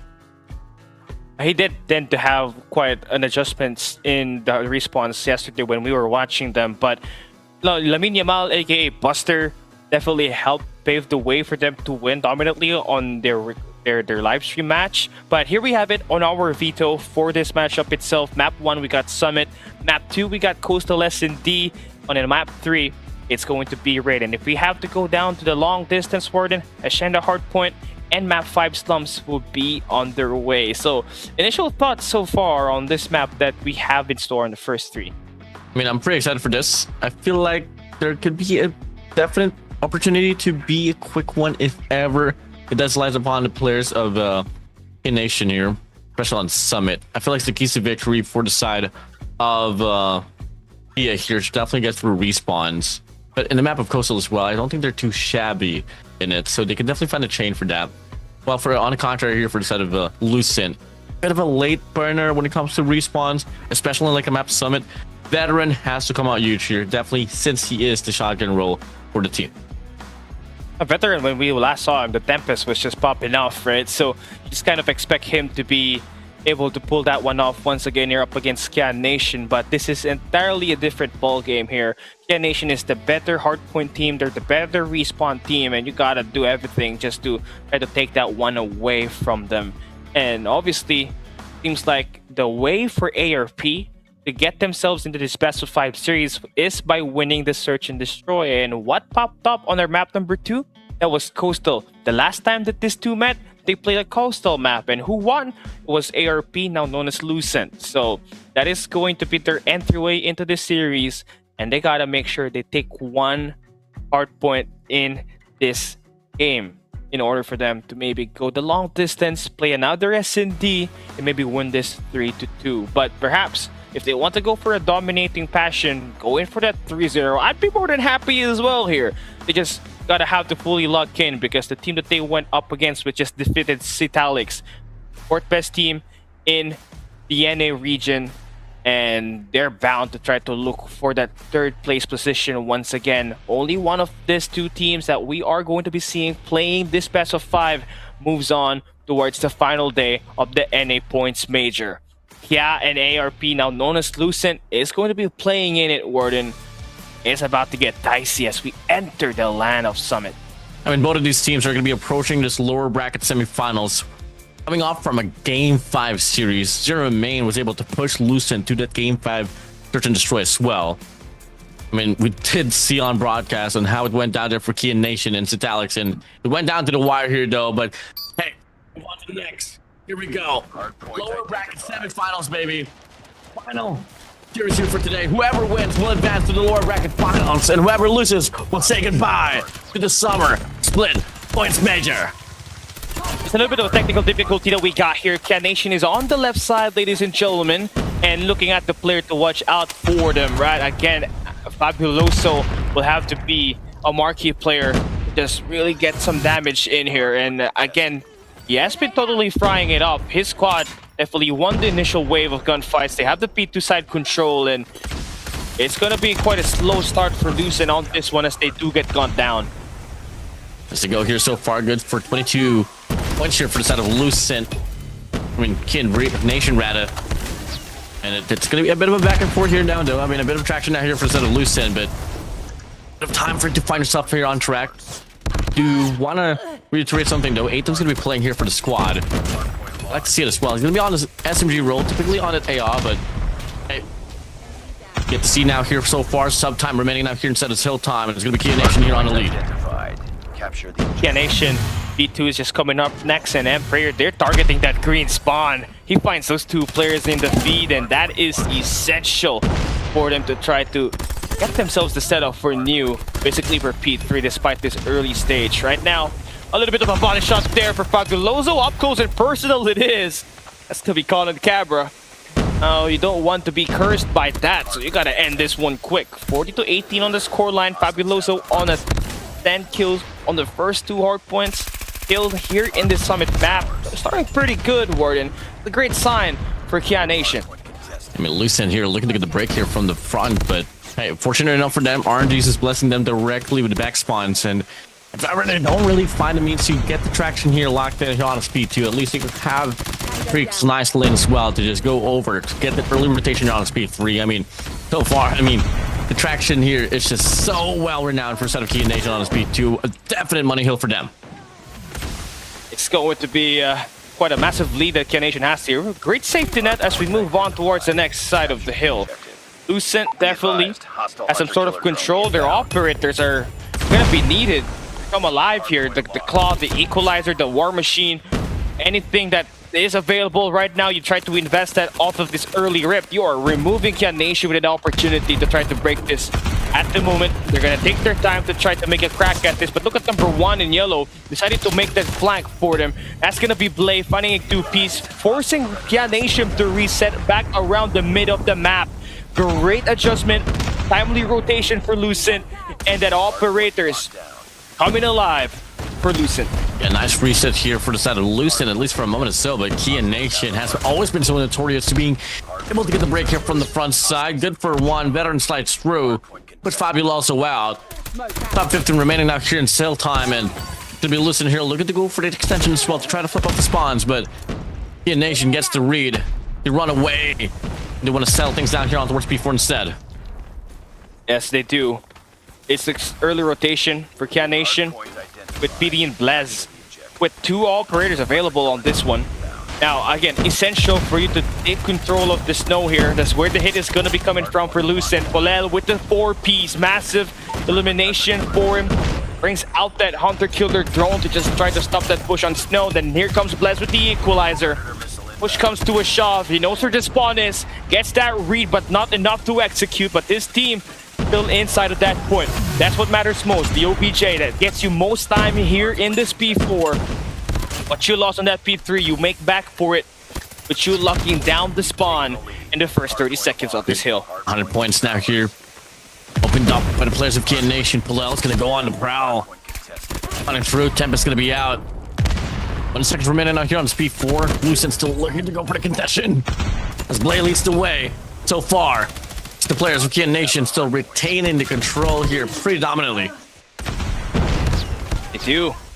7 seconds remaining here. You want to set up that new again. Lucent can take over that computer's control. Sholey has to stay alive, but he falls down on that. Look at how the way things have gone here for Kian Nation and Lucent.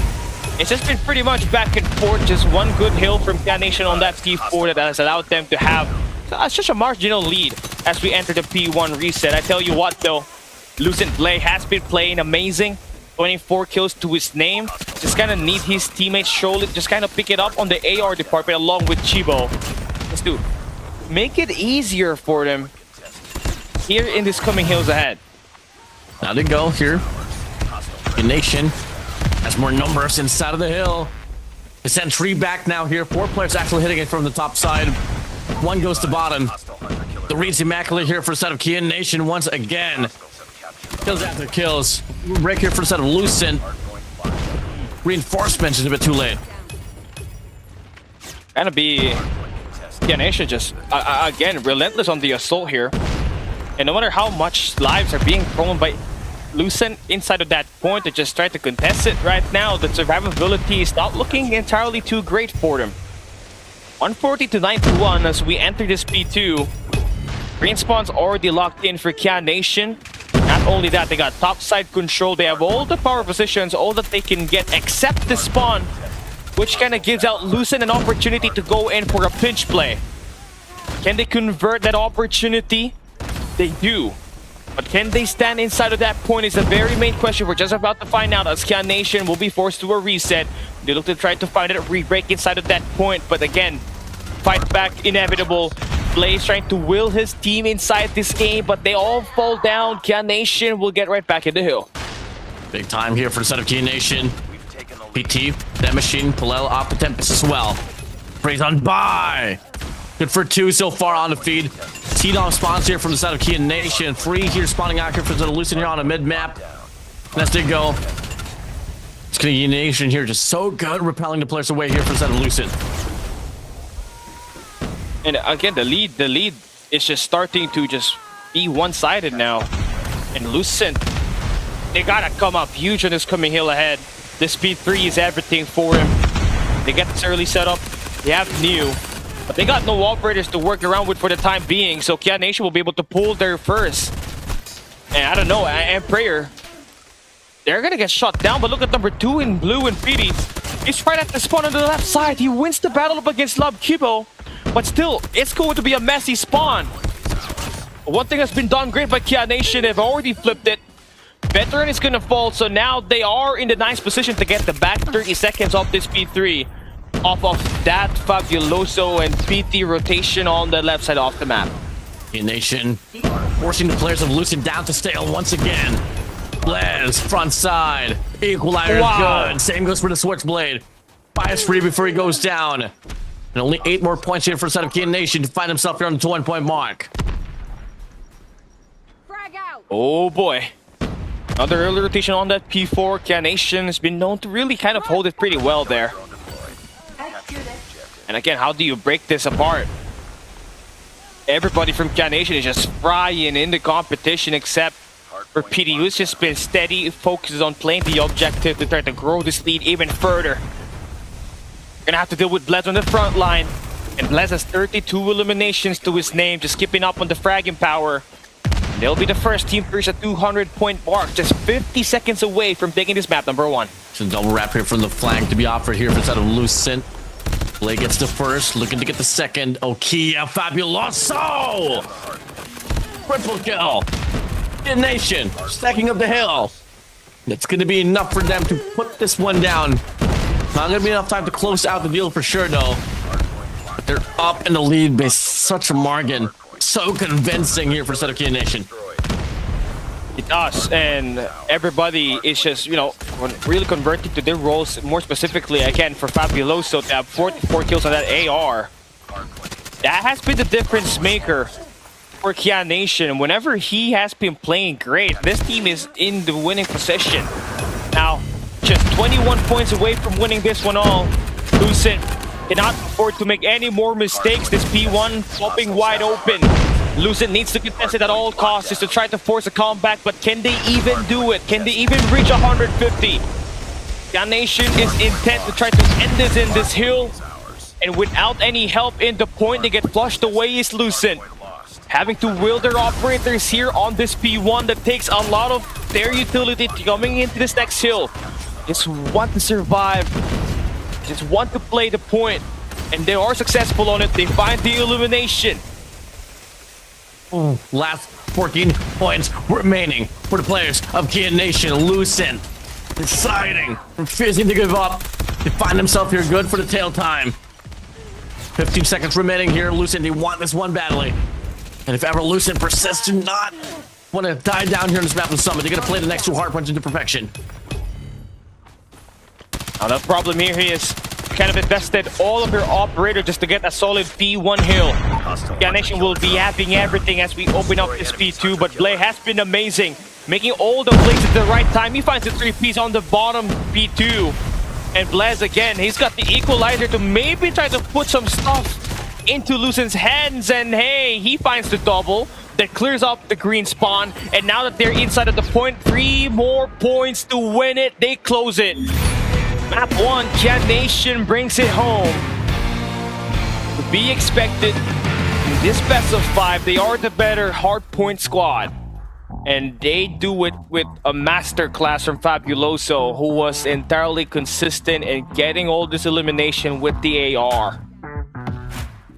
Ooh, wow. I mean, it was a well-prolonged fight there for the side of Lucent, but at the end of it, Kia Nation was able to just stay on top here pretty much for the entirety of the game. Just always find themselves here on the driver's seat, and unfortunately here for the side of Lucent, I mean, their hard points comes to stale here. Hey, hands down, it's not really their best game mode per se. And Kia Nation has been pretty immaculate, as we haven't been able to see in the series up against XT.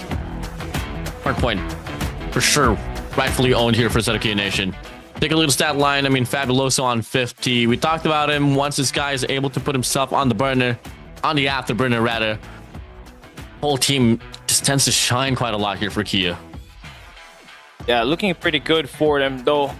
I'd say Lucent definitely laid hell of a match there. Blay was trying to keep this team alive, but the AR duels between Fabuloso and Kibo is just a night and day performance for it, and that's where it kind of fell apart. But you did say that Kibo is more of a search and destroy player, and that's where he kind of shines the most. And I guess I have to believe that, because the last time that we saw him, he definitely did dominate in one of the matches that we were able to cast. We're heading straight into Coastal.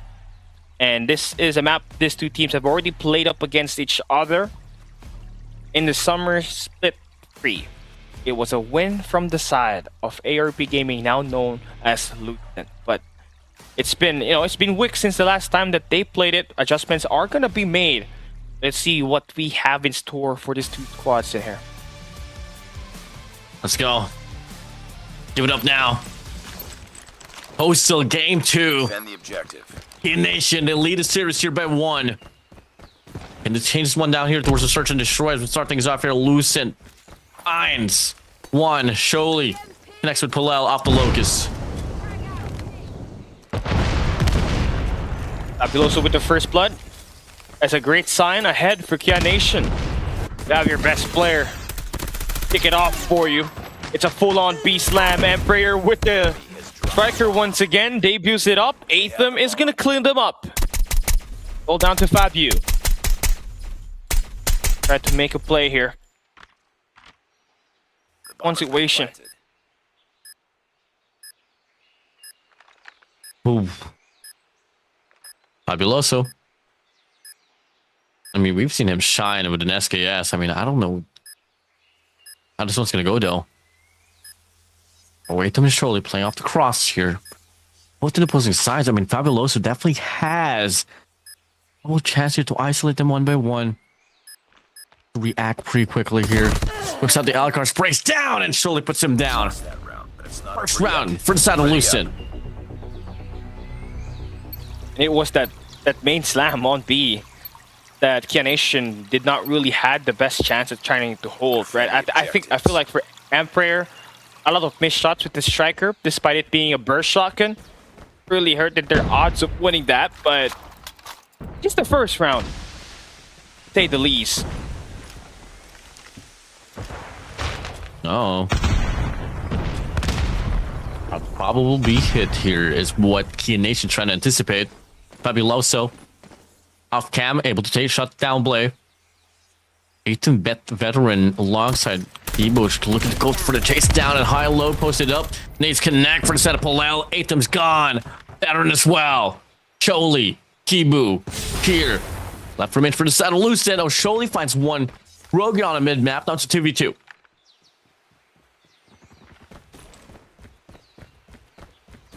They got the bomb in their hand, so they can work their way around A. That's where they're headed.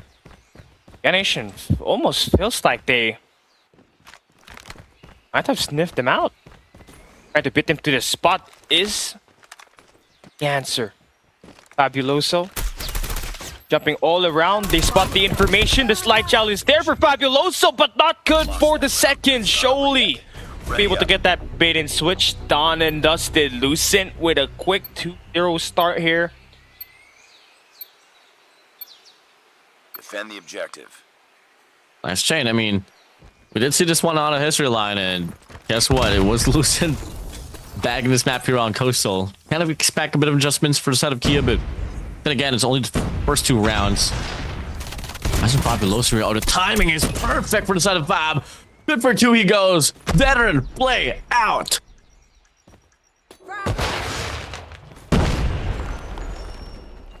A lot more nades connecting as well, too. The more information for them that the guys are just hanging around mid, maybe perhaps the A bar. They send out PD. Try to take a look at that on the fruit basket. Pulel on the mid box just completely shatters Choli apart. All that's remaining is 2 players for Lucent, who works their way on the A cot, and Fabuloso PD combo on the fruit basket. Finally gets them their first round win in here. Nice free adjustments here from Kia Nation. Once more, man. I mean, Fabuloso is on a mission here to have a series for himself. I mean, 6 kills already. Talk about the 4th round. Lucent here slamming this mid-map heavily. Go for the strike. Down the tunnel side. And Veteran's gonna be able to find Pulel. Bless takes on Atham. Kibu good for 2. Prayer Bless out. And that's gonna be Veteran shutting down the deal here. Lucent, quick mid-map push. Translates to them finding a double round lead once again. And that was unexpected. Nation was just kind of expecting them to just maybe go in for a B main push. After all, that's where they have been conditioned to try to defend from. There's a nice change of pace that Lucent added there into their favor. Dolly with 5. Hebo, who was struggling on that hard point, has 5 kills in the first 4 rounds of action, entering this on the B main. Exactly where they're headed. Kia Nation's trying to hold it down, but your boys are just falling apart. That's a combo from Kibo. And Atham finds them that triple on that B side, but Fabuloso, they're more than ready to try to hit the quick timing on this one. Lucent is way faster at writing down the reads. And how do you even slide pick this with a PKM? There's no way. And Lucent are gonna take it home once again. That B main, that seems to be a main weakness for Kia Nation. 4 here. The objectives. I mean, defense not really too shabby. It's just that once again, it's like how it went down to the map to finish up against XT. Gunfight is questionable. At the same time, they just can't find a means to sustain the site. When it comes down to a blitzkrieg push like this, as they go. Oh, Choli. Oh, Choli. Final connects with a 3rd, but Pulel on the feed gets a double. Play finds Pulel's way. Just like that, now it's a 3v3. Checks up. Blez not wasting any time. Finds the first. Looking to get the second. Absolutely serves. Now we're going to be Choli all alone here in the 1v2. Oh. Yeah, Choli has just been frying completely here. That's a tall order to ask for him to just try to pick out that bomb. He's got to deal with one guy. Thankfully, Sniper and an SKS in his hands and a wallbang. Ooh, do-si-do. Gets the info. There's a guy on the cubby. Oh, he probably knows that there's a guy on that bomb side too. Does not spot the pixel. It should be easy conversion for Blast, but he falls. Surely on a 1v2, almost connects it. Next round. But Nation successfully dodged the bullet and will secure a second round. Defend the objective. Ooh, last 2 rounds now here before switching sides. 3 nades flying by here on the mid map. Should be a detonation on the vehicle there, but fortunately, no relation. Lil holding the scopes down, drop the scopes swell down the staircase. He backs away here, loose and free sight for them once more. Veteran and the crew are forced to play a 5v4 post plant setup here. Kia just trying to speedrun the process of trying to make this plant unsuccessful for Lucid by just completely tearing them apart face to face. Every time they decide to try to hit that bomb plant, one of them gets deleted right away. Look at number 1 in yellow, Blade. They're currently right at spawn. They read this, and all of them are on the A side. They got some room to work with here. Uh-oh. The position do matter a lot, Warden. It's a 4-man march here from the spawn side. Fabuloso takes point as an SKS to play for. They look to double wrap around towards the main. I mean, Kia has to side for himself. They can just go for the defusal. 8 of them is nowhere to be found. I mean, I thought it was going to play for a post plan, but nope. Only has a switchblade. Had to close out the distance, and Fabuloso puts him down. Kia Nation, 1 more round here to get the equalizer. Beautiful adjustments out of them to just be aggressive. The only reason why they won that stumps up against Italics earlier was just straight up bomb rushing the whole site. That's what they did entirely on that A side of the last round. Every time there was a sound cue on the bomb being planted, they just went in aggro. And Lucid did not really expect it to be that aggressive, honestly. That led to them losing lives. But here, they tried the B side one more time. Or switch sides, and they have been pretty successful on it. Surely with the 2 Ps, and there you go. Say goodbye to this half. Lucid takes it home on the first half. I mean, Defend the objective. it wasn't Kibu. Definitely gonna be Sholey here, but then again, you know, Kibu, I mean, has 7 kills as well. I mean, second man to take the charge in regards to eliminations. Now to go. The Nations now here starting this off here on the second half here with a beat push.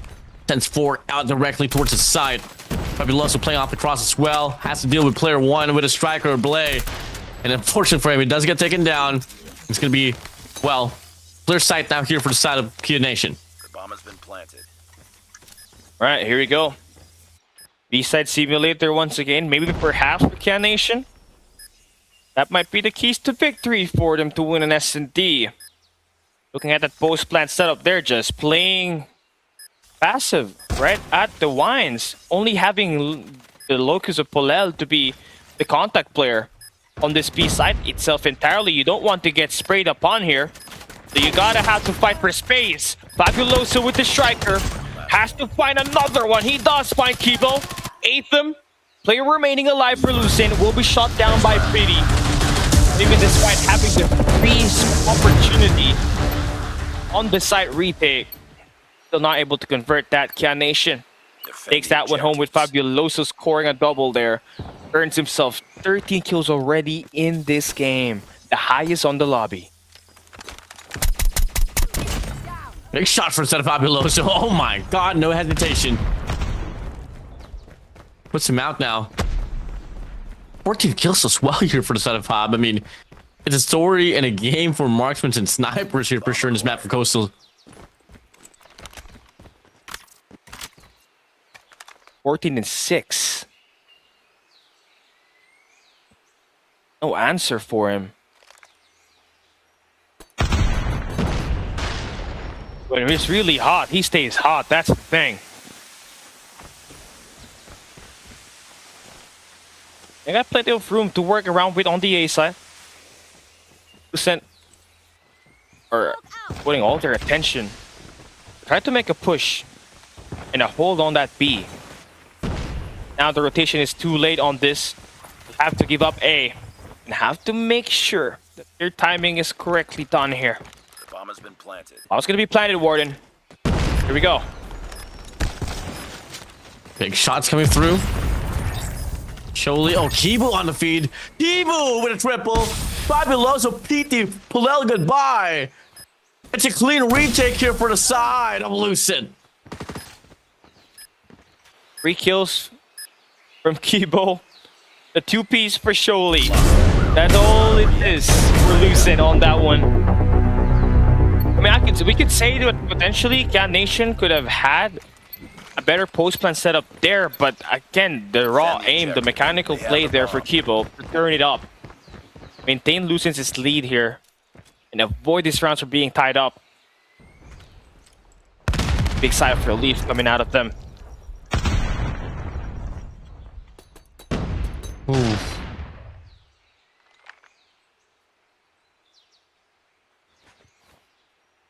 Play for picks.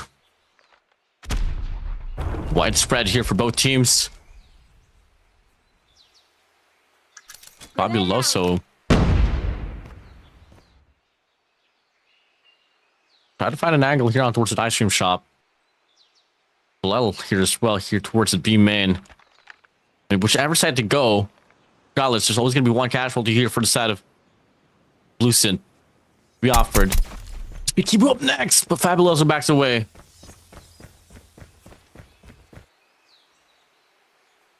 Let's see where we're going. Guys, I think it's the B side.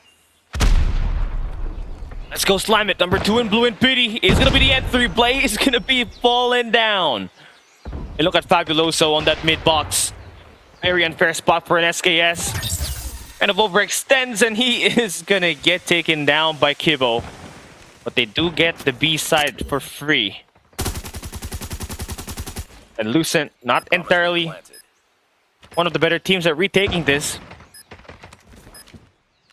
See what you got, Atham. N3 already in. Pulel is going to be there to punish. That sniper coming off value. Numbers-wise, things are looking pretty good. They back away and reposition themselves in a position in a way where they can get the crossfire. Take down Lucent in this post-plant setup. Taking a lot of time here is Lucent. And slowly and surely they're getting pieced by Piz. Solely is the last person standing. And Emperor with the 2-piece. That's going to give Can Nation another round win.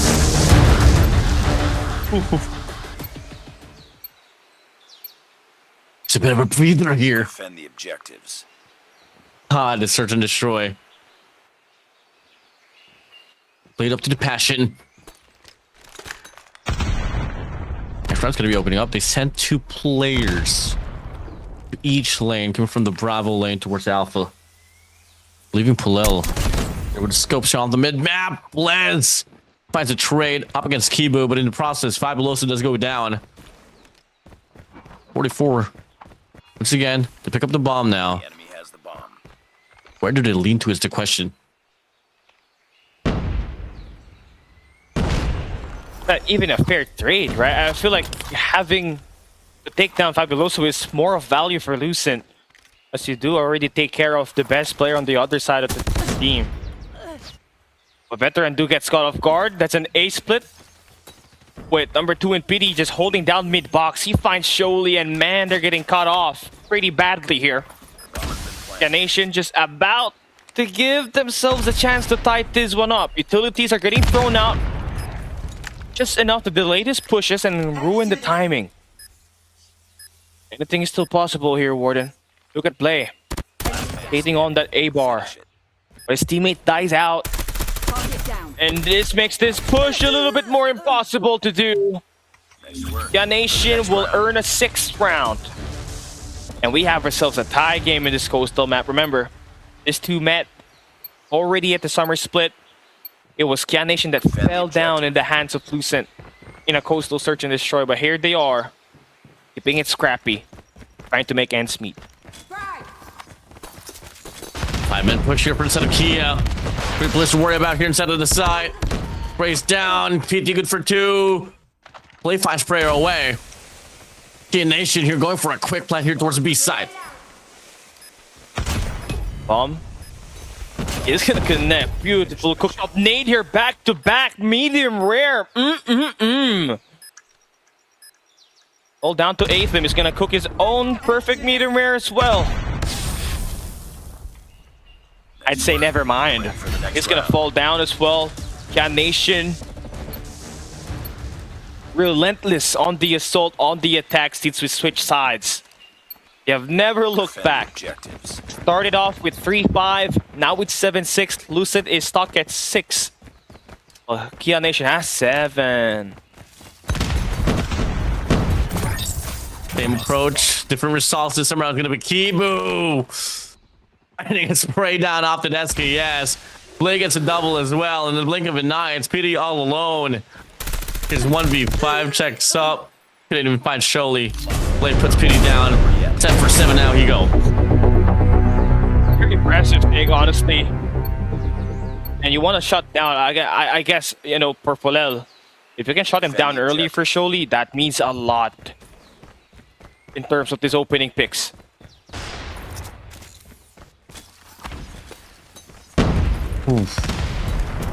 Welcome again. Hey, take the gamble. 5-man push, 4-man push inside of the site. There's going to be 3 players, 4 players here waiting around here for the side of Lucent. And Kibu finds the first frag as well. He's down. Good for 1. Looking to get a double. And they collapse towards the side. They play their numbers right. Spolel finds Veteran away. Pity finds Blay. From the back, Aetham denies Spolel now. 2v3 situation, but the players of Lucent, they're not stopping at all. They know they got the players of Kia Nation at their feet. And Aetham puts Bless away. PT all alone. Lucent on match point. But it's not over yet. A beautiful retake counter, honestly, there for Lucent, man. They knew that the B side is going to be the main focal point for Kia Nation's attack. So what they did is just stacked up that B bar with 4 players. They smoked down 1 area on the map on that B bomb site. Put that disengaged section and tried to ISO out the player coming out of that B main, and well, clinical route for them to shut down those guys, and they earned themselves game point here. They can finally finish this, but Kia Nation, they're gonna get that A side for free once again, but off camera, 2 guys fall down on their team. So Lucent might just be able to close this one out finally. They find Sprayer away. PT Bless tagged up. They're looking to run this one down. Pity's all alone in a 1v5. It's over. Well over. Lucent finds Coastal. Search and destroy once again as history repeats itself.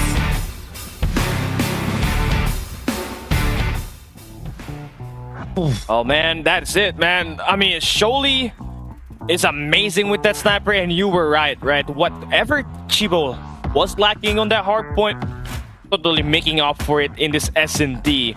And yeah, he was kind of the difference factor why there was a 5-3 split on the first half of this S&D. And well, I mean, they almost lost it when we switched sides, but they definitely earned their way back into it. Great plays coming through for them. And one thing stays, in fact, they're still the better Coastal Search and Destroy team if you try to compare them to Kia Nation. Definitely gonna be a banger of a matchup that we have here currently. Kibo will be the MVP here with 18 kills to his name, a 2.0 KD. And well, we're seeing a map number forward, and that means there's a high probability that we're going to a game 5 here once again, and that is going to be on Slums. But I don't even want to talk about that first. I want to stay focused on the present. Control is coming right up next, and it's another respawn game. It would be nice though, kind of see a team like, you know, Chibo's team to be able to get that map number 3 win, and maybe perhaps, you know, at hardpoint. But it's easier said than done, right? I mean, then again, you're looking at the top 4 team here for this points major of North America, and well, I mean, if it has have to settle down to the long distance, I'm all open for it, Cali. And I mean, on paper, let's try to decipher it. How is it a possibility? I mean, on paper, you take a look at Control here in some way, which I feel like Kia Nation is more than probable to actually win this one through. I mean, you're looking at this initial map of Raid, which Kia Nation has a 72% win rate, while on the contrary, for the side of Lucent hasn't been too promising, but now, look the numbers. Start things off now here on the first round with a banger of a break off. Explosive start here for Set of Prayer. Godnig next. Finds the first 2 frags. Again, Kibo has to be the player. Stand up and hold his foot down, anchor down his position. Being the SKS player means you're going to be taking a ton of frag in this post-up positions. While that's happening though, Lucent will be able to clear off point. Getting the first segment on that B side. And it would be nice to have a bit more presence towards that laundry side to take down Fabuloso, who has been tearing apart the hard points and the controls up to recent. They're going to be able to clear up the B side push, forcing Lucent to bounce towards that A side where they got 4 players just eager to play the OBJ here. Got 29 for 19 here. King Nation taking the lead away. Player 2 though from Set of Lucent. Veteran. Bit of a nuisance here. Up in his court side. He's buying the space here for his team, but looking like the rest of the crew here from Set of Lucent, they're going to go for a striker on his mid map. Probably take some kitchen side control before they actually go for a commitment here towards Alpha. Prayer gets to read, finds the first. Blade gets the Punisher. Trades after trades. Fabuloso good for 1. And it does stop this push out here to happen on the kitchen side here for Set of Lucent. 2 players clearing out that B lane. It's definitely a divide and conquer setup that you're kind of seeing for Lucent here. Just trying to make sure whatever that they're doing on the A side, they got a supplemental player to avoid any spawn trap from happening. Exactly here through the B side, but you know, for Amprayer, he has been locked in. 8 kills in this round alone. Looking for more here. Up against Blade, the dance is on, but the Salsa gets won by the team in yellow. Although they're the ones trailing behind in terms of the live count. An extra added minute to the clock would definitely help them slow things down a bit further. End up tunnel visioning this area on the map. Veteran will be going in for a massive cut up here to find a double. So now just a 2 live count difference between these 2 squads, but Amprayer really aggressive with it. Finds another one down below. And wow, beautiful team play, I guess. Amprayer was supposed to be dead there, but Fabuloso saves him with a Predator missile. And Nation. Yes, just a marginal lead that they got, but they should be able to close this one out. Keep calling the prayer. That will be done. 10 kills to himself here on this round. Ooh. 3 players remaining. Play veteran to hold things down. 1 from each corner side of this hedges. And they get washed away. Kid Nation finds the second for themselves.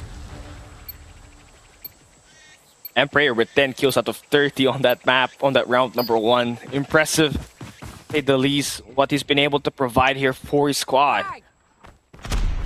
Let's see what they got to offer on this attack side. They're looking like to try to hit that B side lane first. Number 2 in blue, that's going to be Pity. Expect him to be that guy to try to extend out and maybe push for that spawn trap along with Amprayer. Already ensued it, they're trying to attack it. Trying to put this guy to spawn on the basketball court, and it's a beautiful coordinated attempt. With Amprayer having a call, that means that you got more advantage on the high ground. And now Polel, player in number 4, brings out the Annihilator here as well. Oh my god, they bring out all operators! High utility value coming out of it, and look! Who's trapped at the basketball court? Ankles being broken. Boom.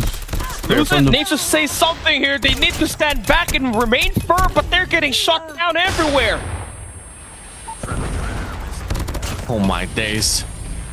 Kid Nation.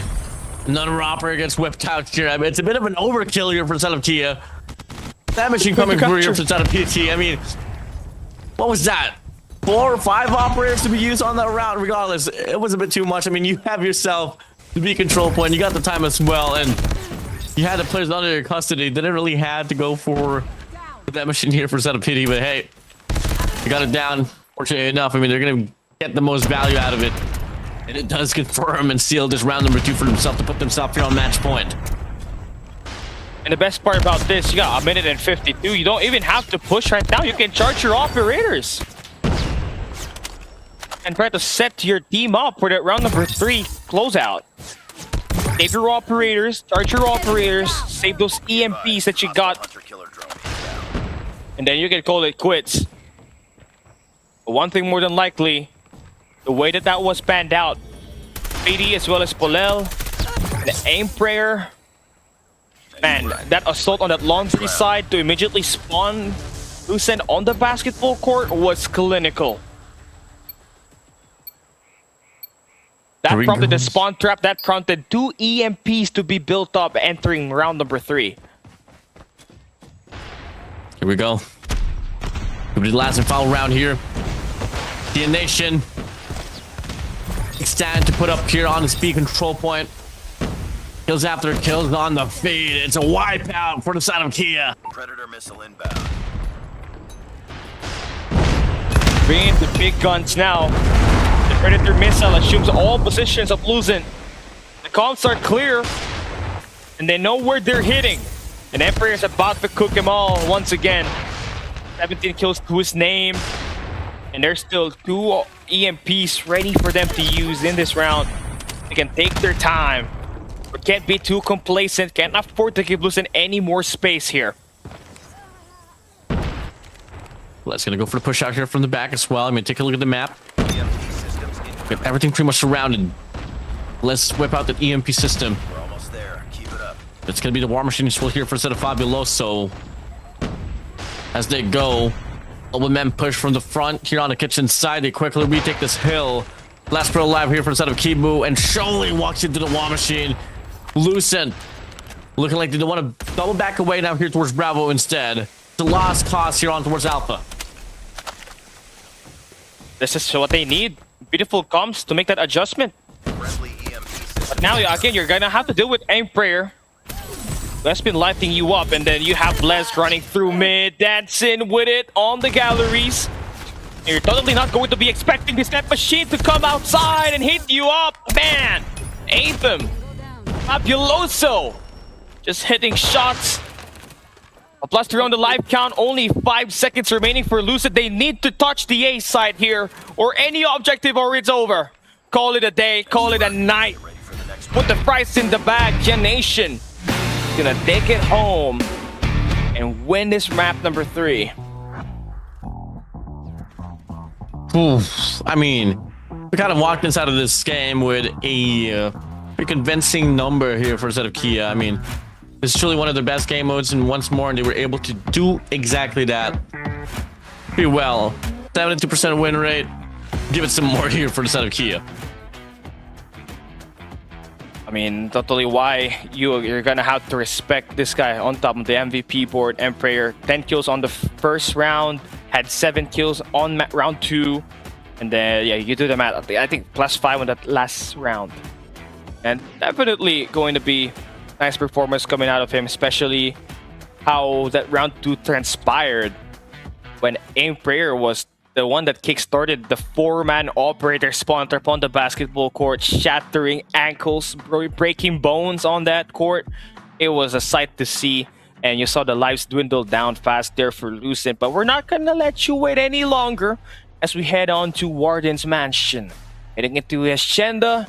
I wish. A map that has been played in NA. A map? Yeah. I mean, what do you mean I wish? Have you sold this house? Yeah, unfortunately. Point identified. Battling Tunisia. Sold it to Kronos, and then you bought Tunisia. Battling Tunisia. Battling Tunisia? Tunisia. As they What you go. did there. I see what you did there. Yeah. I just can't say the right word. But lives are on the line here, Warden. As much as peaceful as this agenda hardpoint goes, one team will be eliminated. And Lucent is in a position where they can't make any more error. One more loss means you are going to be taken down in the points major. Yeah, Nation, do you got the eyes in your veins to finally close this map out in advance to tomorrow's grand Hardpoint finals identified. and await whoever you will be playing at the lower bracket decider? We're gonna find out. Hacienda underway. We are ready to go, baby. Here we go. The last foul map here. Not unless we do get to see the players of Lucent here. There's Browse here. I mean, then again, you're looking at a hardpoint map here, which honestly, I'm kind of I'd be madly impressed if ever Kia Nation takes this one map through. I mean, it's a 38% win rate for them. This is their worst hardpoint map here, Cali. So it's going to take a lot here for Lucid. If they lose this, it's on them. Yeah, it definitely is. And Blay has been amazing for them, popping off. It was the MVP in that last hard point.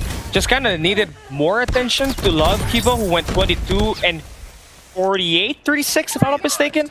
So yeah, just has to pull his weight here by a little bit. And just off of this P1 alone, you're starting to see that Kia Nation is definitely struggling on trying to cycle down to the point. Position-wise, rotation-wise, Lucent has pretty much gotten it. And we're heading on to P2 with a massive lead coming up ahead for Lucent. Point identified. You'll take that any day. And you already got the early rotation onto you. Yeah, great numbers here from the side of Lucent here so far. Hostiles have the hard point. I think Pity does get the read as well. Shoally's going to be checking up here from the back sprays down, but Shoaly still wants to gunfight off the heady side. Bond definition will be granted. Oh god, take a look at the map. Really great map control here from the side of Lucent. Blast. Oh, gonna start the trade through. Oh yeah, give me that 2Ps. Breaking it through the white room and now having to spawn yourself right only at one angle. It's going to be quite a situation, but you win the driveway spawn, you take down the guy on the water side. Now you know where the spawn really is at for Lucent.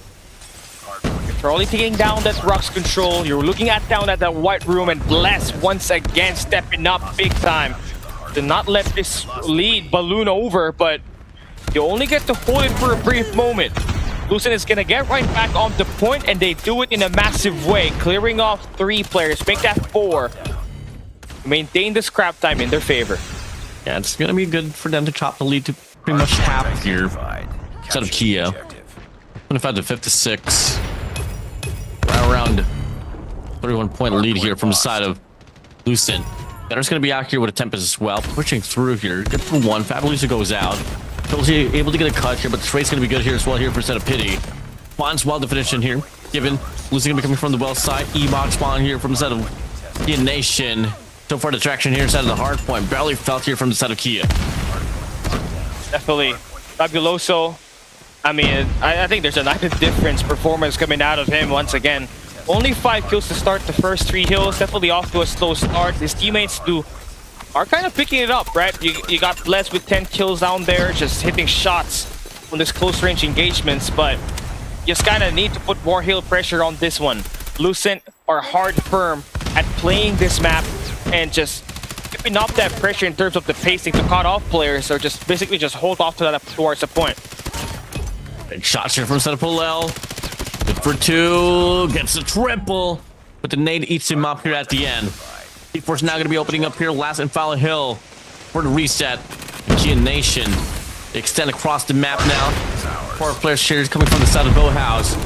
Lucent here takes a long way around as well here from the back. Veteran here on the water side does get denied. Kia Nation to whip out 2 operas here. A Tempest and a Claw to play for. Oh boy. You invested so much.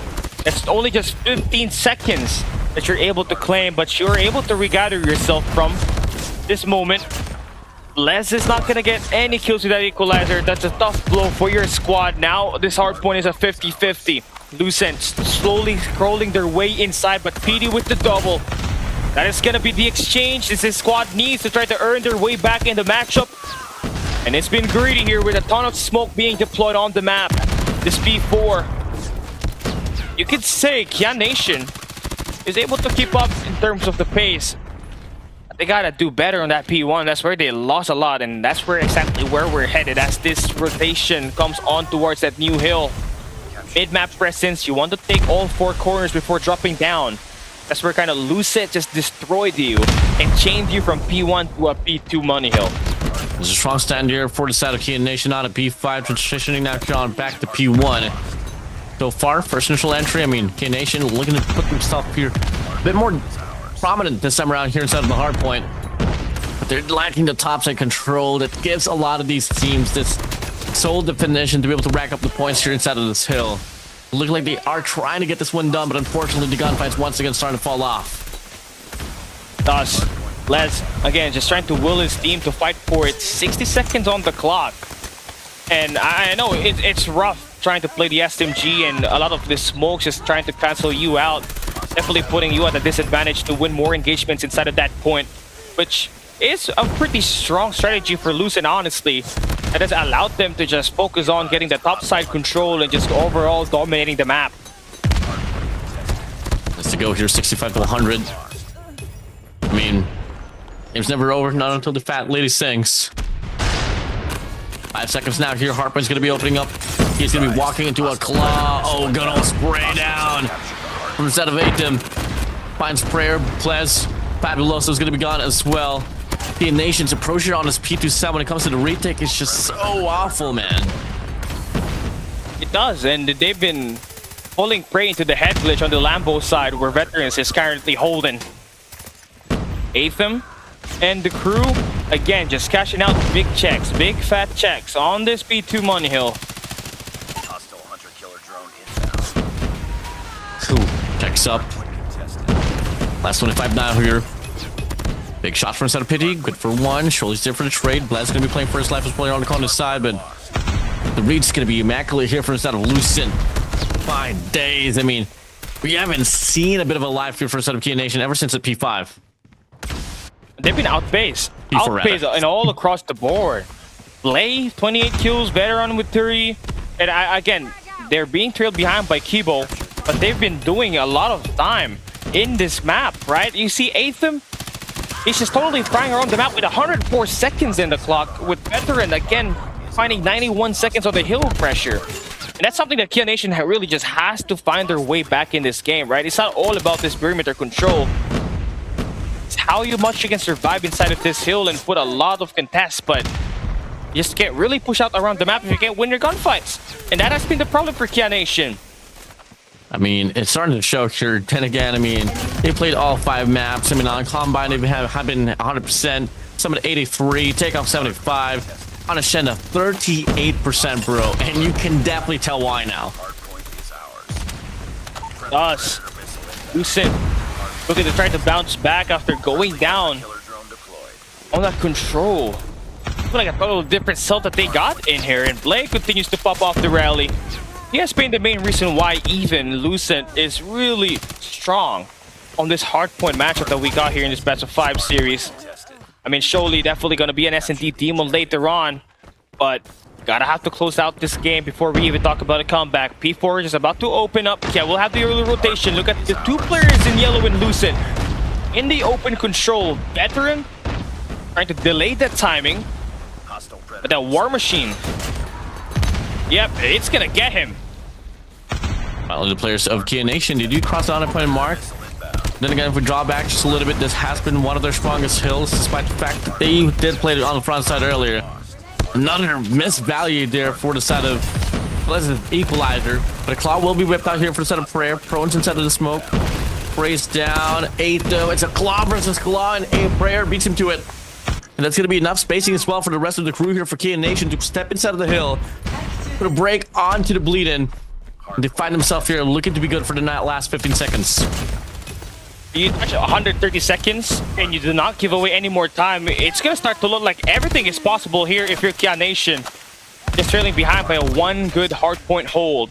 And now that we're starting to see this one play out, right, Lucent cannot go out this way. You gotta have to force a map number 5. You gotta be able to close it. We're heading back into a P1 and looking at how it has transpired. Every hill rotation that we see, Kia Nation has started to look better and better on it. Some signs of vitality coming out of them. Obviously, off of this new rotation, adjustments are going to be made. But one thing more than likely for sure is that these operators are going to be popping up. Biddy, unfortunately, that net machine at that long range cannot get any value out of it. So he's the first one to fall. But look at how much pressure they're doing at the moment on that B1. It's a complete opposite of that first hardpoint rotation. Those Tempests get dropped though. Coming from the Hunter-Killer drone. Look at the traction here side of the hill, despite the fact that the frags has been lying upon the players of Kia Nation. Lucent, they still find themselves here into a possession. Last 15 seconds remaining though. Still the bulk of the time lies upon the players of Kia Nation. Lucent, now only going to be on the lead here for right around 30 points. Okay, now it's time to settle all of this. As we move on to P2, Kia Nation, that has been their weakest hill. And Lucent are going to be gifted with the rock spawn. So now, who's going to be having the better hold is the very main question here. Right now, spawns are just gonna be all chaotic. But on this hill inside is what matters most, and Blaz is trying to go out for the hunt to try to make the pinch work on this side of the map. Searching for that extra player in the OBJ. He is not gonna find anything out of it. And Lucent, look at that. That siege inside that P2 gives him a massive hold on the hill. And Pity just trying to make things work for his squad. Les is up there as well, spraying and praying, and they find the connection to re-break. Yeah, Nation are not yet done. Wanting to fight back. This next 20 seconds will be huge for momentum for both sides. Oh, 165 to 190. This is going to find a double. Big shot here for a set of Blaz. Finds the first and the second as well.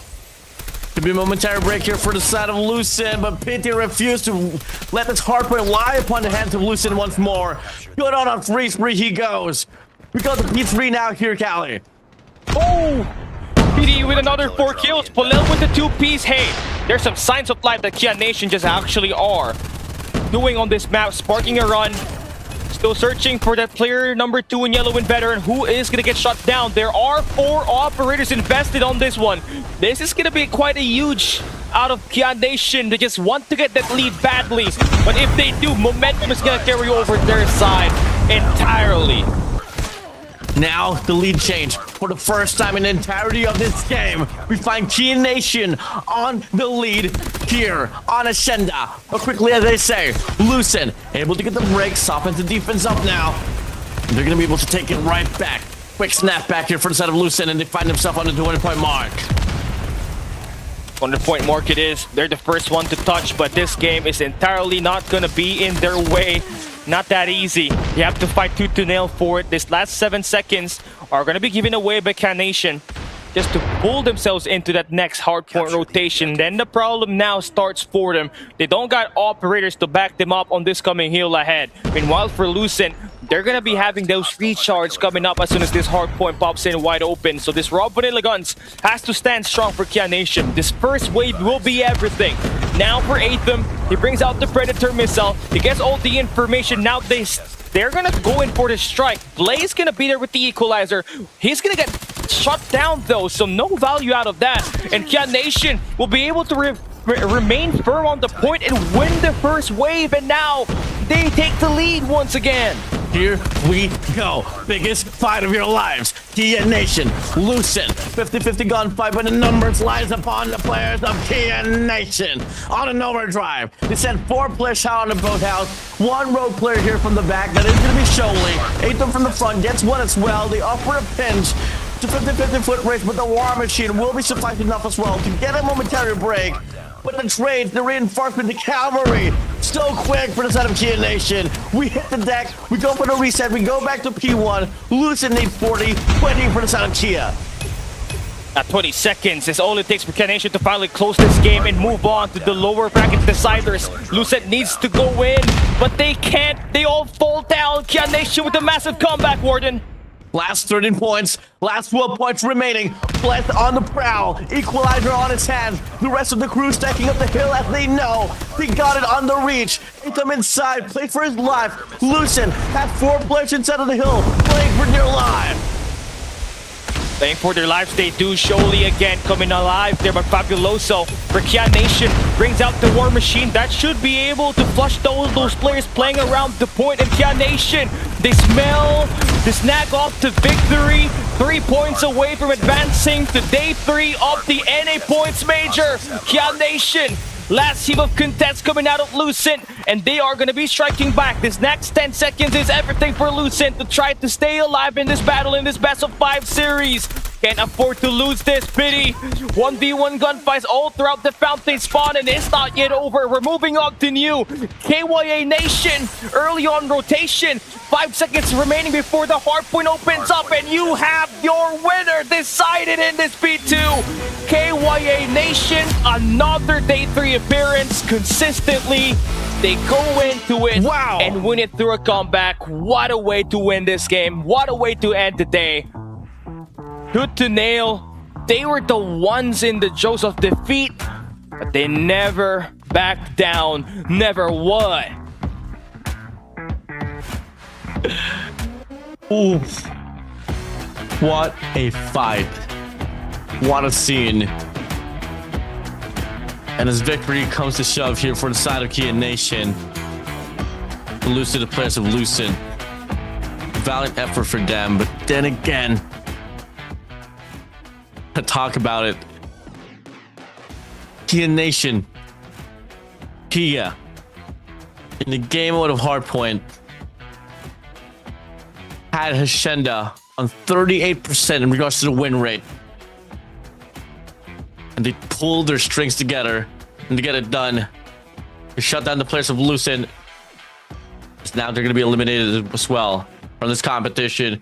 Kia Nation, they advance towards the lower brackets, and they will be going up against whoever loses the upper bracket finals between Sybarites and Dream. That's gonna be feeling amazing for KYA, honestly, after being trailed down upon that, right? But what made it so much possible for them to bounce back was one player entirely. Blaz was, even if he was having the negative KD at the start of the rotation, eventually his team started to pick up the player rotation in the point, and when they had 3 guys slamming the hill consistently, that's where the problem kind of start to occur for the other side. And well, it's equally well played for these 2 squads, and I'm amazed how the comeback started there. Bless 2 minutes 9 seconds, definitely the MVP for me, and great team mentality, honestly. Just fight back and just try to end it in just 4 maps, because you don't want to go down to a map number 5 up against Lucent, who has shown that they can take an S&D away. The only map that they won in this best of 5 series on this lower bracket semifinals was a Coastal Search and Destroy, and for you to go to a round number 5 to an S&D slums, that really puts you at risk. But hey, congratulations, KYA Nation. Now they move on to the lower bracket finals, and tomorrow we will be seeing Sybarites and Dream go at it for the longest time. They have been rivals in this region, and Sybarites has got themselves the most out of the rivalry, winning majority of the series. We will be deciding our grand finals winner tomorrow, by the way, Warden, and that is going to be amazing. But in order for you to stay tuned on that, you gotta make sure you follow us on our social media here at the Instagram, at YouTube as well, in Twitter, Warden.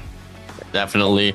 Well, that being said, I mean, before we close things out here, ladies and gentlemen, once again, thank you so much for watching the day number 2 of the North American Summer Split Points Major. Joining on the desk, my name is Warden Lasser Callan, and on the behalf of, well, our beloved co-caster here, Kronos, we'll be closing things out here for tonight. See you guys tomorrow. Have a good one. Good night. See y'all. Bye-bye.